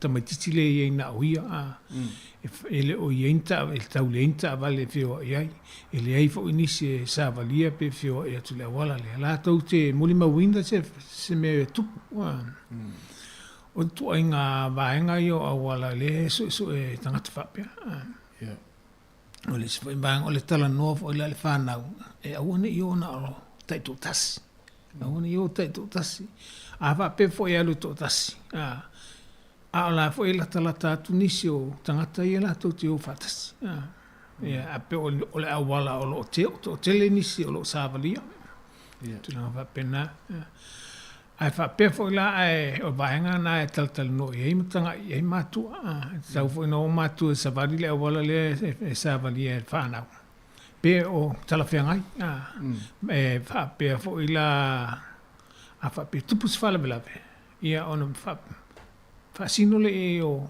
po whiani whale e mwhai ona suluanga i ai. O le hafu le ngai o inga e whai. Pe leo tele e vaenga umai e ao le whanau. I le taimi ona te iwa tupu se mea whape i a lato. La ua lato sa auni ua lato i loa le mea te tau ona whai. Wa a le tala no e tamaiti. E le ilo e tamaiti si leo le ale pe i te i fo i lea ona le ilo lola po le ale ngai o inga e whai. Yo lista me titi te ingu mo le e si tala e whai.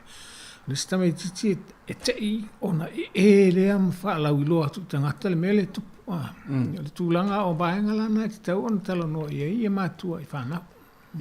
Le anga le ngai o inga e whai pea whapea e tupu se whalawala e whapea. Tau wha malosi o e sisi. Ai maise o tangata e te le māsani ai. O le vaenga fo le nā, e tala noa wa e to tele nisi e o tala noa e te maiti whapea. O le ana o sau whamailau ta mā o te sau i piki aku, e po as mamailau tina. Ale e se tala noa ngā mātua na fuafua inga le ngai o inga le mua i tamaititi. E auana i lātou talitonuina se se whai atua se tala whapea. Tangata e le māsani ai po le whapea. Ia, o leo te ilole mele te o te aluatu i o lau tā vale le pasi atu tau whale. Sau tā o tanga o te momoli oe. I le ai, a whapea e a fo i e. O ala vane tu whauol whanau whapea, tali tonuina in tūlanga whapea. Vanga nā ua umana tala noa ino ma mātua whapea i a atu o ala onga nei. O ai fo i le ala aluatu e piki mai oe. Ona la ni lole le tamaititi o tangata le ala aluatu e piki mai nei. A whapea le tali tonuina pe aluatu tangata e sisefo le tangata le aluatu. E ona lailo le tamaititi le tala noa ino ma mātua le tangata le. E au le tali tonuina. Panga na stanga tole a inga o masani ai. Ia le whana. Wai wat whai asau noa sua. O le tele o a onga i New Zealand nei pe o a onga uma New Zealand. E ia inga fu ilele a onga le wawa onga ma matua. Ia tangata fu ia le a inga laua wa uma na saine i matua a ma leo mai. Ia o ia le la tu e piki mai ma whanau. Ia mta uile ingo tangata. No winga la afa pea ele tangata le la saini ma la sa saini ma tu e luatu piki mai pe ale ele taula na fa mo fa ya pe va pe o tamiti la iti tele o onga ia tamiti la iti tele sa e saini uma tangata ia e ono atu e o mai le tamiti fa pe la luatu se si e va ia tu le lisi le o tangata ia na ta o tu e ona piki mai el fana ele o ele tangata le ele te tala mai ele tamatiti le ngai uinga la ale faya onga ia le avidi lo ma tu po le ale tu langa le o ye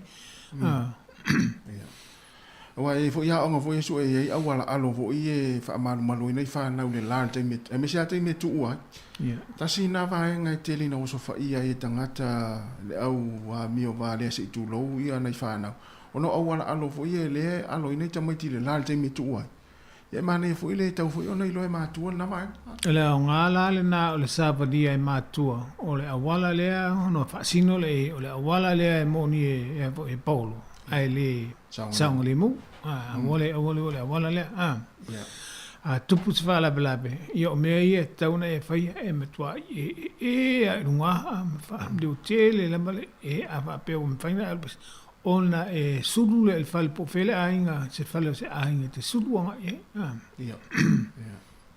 pete va ia nistangata e sulu nistangata matua o lungo la wala fa ta ia te le lo tangata le tangata ia so soane ia pe fai foi awole ui le awala le tami le so la lola le tami la lola ia vola le monia Paulo ai le tauna ui ona le sanga le mu ona alwa le tamatiti le mala no fouta fo in me ona tupu mai te tonu fo ia fa pe o fo ila pe o te to lua o te to tolu pe fa pe o le wala sopo le po le wala le e Paulo la o ilo ele tauna na uia ali si vai nga le tele na tupu e fa le fa na o le toinga pe ona e tau toinga vai ngore le tuta vale la wala sa ta to e moria tu o il to fa ai ma tuare ilo al tamoititi tangata ia wala awa tu e lau te o il tafa tau fui ona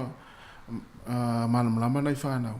Ia ma tu ave ile whautuanga mātua au nei pe ale masani i tawa. O te teletonu fo ia o iai o tele whautuanga a whaia onga ana i whanau a onga. I tūlanga i mea ia e te tauna lātou whaia ma mea le te tauna whaia pe whape o le sa wari lungo le awala. Teletonu o lea o fo iai e whaia onga ia tūlanga whape. Ia. Malo, whaftai, ia ona ua amata le tātou pokalame ona le whaawelawele na tā ui tātou telefou mei au kilani. Ia inai whanau a onga fo i waso wha ia fo i e au waenga le au taa le aili. O te ia o le su e po ai a, po ai le tana te ia te tunu fo o waenga i e tele fo i o a inga o ia la tu me po ata fo le iluma. A tunu su e ngai o i me po ai a inga i me po ata ona wawahi le i pe mo i le ato se ato ta vale le su e mal tangata le su. Mo. Ta sina o ngā o te lo a inga le o whai ala tu me po ata. Ia. Malo. Ia a o ta i pela i le au. Ia o le vesa fau lea e aso malo lo. Ia i le whai ungun vesa fau. Ia o le a tele fau ia whai ngā malanga umi fau i le lea a inga o le a o whai aso maliu le vaenga, ma le vaenga o le o New Zealand ia misi ia so se tunu. Ia. Tūlanga masani lawa ia na pe malanga sa uniuni le whainga malanga a lava na e sa uniuni e whaingo fie fo i ona whatanu le malanga mai saonga le mu fo olo ia fo ia vaenga te tauna e no fa sa uni ia vaenga mua whapeo le ta vale le whaonga e malanga ai ia manatua la o le tele o tātou e monia o le malanga i ngā luenga ia so uma ai le mamau o malanga le ala fa pe o le o e asi po o kilani po fe e mamau atu pe tolu fai tu la malunga atu le la o ia e taulan tanga e stile atu le sa uni ngol malanga le ona ele se malanga wa masani na e fai ai nestaitas o malanga le te masani o lo malanga ngal fa le lo o waluanga i ngaluenga va vina malanga la le la sa uni ia tele atu sa uni ninga mol sa ngale mu Michel malanga umi la ia ma. Ia tanga ia la fo i wae o le malanga ia fa tu fo i ma ile le o tsa vale le fa nga. Te ula na le ato siakil tsa vale le ato tol tsa vale. Ia. O pepa o le tsa vale po le o le license po le o le warrant of fitness le pasiel tsa vale po le ia ele ngata fo a moni ona le ato e lo o eto e vai po o ato le o ta vale o le pa o le ta vale o le sivanga na o le wa alma po o le po pa le ni ele e o pa o ye so ia na vaenga tanga o le ato to moli o sa timu o mama le ta vale ia vaenga o mo ye tanga ia mo le o ta vale ia laval malo ia mantua la leo siaki tavale siaki foi la mala tavale le ala o siaki mala tavale ia o ile la seno la tavale pe to fia le malanga e ma fai ona sui ele ira ngaluenga le la veino tavale ia tanga ile laval malo lo la tavale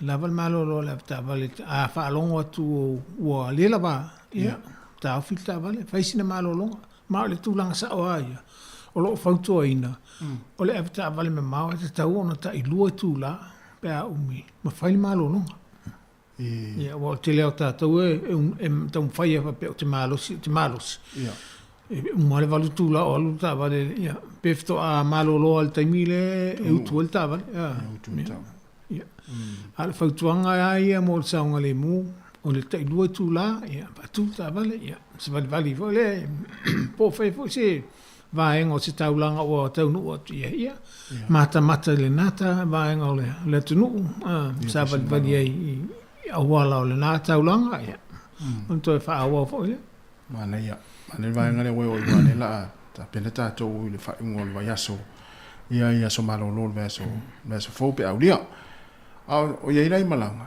o ta o tonu le vaenga le tupu stasi o ai ngai Wellington na malanga i le aso tofinte nei i au kilani. Ne wha moe moe la e toi mai le sa. E turi mai ngā ruenga i le fiafi. A ole meo tupu. Ia, le wa e tara no mai le tau ona le leili ta avale. Ole meo tupu, wha o la tu ta avale. Matua le o la ta avale. Ia matua le ima se mea mwha. E matau rio le fiafi o le sa le tau ne toi po le. Toi whai ngā ruenga. Ia. Whato am whain toi mai le ainga le songa fua. Lono inga misi le ngā ruenga le sa, misi le ngā ruenga le songa fua. Ai whato am mai le sorua, whato an leili ta avale.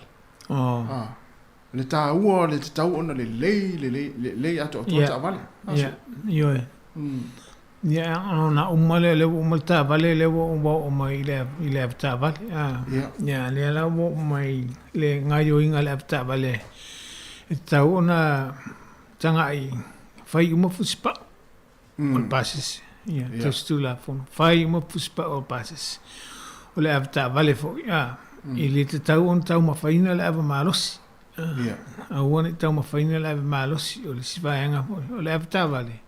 A ua wha ngā ina le telefoni pe o nisi ngai o ingai whai. Fo le e vai lua ina ai e lau sila whiwia le awa ina o le tawale. Vai lua ina lo ma whau le awa ina o le tawale. E le te tau.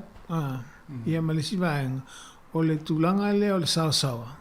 Tau sisi, tau i sawa wha tu la whono ina. Lea e nunga la wala. O wahenga uma ai tau tu la whono. E lea i me sea whaina o le tau whainga malanga. E ala nā whaina o na iei wahenga i o tu la whono ia o e solia. Ia o le te lea taimi e te sawa. Ai e lea le taimi e whatamalai. Ia nā la le tupu mai whalawalafi. A tātou tanga e fo la I whalawalafi o lo tupu tonu le tonu o le tala noa la tonu ni sila. Tonu ni sila. O le tele lava o tausanga e sili atu ma le tolu se lau tangata maari liu.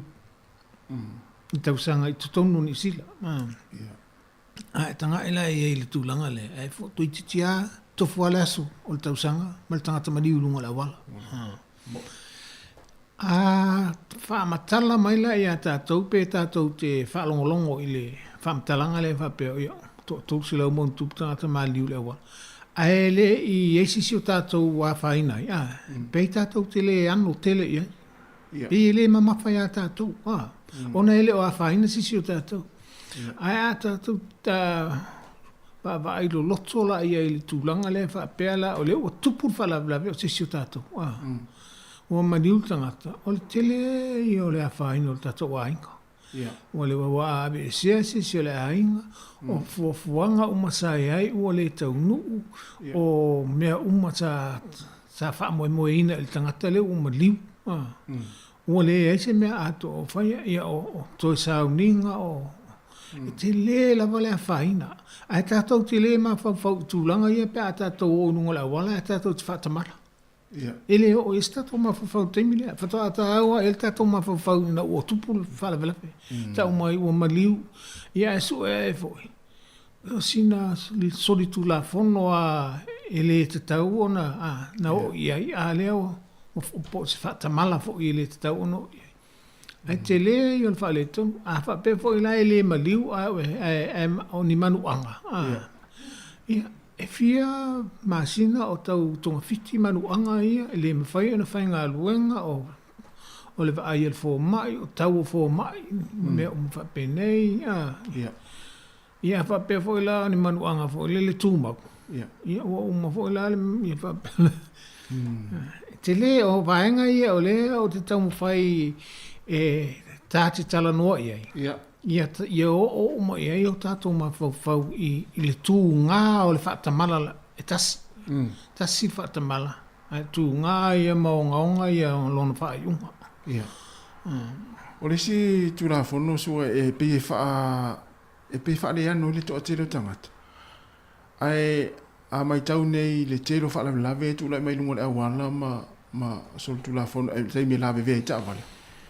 O le tele o tangata ie le sao mai whalawe lawe. Mai tau I li poti e leo ma o tangata e whai fusipa. O tangata ia sa le ni fusipa. Tangata la ia leo o maari liu. O le tele o whalawe lawe pe ona ia leo tau te moni mawina I lunga awan.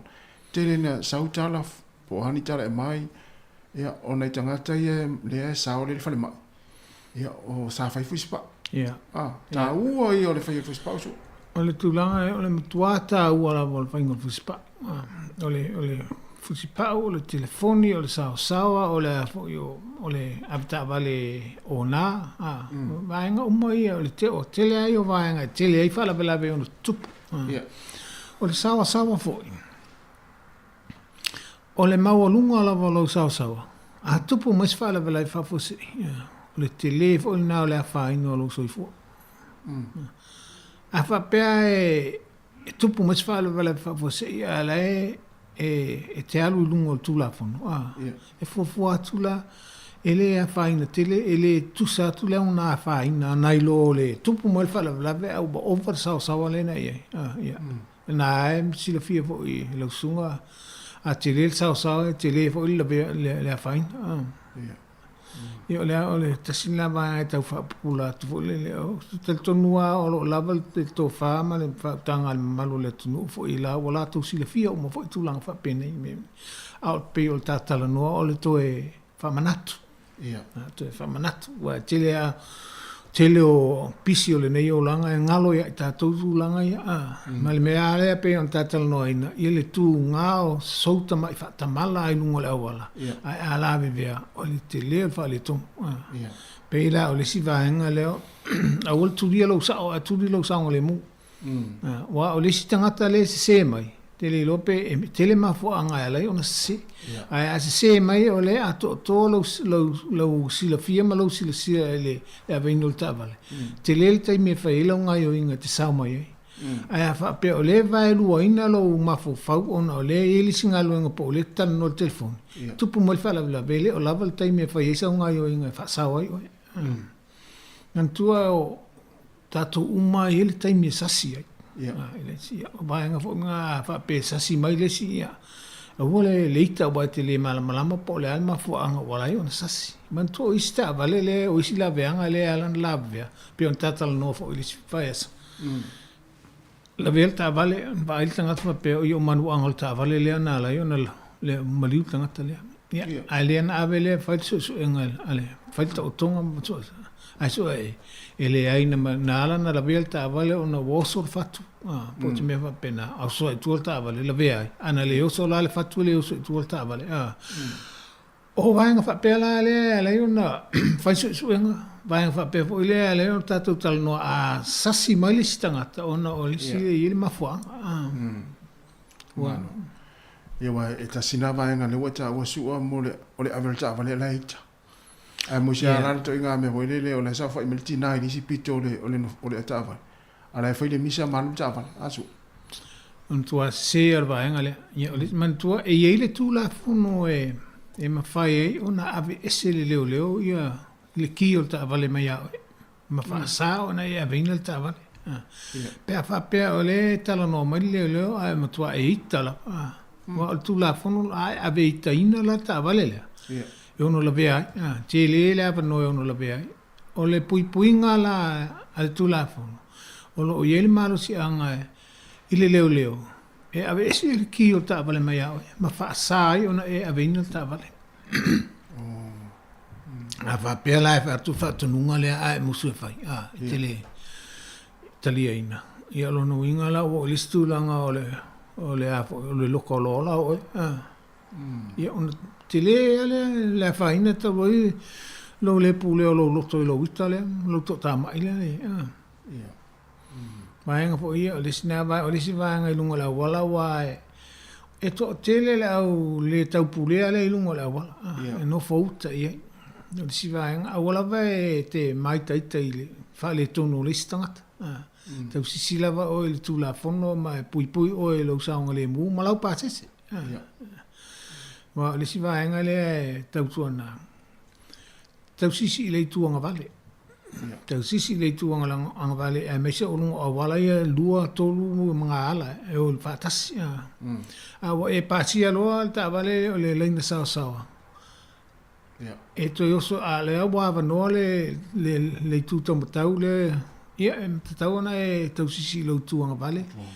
Ia, a umana pasita vale to e mei mai i le tuanga vale. Tausisi la vale i tuanga vale. Wa to tele o nisi lea lai fo na tupu fala velave. Ia. Te le lopo le malama po le malama. E no fo le laina sao ale. Ia. Ia, o le soltu la fono. Ai ei lana vaenga sua o mana i wai o le vaenga le o le to inga tangata whaapea lai e ua kiu mai tu o lanta vale ala e alua le sao. E ia vaenga fo le te tau atu ei e 20 kilometer i tūla. O la la e usita i tangata le iluma. 20 kilometer i tūla. Ala e whita mai ei pāse se le i a tangata i ta vale i tūla. Ala e sao ngal vaenga. Pe te tau pea o nā alu pea la tangata le i le awalang i le tuanga vale. Le alu le 20 kilometer i le tūla. Ava pea ona atu sta ia o le sao a whaatula. Fono e 20 kilometer le tula. Ai lua manga ala ia. Ai lela wa e oso le manga ala sao. E tuli ila wats e zeu sta ia le tula fo. Ai lea va noa manga ala anga vale. Ai le tele oso ia. Ala na wa e sol tula fono e tele tausisi le tuanga vale. Mo ia na wa e o fa mais o ia pe ate le pe o fia le la tumulanta va le sao e mo ia la tausi tu la fono le sao ia ai se selanga va nga la fai o te tau ana tausi ile tu anga vale mana ia o ila tau ona lana nga le e tau no siakia umre pase se o lana pase se le ave fainga fuspa Tangata matua po le afta vale. O le afta vale ia o le afta vale le avena afta vale. Ia manatua la mo le saunga le mua to le pasese. E tauana manatua le afta vale le fautuaina fo ia le pasese. Fai fuspa. Vanga nala o tangata matua le lunga sfulima tausanga. Malunga atu. Maua ele ese, le pasese. Maua ele ese, fuspa ia e whaasala sa o tangata le matua. Whapela o tamaitila itila lo i fulima tausanga. Ia e pa umar sala ele afta vale. Le afta vale na te moa umar sala. Whapela e to whata maiti e tonu le ta vale la lo i fulima tausanga. Ele ini fuspa. Ia o le whata o tamaiti umai e to whaela lo i fulima tausanga. Se lau lima sefulu le tamaititi. Ia ono se lau tāla lea e amo le avitavale. Ewa ia avitavale foi lele na fia o ai tono le tāvale mai ai fai fuspa. Ia na le tāvale ala ele fai fuspa o mana se aki momo. E foi vaenga la pe on tatu talo in listing. Ia avitavale au la iti foi tamaiti. Na po tono ta vai a tuele fuspa fiu fa te mia loi. Tatou ele a to. Se longa umon fai fuspa to anga yulta vale. E masani e foi la to. E fiola e foi la e tu po ela to. Lo sa tonta vale fai fuspa te ole alu ta vale. Te so se fa manatu na ya la to. Yo wa wisi e va to ele o fai fuspa o ala walu ta vale. Ya e ola volta mati fa be a to yan fai fuspa o la walu ta vale. E man tu al temi nga yo yelta vale temi na atu pos fa la vela wa faina lo ono le fuspa. Ia, ana ia.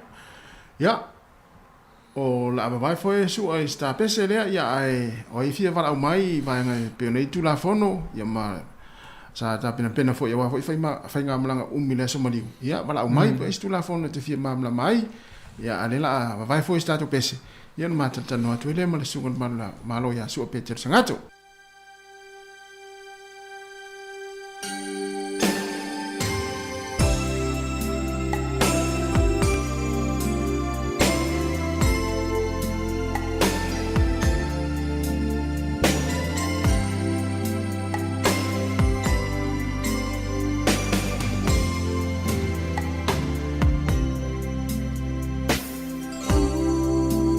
Ua te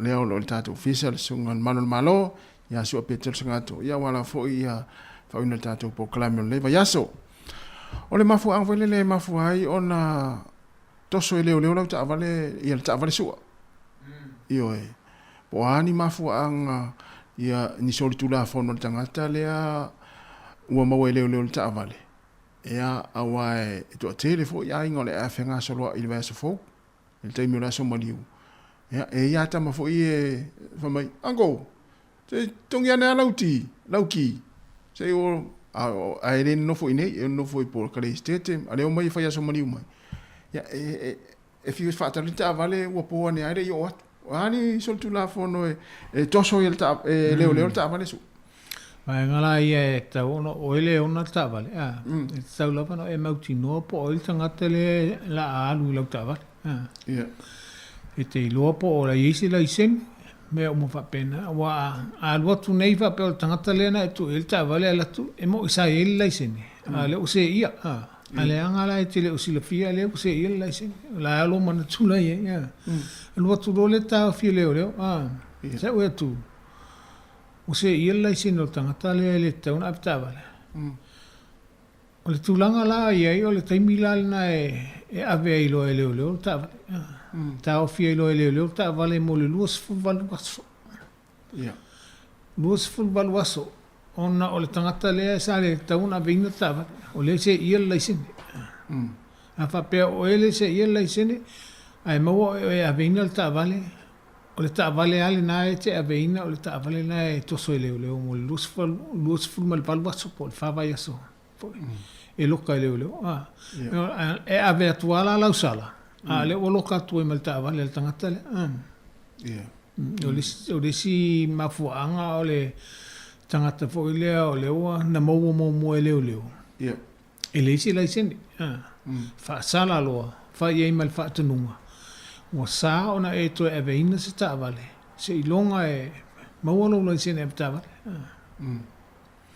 ia e te uto e maua fo ele fai ala va se la isene man a uma na ave ele la patainga ia ta silnata vale to so leo silnata vale to so leo ia va nga pa pena ole a fo ole tulanga na ala ona to so leo ta vale ia ole tupe fo le tongi le taimi ia wa se la usala le lo ave no ta vale ale tupe fo le tongi Wai saule loli to solta vale to tongi umai o le loli to solta vale e to tongi o el falta vale le ta o fielta vale mo le luas fu valuaso e to tongi umai o vai ngai to am fai to tala mai tu ta vale ia a umo luas fu valuaso ia se fu valuaso e to atu ele ia fo e te boto e mai lau ta vale a umal se fulu aso ia e tele i roto e mai lau ta vale e ma fai on talo sanga il falta vale le te o i lau ta vale i official leo e fa tanga mai la to e fa tau lau ta vale e ma o la to o la la sina tau tupe to e ma o a e pe fa pe le na e fina le falta vale le bo umal se fulu aso e tele i roto e mai lau ta vale ma tongi lau pili o ye va nga o fa pena io tu la fono umana a fa fela le tanga fo le o ta ye va nga le lo to so ta va le va fel tanga fo le ona mo leo ona mo masina te nei ona to sila mare sili e tasi wa le sila na va nga e ma fai ona to so leo ta vale o ele la ma watu te ona a so e tu mo fa alua ona fa maunia la so tu la fono la ta vale ona fa alua na maua oe ile fata usanga o tuana pe fata usanga o tuana fa alua pe sile tu na maua oe a le to e maua fo oi la ta vale ona o tasila va nga me fa ona ta filta vale mole o se fu vale baso o se foi la mal leisen io e mantua la io ya wa o tu lang fa pena wa e tawa fa na malam la mai la to foi Ia tango fia ia a malosi pe a. O le tūlanga e mantua o le whaau tāua le nei ua fia te futausanga o una ia tupea le mālo fo le avta avale o nā. Avta avale o nā. Mantua o le alava e to tele ila tau e a whaina o no le tangata le avta avale o nā I lungo le awala. Sina vaenga le e fautua ina lava le atunu. Taluan whaikato po kalame o talanoa pia I le tūlanga le. Vaenga umai le talano o le avta vale o nā o le whaonga ino o le telefoni o le sawa ma le whaiufusipa. Vaenga umai nā le talanoa ina lava mo le saonga le mu. Ia. Ala hala le tūlanga o I pe whapea o lago se ia lai sene ala fo toe maua fo. Toe maua fo I leo au whaasanto e whiro I tāwale. O le ale le tūlanga fo le tau ino ona lata ona o tangata le whalipuipui. Yo tūlanga nā tau whalipuipui o le ngā yoinga le nā po le ngā luenga le nā le Office of Amsino. E le aima se a ia leo I le tūlanga. Nā o iei tūla whono e me whai on whalipuipui tangata. E pa ulawa la ilungo le whamsino e whai le whamsinonga po le ala na whai unga. I le eise a ia leo anga I whaasalanga e tu mai. Ia. Malo. Paftai. Ia, ole ilisi vaenga le na mai tatu telefone nei. Whaavlavle tupu le lua lua le na wheto ai ia le na whoafi ma le loli. A le ma wane so esuenga. Ole ave loli wa se furu tolu I tu la a whelua I le se malolo. Toi whaonga le telefone. Ia, ai mai tau atu pe ole sao, tirilu, ole sao ole alu le train. Wa ole kolosi fo ia le la mai le ma wa tu telefone e 5 kilomita le tu la le sao pe ha o kolosi. E pe se furu tolu e tu a kilomita le tu la le sao ole alu le train. Le no fo afilia na albo tu. Ia. Ia tanga I fo ila le sao na albo tu no fo afi. Ia. O te masalo ana fa pe mata ala le aveloli. I va ve ona ilo atu le sao le no fo afi. E mo ia la sao pa e tilo tolu su fa kilomita le tu la. Ia.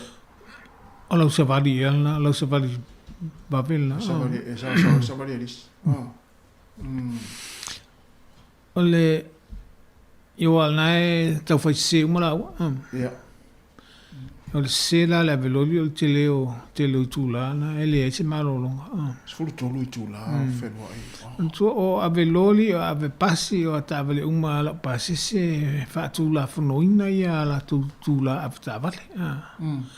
O nisi pēna alu tai wha de 5 tula whani malolonga. O le mafu anga na e ala totama api na e tau o lockbox.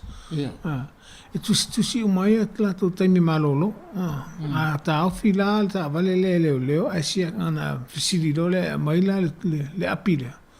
On sia ke leo po tusi taimi malolo pele. Oi wa ia taimi feo I e ia rato api foi feo I e me se ia. Fa tu la fonoina ia le aveo apia ma fa tu. Ia. E foi ni ci vola to fa un assegna apia no tam faile e selva engale tu silalo e singa yo engale no fa ia e ni si wa mau tele fa salanga no le fa moina o le tu la fono ia la telo o le taimi le tawa na lava la nga yo la nga lue lunga la wala ona e malolo la ia le te mo si malu la e o le tu la fono fo ia la telo e a fo ele anga va ama ele saunga le mule silia tole o tau tula o avelta vale pa ele tala fianga I mo saunga le mu ia ele ngata la a misela o loli mta vale po ia o le lungo la wa o le loli o le metele on e a fo te le la fa ino na ta vale la I ti pa fa pe se le loli po fe sulu ia pa o le al fa le tomu te le atu la fa ino ona I tangata I e whaongaina lea wala. O le talo eto a tele I a tamari o tātou tino e whewa e loli la uta te tele I malanga mau. Te msala fo eto a tele e inisi o la tolo whaafonga mai. A whawhela pe atu pus whaaflawe. O ia tua ia pe a maua atu ele o mano loli ave loli lea e tua ia ave loli pe tua ia le company. O ia... O le aveloli tu ai le tu ai company. E tu ai le aveloli. I wal pa wal tala company o la ela te lo tu la fono tauna ia. Le o tu o ma to loli o ia fe alwa ia. La ela te lo o pepai o le apili tang fa tumu ma tau stu la fono. Ile tai fai mele company a me la tu se. Ai fa fela mana iwa o le vanga le su. Fa fela pe o le tu unga le company pe fa pe o le sauni le loli mai lunga. La o mai male fe au le aveloli. Ia e to usu mai tai au. Ia po le tai au. Ia le ata mo fai ala le loli le tuli mai le sao le ia le umile sa we tu le ia le tai o le waf. Mal fatu nunga ia tale ta mo le taimi lo winga ola e fatu nga ina foi taimi fe wa iloli. Fatu nga ina. Io la foi la tau ona ilo al company. Ia taimi tau na malo lo e fu ia il fatu nunga le sa. Ele fai ona fai mes fatu nunga e fu tu ele tal fe nga ima taimi tau na avel loli ma taimi tau na malo lo. Afa pen fam talanga tusi fo. Ia em fai ana e pu ia fai ma moli mau pe afa pe tu pus fala vela. Ia ai pa ula ba ia oele ave loli le oele ave ina loti o longa luenga o lo soifua fo ile a faina pe le tausi tu la fo. E pe ia o le si va ngale sa tal no mai fo inisi fa fe o le ta vale fa fenga luenga. La femme o tele fa nga ave kiri vai me ia a te ve tu le pe por ta vale le ato to. La femme le anga o le fa to nunga ale compagnie. E o le tu la fono. E le po le tu la fono il fa to nunga. O ele ave ina ta vale o e te amo ina u mar salana. E fera le ia ta wala ta vale le faina. Ele ia ta fai atu ile. Ele me fai ona o ave ina ta vale le anga ele ato to pepa. Ele o le lei. Taluai. O la solitu wala ilo la ta vale. O ia pa uma ia ile sala le pe fa tu ele. Ata fine lunga le afa pe me lu se la u le se barant fitness lu se la u le se la fo ile se la sene ma fa pena. I fa se la. Ele tu si mai ala le il sala le ele tu si ele ngor company tu si ele no le ngor la ta vale le ana na mo wai. La ta vale la va fine. O so se ta vale la vete aveina fo ya fa pe fo se ta vale la wo fo le te alo. A mau e lunga o le awala o e na aveina le ta vale a o lea e tele fa le tonu ia e sala lava o e leanga o e lea na e lua tu ta vale. Se vanga na o ta vale la e paka i lunga le awala e leisi si o ia. O na alu le o le sala anga o le tangata lea le stala le ta vale. Ai a fa pe o e le aveina le ta vale o fa le tonu uma o le ta vale na le te aveina e pa u ia o e le ta vale. Malo aftai mana e tele vai ngale ya su ata loi no el tatu pukala mele tula lua ya mana ele me sau nanga muli wale la nga ya tatu le vai so fo te lo pe sta pukala mele vai so fo ya le so farele ya le fale la smalo lo ya smalo lo le farele mana ele me sau fa tuang fo me sau tu la lo sau fa mana tu tatu tu le afe malanga I malanga umi ya so malo lo ya me se yo nai fa na ma inga fo ia le la malanga ai tu ul fale na ele di sit fale ya nga pena mana foi fai o tapo kala me sau no ngaso ya pafta ya ole tulanga ia pe le o manta tala no ina ia sa ngale muilungo la wala sa ngale muilungo ta o ta vale tulanga afa pe fo le la tu fu fale ya afa pe tawona e tala no ia tua o ia winga fo o mato le la mato pe afa pe ona le to va mato tua ya ai afa pe fo ya e te tau ona i si lo atu e se tu fale pe ye inicio le ainga le malanga e la tu no fo ina si to fo mai ia o ye moli te tau ona ki fo le e mantu le te me moli nga yo lo le ia fa fo lo male moli ia vai nga fa pena o le si vai nga o vai fo le o se vai fo i tu i fai to la ilo ai e tangata fa pe o le tangata sto a fa pe si tanga me tau pe si va ngol tanga me lu fa pe o tanga me o le il va ngale i me o ma fa pe le tanga me va tu e lo mo fia to al fale o le inisi o mo tu langa mo fa pena a fa pe fo o tswa o a tanga ia tu te va tu te le masani tangata ia fio e me le si fa nuole ville ufficial le fa e tangata ia te va le masani no va ia o le ainga le o ia le ia so na ville ufficial le o atu siaki le pe siaki atu le ese a faina na lo le o atu siaki ai maua e mulu te le ngo inga na fa pe te le sol tu la fon ia mal vai ngole le so le ia mo tino au le la ia so malo lo telefo ia ai ngole au i mata fanga i sami ma le vai vai fa pena le ma tanga ia le sa ngole mo to ai mai sia ia alum fa na laiti ia la tanga ta taimi mo e la to te va ia fa na witi Wai a wala vale e tasi lava le fa fita u le tula mai wale a nga atol ta fo a fa pe fo e matu ya se fa la ve no tupu mai il vai te mil nei o ta fa ia o ta sanga uma e o mai ai ele ia aso malo lo nei to fa mana tu uma mai alfa no anga ma fa fita u nei ele tão tato wo ia o tato ia le tau sisi tato sango le mu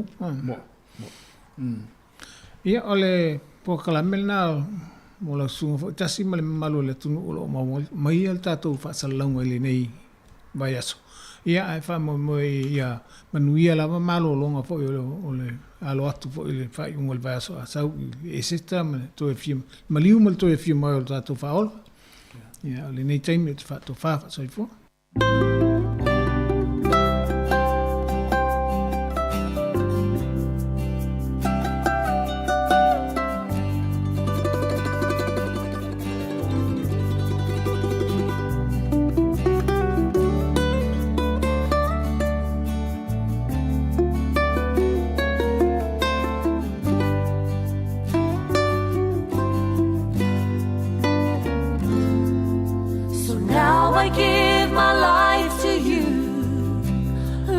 You make me believe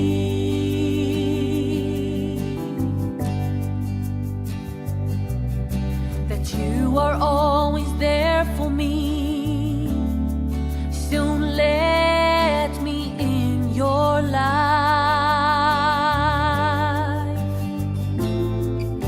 Temptations are everywhere, frustration in my life.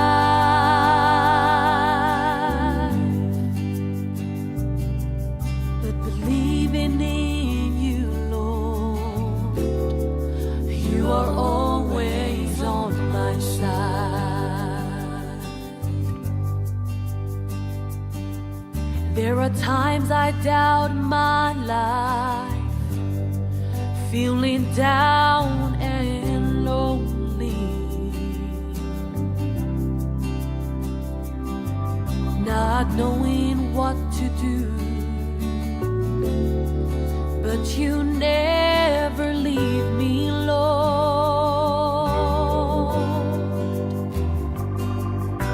You lift me up, you encourage me. You gave me choices.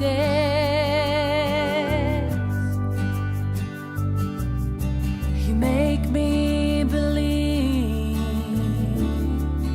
You give me everything.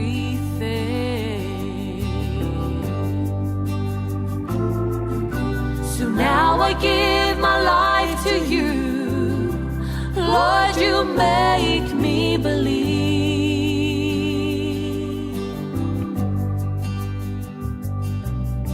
that you are always there for me.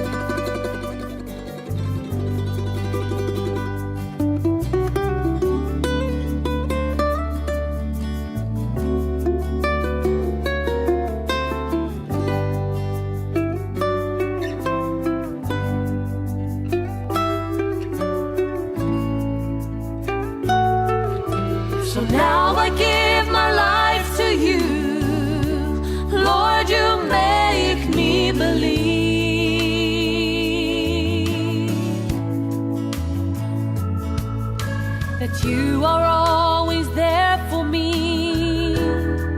So let me in your life.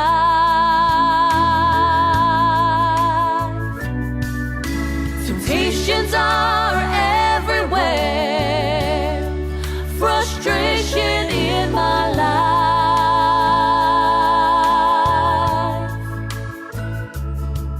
but believing in you, Lord, you are always on my side.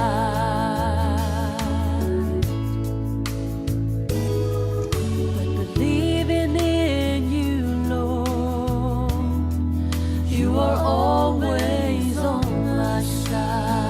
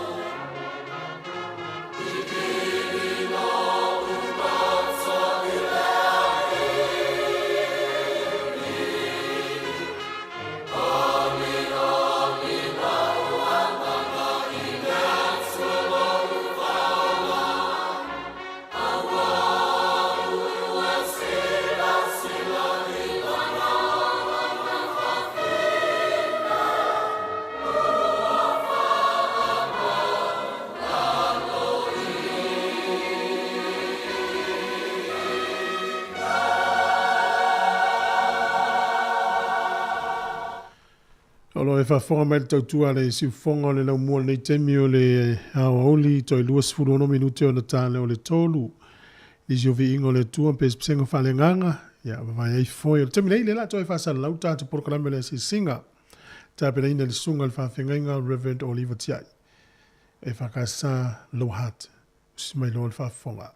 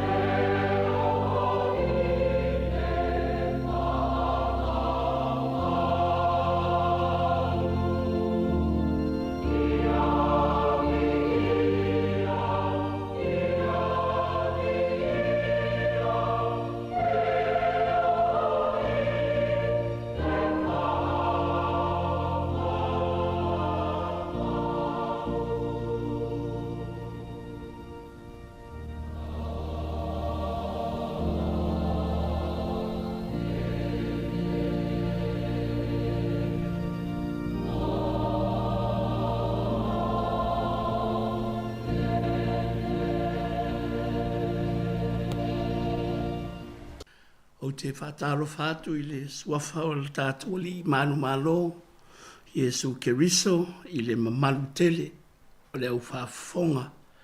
Ia e mai se fo i o ta māma tina mātutua, ia ma le asi singa i maotanga se ngase po whea lava o e whafonga mai ai, tā lofa lava. O le tātou tāpo i atu i le atua. Le ali ie e bibi atu ia te o e mea umana e whaia. E whawhitai atu fo ia te o e tangata ami o atua. E tāo fia i lunga e le li atoa uma o e pā u. O ia fo i le whatu sa o ina o e ua whaano uno umalawa. E whaasanga ia te o e mata o mea umalawa. E te awatua fo i a lātou mea e ai i o na aso e te tawai. Tātou te tālo. Anganga pa iae Pa imaia le mana o lau musmusunga i o mātou loto tāpua. Ina ia mātou langona la mātou tāpua inga i le nei tae au. Tae au le whao le tanga na whaia e ke riso mo i mātou ma le lalulang. Mātou vivi i ma whaafitai ma no manu atu. Ia whao uina i mātou e le mana o le anganga. Ia mālie i lau whaafonga le ali ie. O upu o mātou ngutu ma mawhau whaunga o mātou loto. Ia mauai fo i se wha malolonga o e ngase ma i mātou umai le nei tae au. I lau lava suafa Iesu. Amene. Tātou pese iwa sifuru ma le lua. Whawhetai i le atua, le na tātou tupu ai, i na ua na lo whawhua, ia te tātou umane, ia pepe, ia pepe, se aleluia, whawhetai, ia pepe, se aleluia, whawhetai, whawhetai, i lona alo, le na fio mai lunga, le ua whai ma whapaolo, ai le pua puanga, ia pepe, se aleluia, whawhetai, ia pepe, se aleluia, whawhetai, whawhetai, i le anganga, le feso, soani mai, e manu, iai talo sanga, ata uma mea e whai, ia pepe, se aleluia, whawhetai, ia pepe, se aleluia, whawhetai. Tātou whaalatala tātou i le atua i le tatalo, tālo whaafetai, man whātou e senga, ma moli nisi o tātou manao, tātou ifo ma tatalo. Le atua sili e se, le atua lava lau fio mai le babau e o i le whaababau. Mātou talitonu ma le au kerisiana uma, o lau fio na whaia mea uma i le langi ma le lalolangi. O le tangata soifu o foi na whaia i lau lava whātu sa paia. Ma nawa i le ola mai lau fio. Ma e to pule foi. E tausi lau foanga ma whai lau finangalo i le nei lalolangi. Le atuae mātou whaaftai i lau fio. I le mana o lau alofa tu noa o taita ina mai ai le soifua ma lo mātou wola. Ua mātou au lia mai ai le nei tu aso o le tae ao, o le aso o lo tāpua ia e le lalolangi ma le au whātua tua. Mafau fau ma le loto whaaftai le maliuti ngā o Iesu Keriso. Le whaola i le sātaura wā le whaola tanga mo le lalolangi anga sala. Le atua whaaftai wa o mai manuia le soifua o e ua mātou au whatasi le nei whasara launga. Ma mātou tāpua i whatasi fo i ma o mātou tamā matina mātutua. O lau au whainga ruenga tatofi so se whatawhai tāulanga. O mātua ma whanau, mātou vivi i ma whaapitai. O mātou wha manatu fo i. Le aso lo mātou manu malo. ina ua manu malo ke riso mo i mātou ma le lalulangi atoa. Whawhitai ta mai le teknolosi o whasara launga o mawhai o na mātou tāpua i whatasi o e mamao ma e la tamai. Wa vea fo i le nei awa noa mātou te whiwhasoa i lunga o le ea i au fionga pa ia ma le tala le lei a Yesu Keriso. E whai mawai malu i ti ngā ma mawhitianga o le soifua o lo soifuai i mātou. Whawhitai a wae ui lava i ti ngā o lo tawivi ma i mātou. O ngase fo i o lo whata otoli ai le to tele. Ai mātou te whawhitai ta mā wa e fuai. Ia li i me ta maitai fo mai, o li i me ta maitai tausi mai. O le poto whawaila au o tausinga i a inga i mātua ma whanau o e kāle sia ma i lato uma o lo whea ngai ma le nei ngā nuenga.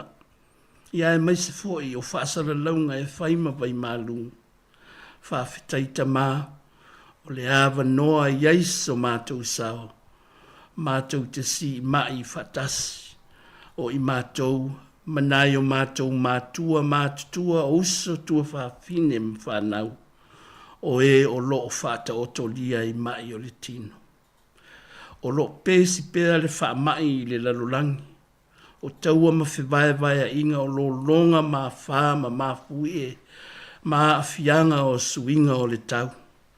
O le tau o le soifuanga o lo awha ina ai foe. Le soifua so longa manuia i a inga mātitiva, mā tunu uta wāti ae. O le loi mata malingi foi o na o mawhutanga pēle ua motu sia e le maliuma le oti. Ai mātou te langona pēa le loto whaafetai ta maae. A wā ua mātou te li tonu e le ai se vai panoa o le ola nei, matala atu o le ola nei, tau fia lau pule au au, ma le a wai o lo wanganga i so se mea, ma so se taimi, ma so se tangata o sa ili atu i lau fio. Mātou whaafetai i ngā ruenga o fisa ma mata ngā ruenga o lo puno wai, i le tausinga o le soifua malo no ina o tangata. Ai mai se foi le soifua manuia i lau tele, i so se matata o ngā lulue ai i tonu a inga mā lo mātunu. Ina ia maua le manuia o tangata uma i le tino i le anganga ma le mawhau whau. Mātou te whawhitai ta mā i le tala le lei a Yesu Keriso i au fionga pa ia. O lo wha manatu mai pēa ia i mātou. Lo mātou wola muli e alai lo fina ngalo pa ia ma au polo inga. Whawhitai lea nganga pa ia e tauto lua ina i mātou. O lo whaipea ma whaala e au ma whaaloto tele i lo mātou wola au auna. Ina ua mātou i loa o lo mafuta ina i mātou e le mana o lo nganga pa ia. E alai le musunga lo nganga pa ia. Ai mai se whaatonu folau. E whai fo i mau mātou suru whainga. Pe a o ina wha oso ina i mātou e le lalulangi. Mau mātou vai vainga mātou te se ma pā uai. O le whawhitai sili i le ali ie, whawhitai i a Yesu Keriso lo lava lo pele na e foa i mai. Mua mātou manatu natu ai fo i le nei aso. Le whamanatu ina o le aso, le tōngi ola na i a whaia i lunga o le sātau. E māsi asi e tō i lalo, e tī ngā ma mawhatia. Ai whawhitai le atua, a wāna le se anoa Yesu Keriso. Wa le mawhaia na maua e mātou, lea sa o le tonga, ma lea whaola ina, a ia moni lo mātou whātua. Lea li ie, e tele lo wanga le lei, a tau i na mātou whafoi, le bi inga i la ua fio ma le whawhitai. Tu mawatu i la ua fio le bi inga, o le whane tanga o malawa, nei o i le whababau. Mātou whato ese ta mā, o na o mātou se ma o mātou o leo. E tumu pea I mātou I le whamaoni ma le ola whemau mo wai I luma o lau fio. Mātou tau lo suafa, Yesu ke riso lo mātou wa li paola. Ai le tusa ma mātou wa mio, ma mea mātou te whai. O lo mātou pepese foi le whama natuina o le maliuti ngā o ke riso o lo lava alo pele I le nei aso. Mawai lo mātou whaola tanga peitai. O lo whasātou roina pea I o mātou winga ma mātou wa mio. O upu mātou te tautala ai e awhaina ai le vāna nofo, ma isi o mātou uso a tangata, o mātou a inga ma nai a mātou whanau. Leri ie, wha māngalo mai I mātou. Vai lo mātou wola whare whātua tua. Mātou wha mua foi le tele o mea mātou te loto I ai. Ai muli le fina ngalo o lau fio ma lau teita inga tonu. Natu whaapito ma le whaitu au I o mātou wolanga. Ia mātou teita inga I tonu o a inga ma nuu ma e kālesia. Ua tau tewa ai lau whanau fia whaimanuia ma e o lo sa ili atu I lau fio ma lau fina ngalo pa ia. Leali ie lo mātou tamaa. Mātou whato ese ma le loto maulalo. Ona o I mātou na maliu ai ke riso. Pe ona iai le whaamanatuina e le lalolangi. Mātou te ole atu tamae. E le lilo o mātou wolanga ma mātou wa mio I le sila whangaati a la ufio. Whamangalo I mātou o mātou ainga ma mātou whanau. I le toto tā ua o Yesu ke riso lo mātou li whaola. A vea fo I le nei whamanatuina o le aso maliu. E sanga whafangu pea I lo mātou wola whātua tua, ma lo mātou wola sa ili I lau fio, ma lo malo. Mātou te tālo ta mā, li lingi mai au whamanuianga I le nei aso, a o mātou o tāpua I lau fio. Ia vea le nei fo I tāpua inga ma lo mātou wha soa I lunga o walesi wha salalau. E whai mwha siri ngā malosi, mātou te malo losi ai I ngase ese o lo o whata oto lia ai I mātou. Wha manuia le tāpua inga nai o mātou mātutua, tonu o a inga, tonu o whale mai po o no foanga o tangata mātutua. Ia lango maluina mawhitianga o na o le soifua o mātutua. O e foi o lo o tawivi manaonga whaapitoa o le ola. Le ali ia whapea foi o na e lawe ai ma whesoa soani. O e o mamai ia whaamalo lo o whailele ma pepe fau o tina o whiangai mamai tanga. O I lātou foi o loo iai pā noanoanga o na o le maliu ma le oti o mawhitanga pe le ua motu sia e le o sol mātou loto a o le finangalo lava o la ufio. Mātou te ai o ia tu fo I tamā ia wha maise ma wha mawhana whana I mātou. O I lātou uma o loo whiangai ma ngā ruenga e pe o fo mai ma tausi mai. O I lātou o lo o whaia waila au ma tonga whitinga. Ai mai se foi o I lātou o lo ngā lulue mō le tau singa o le soifua manuia o tangata uma. Le ali ie iai le manuia o la ufio. Mātou te tālo fo I tamā I lau au whainga ruenga te tofi I so se whatawhaita ulanga o lo asu le bai o le ola I le tino I le anganga ma le mawhau whau e no manu atu I la ufio. Ia whaapea foi o na maua le tumu o la ufio. E whanga ina I pea lafu mā moe ma le au whātua I to tonu o e kālesia ma whatawhaita ulanga SS. Mātou te tālo ta mā, ia manuia le ngā ruenga le ofisa whasala lau, o lo whai pea ma o mātou tō manga mātou te awatu ai le whe au ma le tala le lei. E whai matonga fiti I le tino I le anganga ma le mawhau pau. o loto le au whaafonga, ina ia maua le wha malolonga.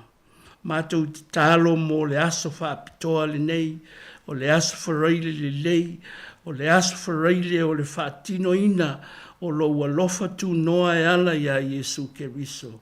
Le ali ia whai ma wha manatu i le soifua ma le ola, o i mātou uma taitotas, ina ia mātou wha maoni e tāpua i ma sa ili atu, mo le wha malolonga e ma whai ai o na mātou maua, le malolo le tino i le anganga ma le mawhau. Mātou te talo mo le whenga iai ma whe au ma ti ute i so se whai panoa i le nei aso mai se fo i o whai ngā malolonga mai a onga mga ruenga. Ia tauto o lua ina i mātou. Tamā a mātou whalongo longo fo i au o fionga pa ia. Ia wha mala malama i le mana o lo wanganga pa ia. Ina ia maua le mapusanga e ala i le lātou whaafonga ma le mātou whalongo. Maua ai se to'awhile mu o anganga mapatia o tino o lo whea ngai mamai o le soifuanga nei. Whamanuia lo mātou atunu o New Zealand nei, whamanuia Samoa, whamanuia le larulangi atoa i le nei vai tau o whita ma whaingata o lo o vesi ai pēr le larulangi ai maise o mai o lo o lamati ai le soifua manuia. Ngā ruenga le le iuma mō le manuia o tangata. Ia iai le manuia o la o fio i le nei aso. A watu lo mātou wola i le aso le toi tū. Sa unia fo i le mana o lo wanganga pa ia. Ina ia mātou la ngona le talia ma le loto fia ma le wha maoni o le maliu ma le toi tū manu malo ke riso. Mō i mātou tangata angasala. O nisi nā o mātou te tālo le li e te sila fia i mātou uma taito tasi. Mātou te abatu mā o mātou mana onga le lewa uma. Ia whaia ai pēr lo lava fina ngano. Ai le o mātou loto. E ala ia Yesu lo mātou ali la mātou te tālo. Amene. Tātou toi pese i le pese a peise vai tafe e le lei le ali. Pese ina e le whangatongo Methodist Church. Amen.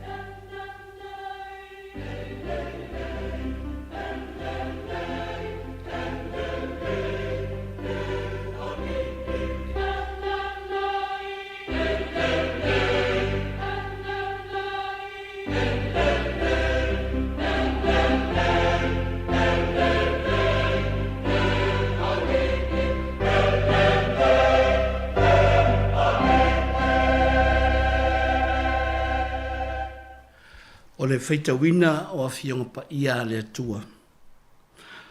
Tusi mai le whenga inga fōu mareko o le mtau pui se fulu. Whaafonga o le au feitawina mai whai upu e fast ma le ono. Si o atu i whai unga o le mtau pu mareko mtau pui se fulu.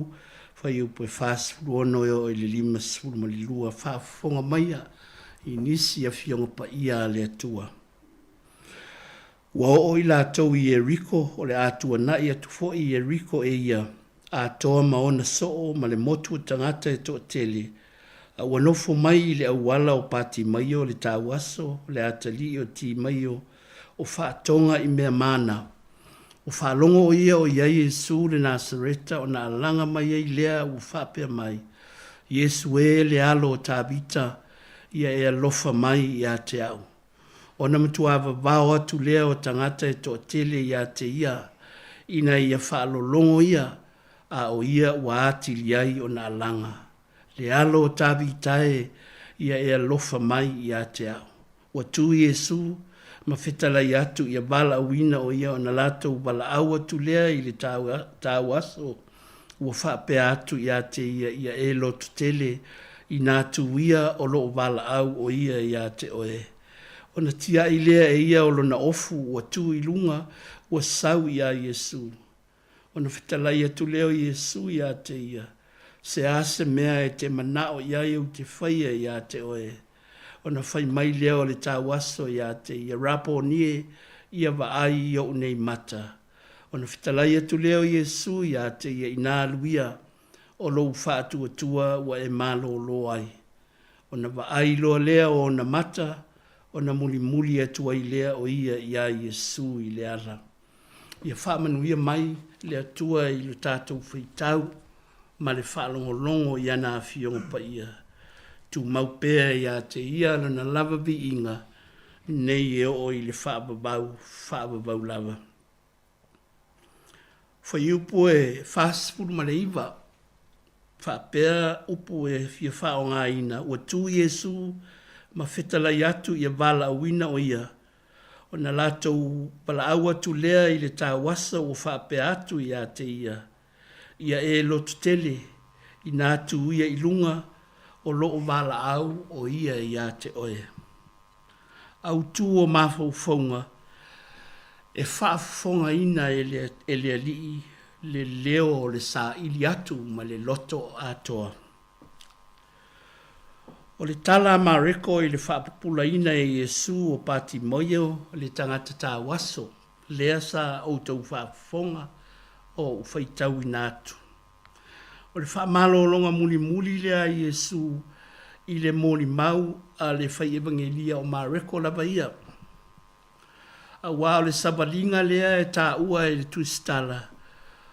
O le sabalinga lea Yesu ma o na soo, na o atu ai i Eriko ma ngā iloa i Jerusalema, ma a mata iloa le vaiaso o lo tātou o wha tā ua ina o le vaiaso o na puapua ngā, e o mai i le so na wha sa tauro ina ai o ia. O upu, o nisi upu sa whaitau ina o i la tau i Eriko, o le atua na i atu fo i Eriko, o ia a toa maona soo ma le motu o tangata e toa tele, ua nofo mai le awala o pati mai o le tāwaso, o le atali o ti mai o whaatonga i mea mana. O le tāwaso sa nofo i ta whaala, pe o le masani e tangata mamai, ia maele ato toa le malosi ia o na pō i mōni mau o le tuspa ia. Nofo pati mai o ma whaatalitali le ngā solo mai o tangata, ona aisi le iai po o ai e alofa ane, a wane sina mea ai se tupe po se fesoasoani mo ia. E fōlinga sa nofo o ia e le whetaula i ngā ala e sa whioa iai le toa tele o tangata. Mai Yeriko, ia anga i atu isi tu o Kalileia, po le anga i mai foi, mai isi tu ese o Kalileia, i tu tonu o Yeriko, o whai whātoanga ma whai pisinisi, o whioa i alatou whātaua inga, o tangata whi malangai. Ia e whapena vo i tangata turisi mai moa. O e sa whaia le whesawali ai. I le vao Yeriko maisi tu o Kalila. Ia mana tua foi. O le sabali lava. Sa wheso ta iai tangata i le vao nuu i o na pō. Manisi to aititi sa ti e i asini. O le savalinga la Yesu ma o na soo mai la tau o lo ta ua e mareko. Sa o a nga i Yerusalema mai Betania ma Betefake. A nga i le tu i sifo a e whaase se ifo i le tu i saute. O le savalinga pe tusa ma le lua se furu ma le 5 kilomita.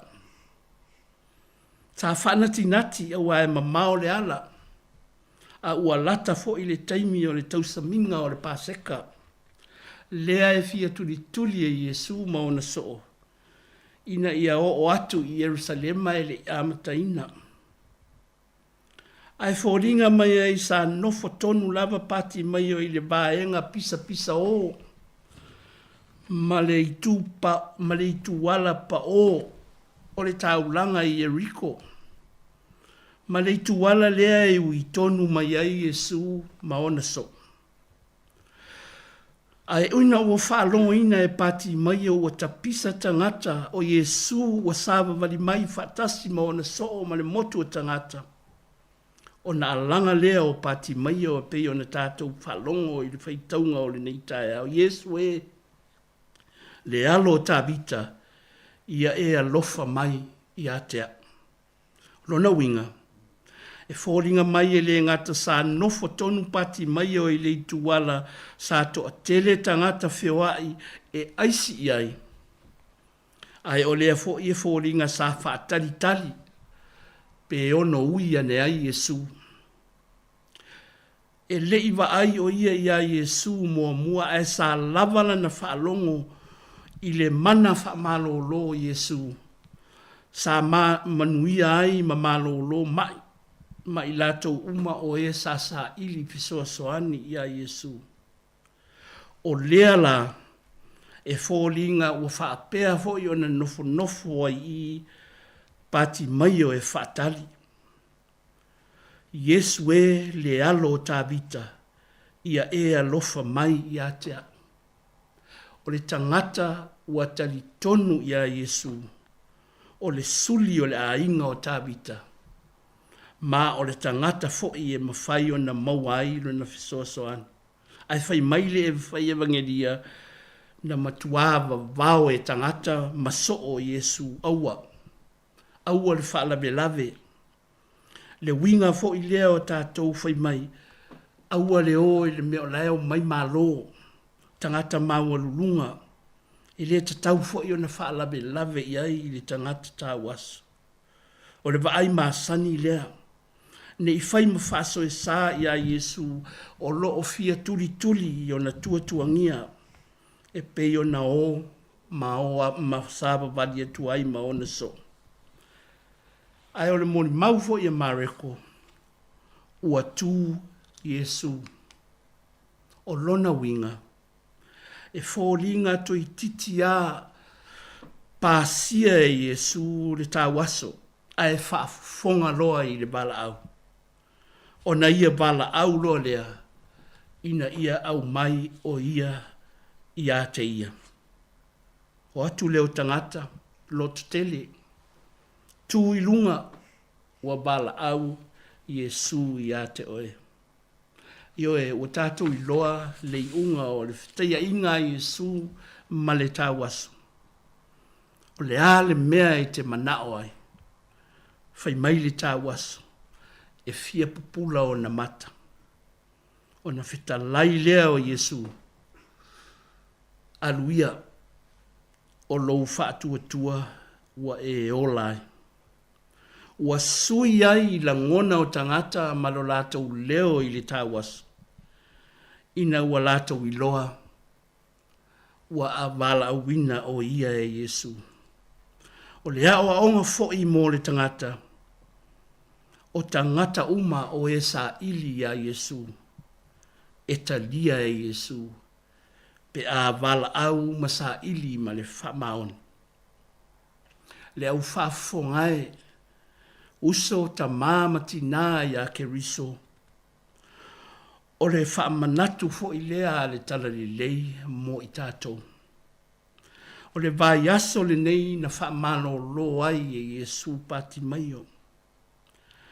E whapena fo i o na mawhai o na whamalo lo i tātou uma, pe a whai tātou sa ili i le atua.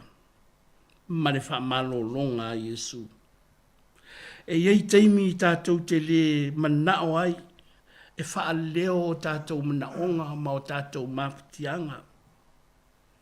Ai o le a onga o lo au mai le neife i loa inga a Yesu mapati mai o. Tau tino lo tātou bai bai. Tātou sulu whai a Yesu ma lo tātou mautinoa o ia lava e wha malolo ina i tātou i o tātou tīnga. Mana tua foi, le whetalainga le tua i a mose mai le la au tala tala. O te au ina atu oe i eiku pito e la vea i lo onu awa o matuava ai atu i le pupua ngā. Wa o whalongo foi i lo lātou alanga ona oe pule whaasa wā ia i lātou. Wa o i loa foi. Lo lātou ti ngā. O le a lava le bebesi o aiku pito ma le lalolangi ai la ngona lava e le atua si ufonga ma leo leoi ma le fia maua o le fisoasoani. O na alu ai lea o mose fa la vea le nuu pua ngā tia o le atua. O lea foi tātou maua i le tala le fai evangelia. O le a lava le vava o Jericho. O le a foi le toititi lava pasia e Yesu. Le mea o lo nofo ai pati maio. Aina la ngona lava e le ali le i uleo. Le alo o tabita Yesu e ia e whaaola ia te au. Le au whaafongae tātou ti ngā mawhitianga o le ola nei. Ia tātou tau i le ali. Tau ma le loto whātuatua. I le malisi. Aua le avea i tātou mapupuni e puni ti ai leisi o lo fia sa ili i le ali. Fia maua lo na wha o le tanga. Pe yo na whaia e le au soo ma le motu o tangata. E ba ai maua lalo i leisi uso a tangata. Ai ua whaali e Yesu. O i tātou uma o e fia maua le fisoasoani ma whātua wha maoni i a Yesu. E le tāu fia oe e se tangata. O tātou uma tātou te manao mia le fisoasoani mai o le atua e ala i a Yesu ke riso. Whitalainga Yesu i lunga o le sātauro ua taunu. Sa ia whitalai foi, ia outou o mai a te au, o outou umau e ti ngā ina ma mawhatia i a venga, o au foi e malo lo ai outou. Sa moae, o whea lava o e tāpua i mai ai, ma e wha soa wha lea nganga mai ai i le tātou tāpua inga i le neitai au. E la ngona e le atua. E ala ia Yesu ke riso. Bala au nei. I le aso na tinga ina ma pua ngā ina ai lo tātou ali o Yesu ke riso. Ina ia leto e puni tia e se leo.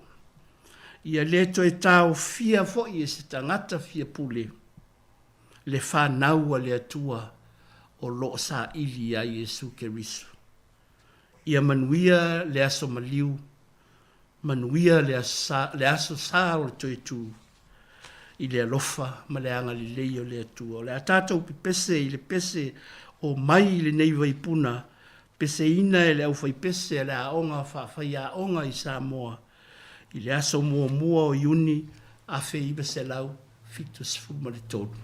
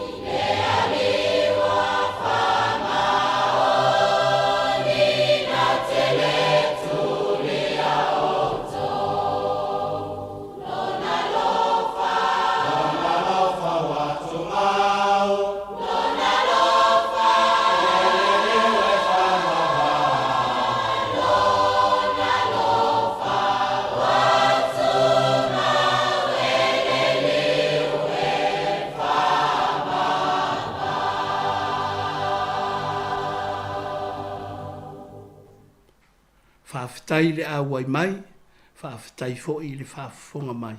Tātou whai u le tatalo. Iei lunga o i mātou uma malau whanau i le nei lalulangi. Le manuia ma le fi le mua la u fio le atua le tamā. Le alofa tu noa o Jesu ke riso lo mātou ali whaola. Ma futaina pea i mātou e lo wanganga pa ia ma lau whanau uma ma le au whātua tua sa ili fufo i la ua fio. Nei eo o i le whaababau lava. Amene.